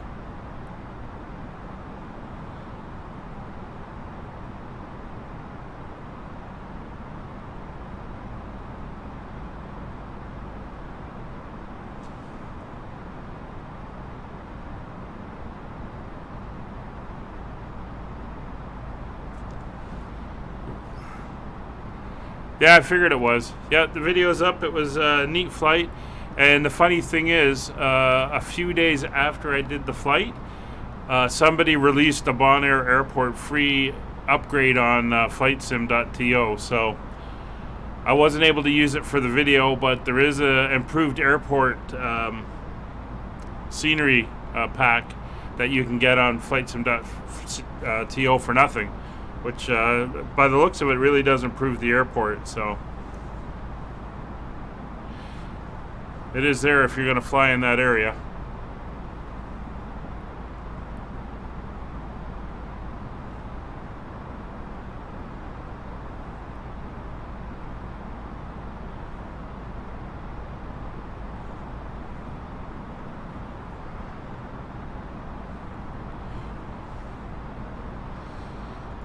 There's 27,000 feet coming up to Olapo, which is the entry point into the Star.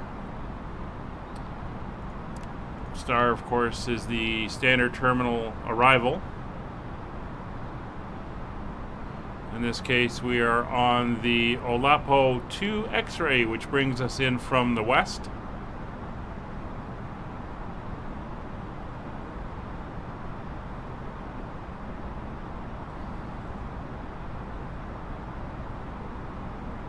Yeah, it could be. I can't remember. I just remember going on to flightsim.to. I think it was flightsim.to. Anyway, I went in somewhere a few days after I finished it and saw it was just released, and I kind of chuckled, but it's all good. It was a fun flight down there.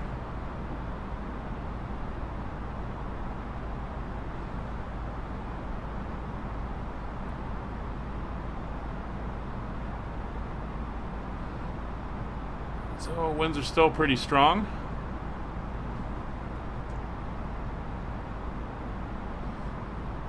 Come back on the speed a little bit.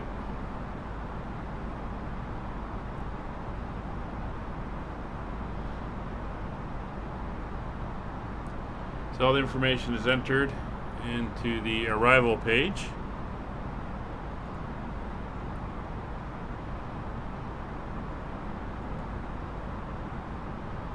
See on the VFR map there, Dublin Airport's already there. Yeah, we are coming up to the approach point there.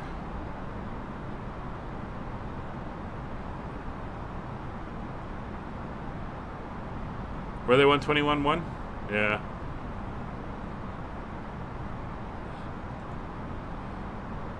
Now you'll just get evil looks from the cabin crew. Still got a little ways to go. So we do have some cloud. I won't say weather because it's probably just cloud. The weather seems to be off to our left still, so I'm not too worried about that.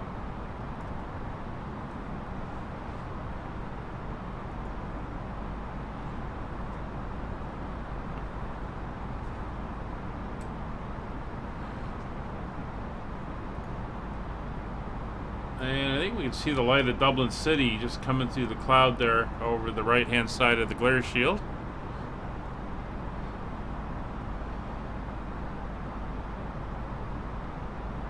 So as you can see, we're going to head back out over the Irish Sea there and swing around and come back in for the airport. It's 23,000. We're going to have to pick up the descent a little bit. So we'll go to 2,000, come back on the throttles.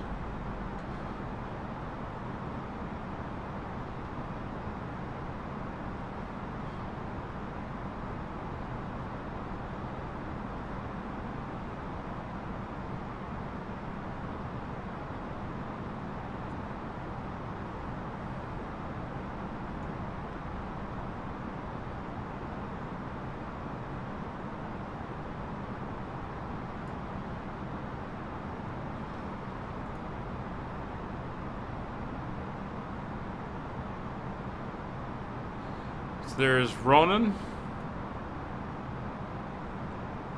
We're heading to Orvin now.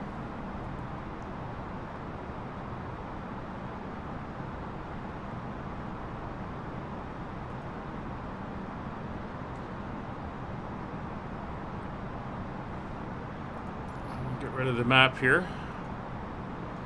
Once we've seen where we're going.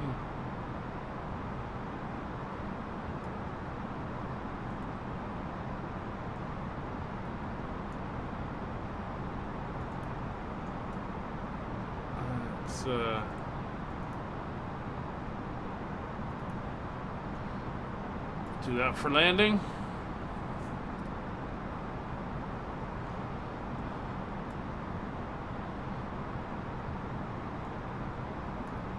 Should just check that pressure again. What was it? 1016.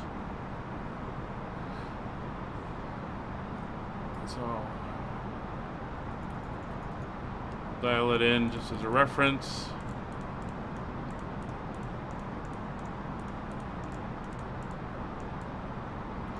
There we go. It's 18,000. 10,000 to go. 20 miles.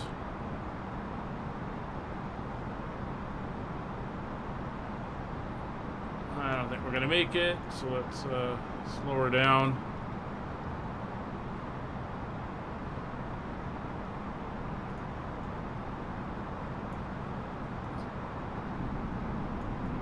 Increase our descent rate.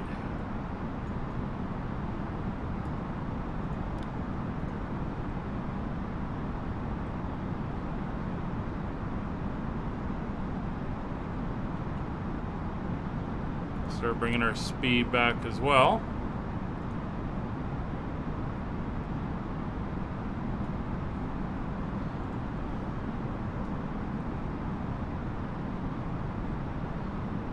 Wow, that was a quick watch.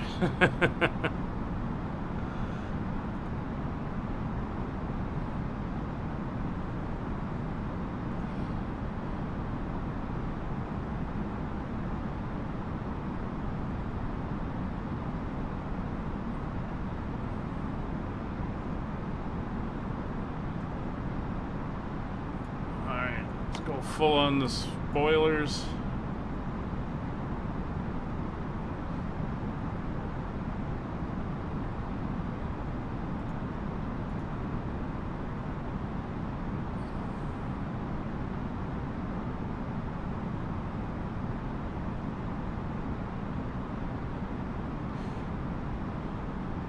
Miles, 7,000 feet.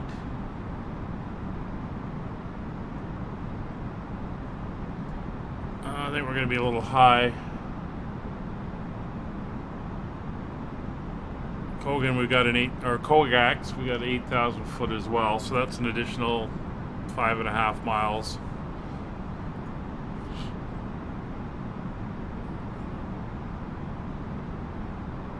Speed's coming down to 230.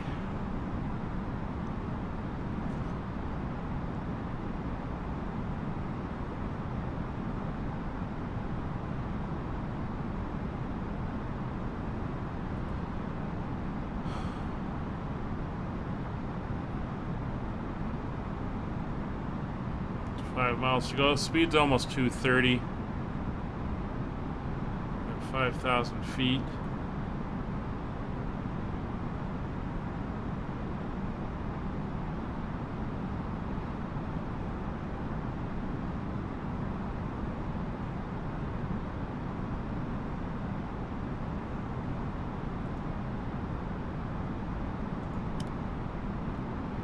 Alright, turning on the train radar to clear the weather off of that screen. I can see the weather on the other side. Sure, I'm going to need anti-ice in a minute as we go through the clouds. Turning towards the next waypoint. We'll turn that on now. And while we're up here, might as well get the lights on. And might as well turn you on as well.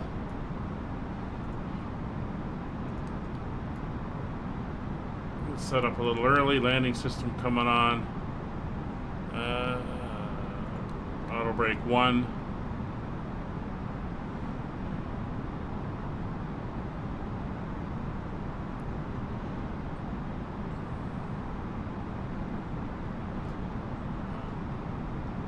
And 3,000 is what we're going to want at Lampo. I am not going to activate approach mode. I found that doing that can screw up the routing.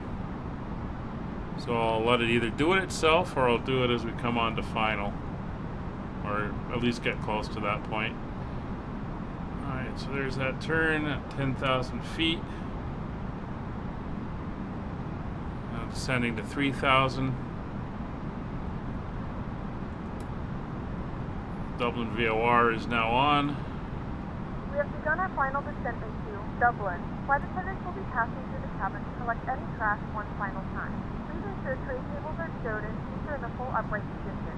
Please also store any carry-on items either in the seatback pocket or under the seat in front of you. Do something weird on us. All Wi-Fi related tasks and stow any larger electronics.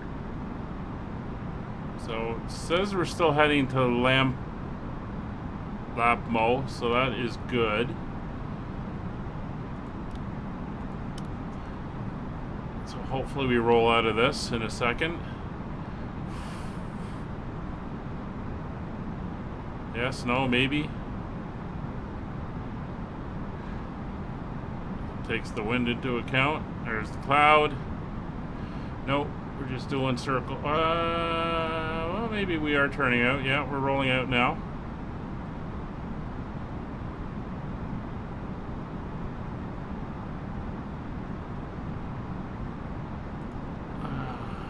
Let's give it a little bit of encouragement here.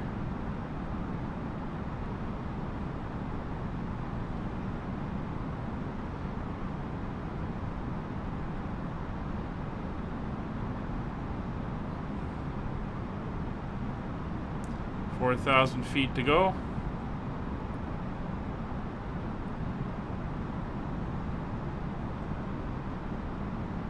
$18 miles from the airport.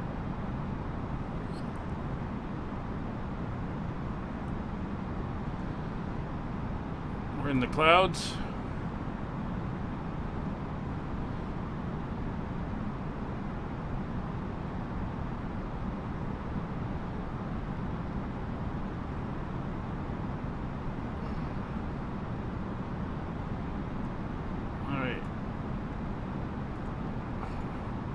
Approach mode is active.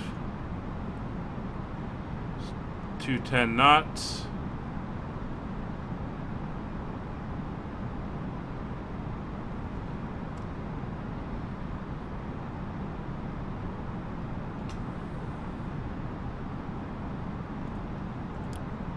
And 1016 on the altimeter.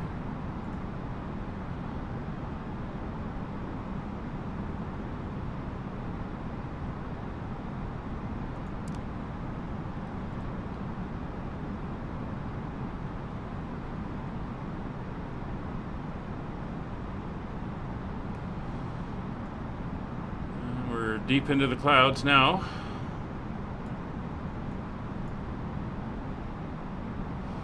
Got a good angle to intercept.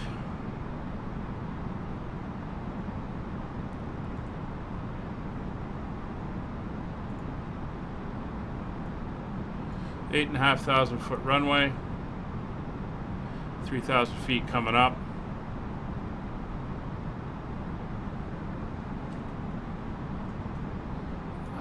Throttle going back into climb detent.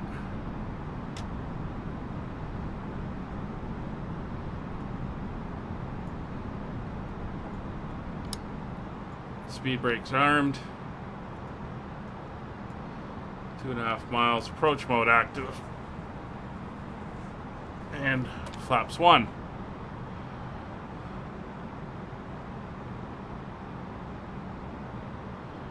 And no ballooning. Very nice.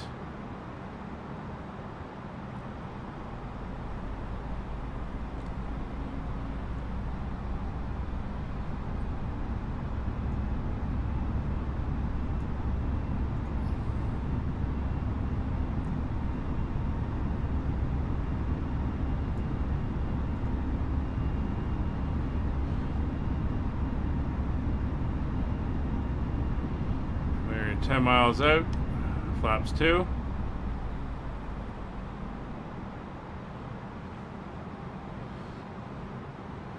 Not sure why the engine's revved that way, but okay.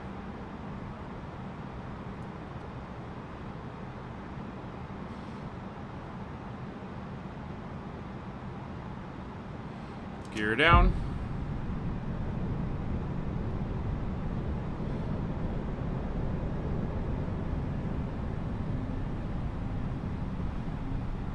Gear down 3 green, glide slope.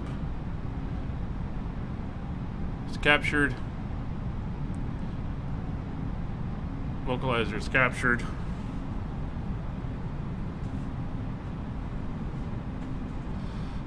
And we are descending.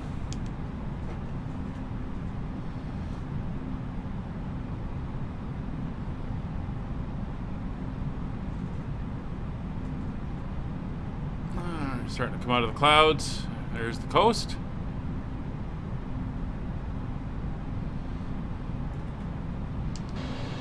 And not a lot to see.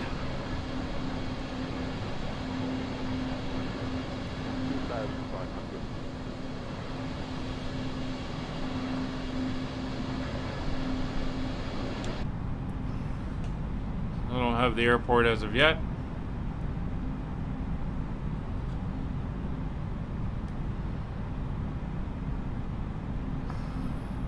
.200 feet. 6 miles. Flaps 3.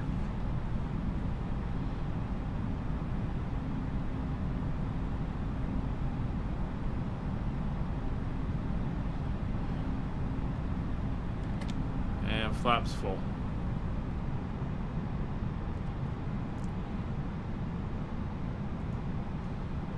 Alright, cabin check.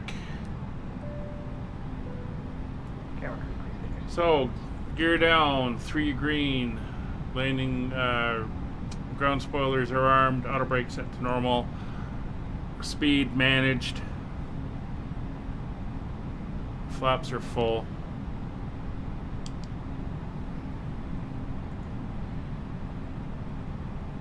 For landing, checklist complete.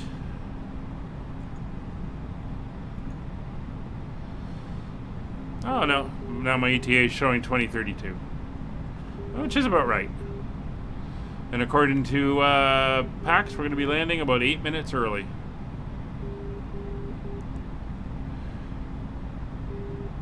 Runway's in sight.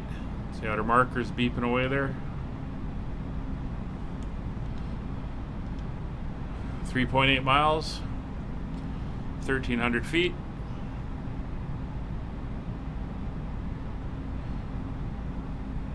Bit of a strong headwind, so we're going to be landing probably about 115, 120 knots ground speed.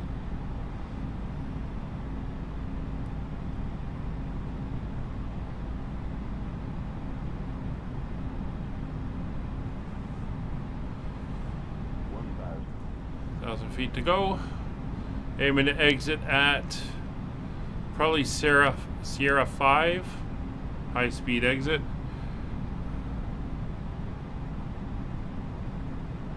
And then we'll taxi back on Sierra and then Alpha into the gates.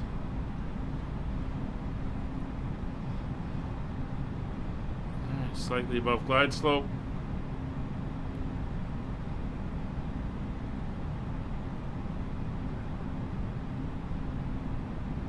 And we've been cleared to land. Yay. By Christian there. Thank you very much. There's the terminals off to the right. 500 feet. Visibility is not an issue today once we got through the clouds.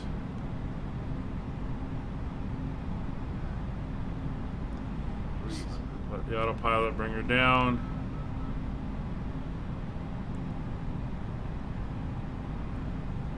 Hundred above. We're landing.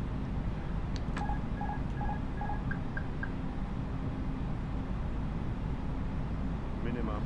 Land. 50, 40, 30, 20, 10, 5. And we are down. Reverse is green.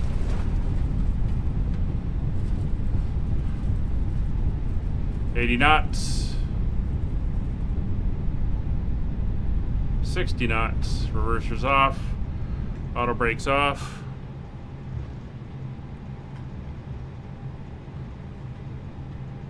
Ladies and gentlemen, welcome to Dublin. The local time is 8:31 p.m. and it's currently about 9 degrees Celsius. You can now use your mobile devices. Please remain seated until Exiting at Sierra 5. Please stop and the seatbelt sign is turned off. Remember to use caution when opening the overhead bins as items may have shifted during the flight. If this is your final destination, we thank you for flying with us. And Thank you guys. That felt good. So here's the hold short line, so we'll make sure the aircraft is entirely past this line. Gonna kick it around the corner here. And we will start doing the cleanup. We're gonna taxi back on Sierra here.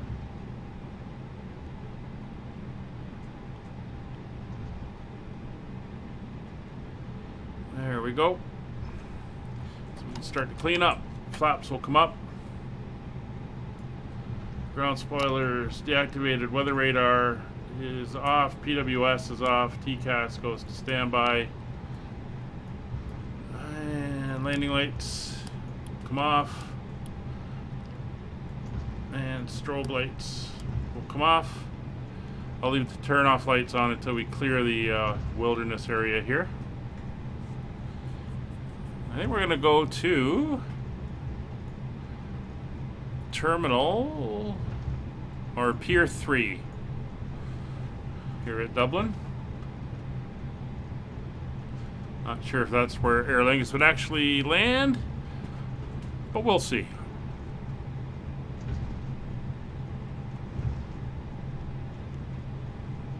Yeah, it's a bit of an investment, Brainium Pilot, and you know, it's a learning curve to learn how to do things good and decent, but that's part of the fun, is learning how to do all this stuff and getting a handle on it.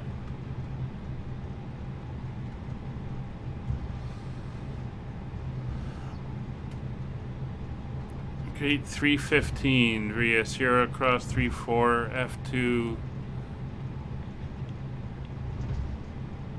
link 2. Okay. And gate 315, eh? Oh, okay. I see which one you're putting me to. I can do that, sir.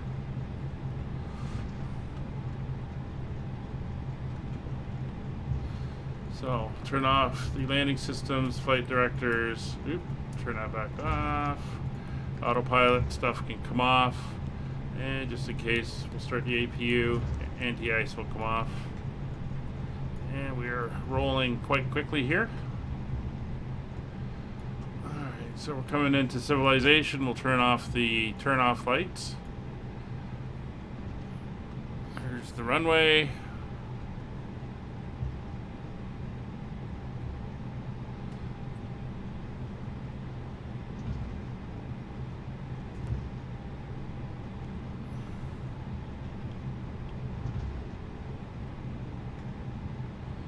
Now this is the default airport, and I'm not sure what they've done with the upgrade. Here's link 2 right ahead, and that round terminal there is where we're headed. I don't think there's going to be any ground markings.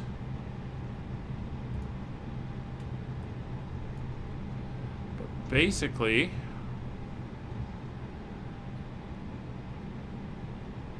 there should be a gate right here. This is it right here. We're just gonna go directly forward.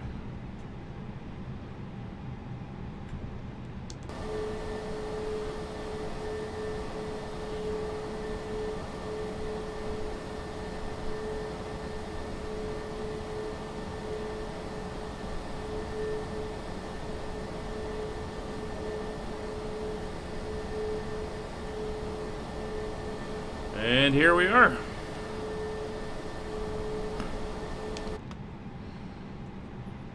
Alright, parking brake is on. Let's get the dome light on so we can see what we're doing here. There we go.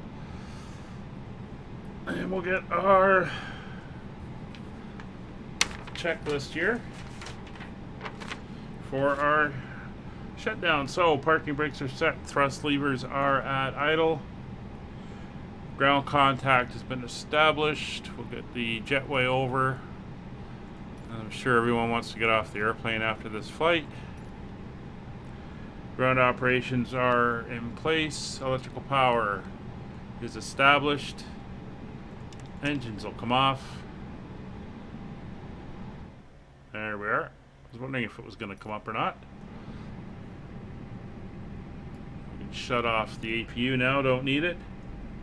Parking brake set, beacon light will come off, nav light will stay on, taxi light will come off, seatbelt signs will come off, people can get up and move around. Everything else is done. Passenger doors now open, bleeds are off, fuel pumps will come off.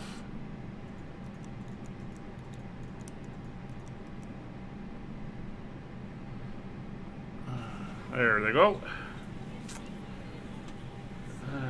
Ideas and ECAMs, status page, no issues, and we're done. And co-pilot Fred can get out and go say goodbye to everybody.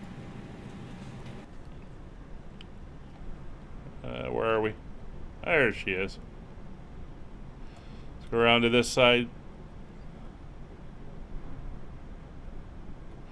Well, it was a long flight. Hope you all enjoyed. Thank you very much for joining us. Yeah, there's a whole bunch of those. I got one for Heathrow, and it really improves things. So we'll see you on the next flight. For us, we are live streaming again on Friday. It is leg 3 of our Kangaroo tour, and I'll see you in the air during the week with Easy on his stuff. Anyway, if you haven't already, consider throwing a like on the stream, subscribing to the channel, checking out the videos. Started flying a little jet fighter trainer as well. Video coming soon. And of course, this week is the release of Aerosoft's CRJ 550 and 700. So that's going to be a new toy to play with. Thanks for watching, everybody. We'll see you next time. Bye for now.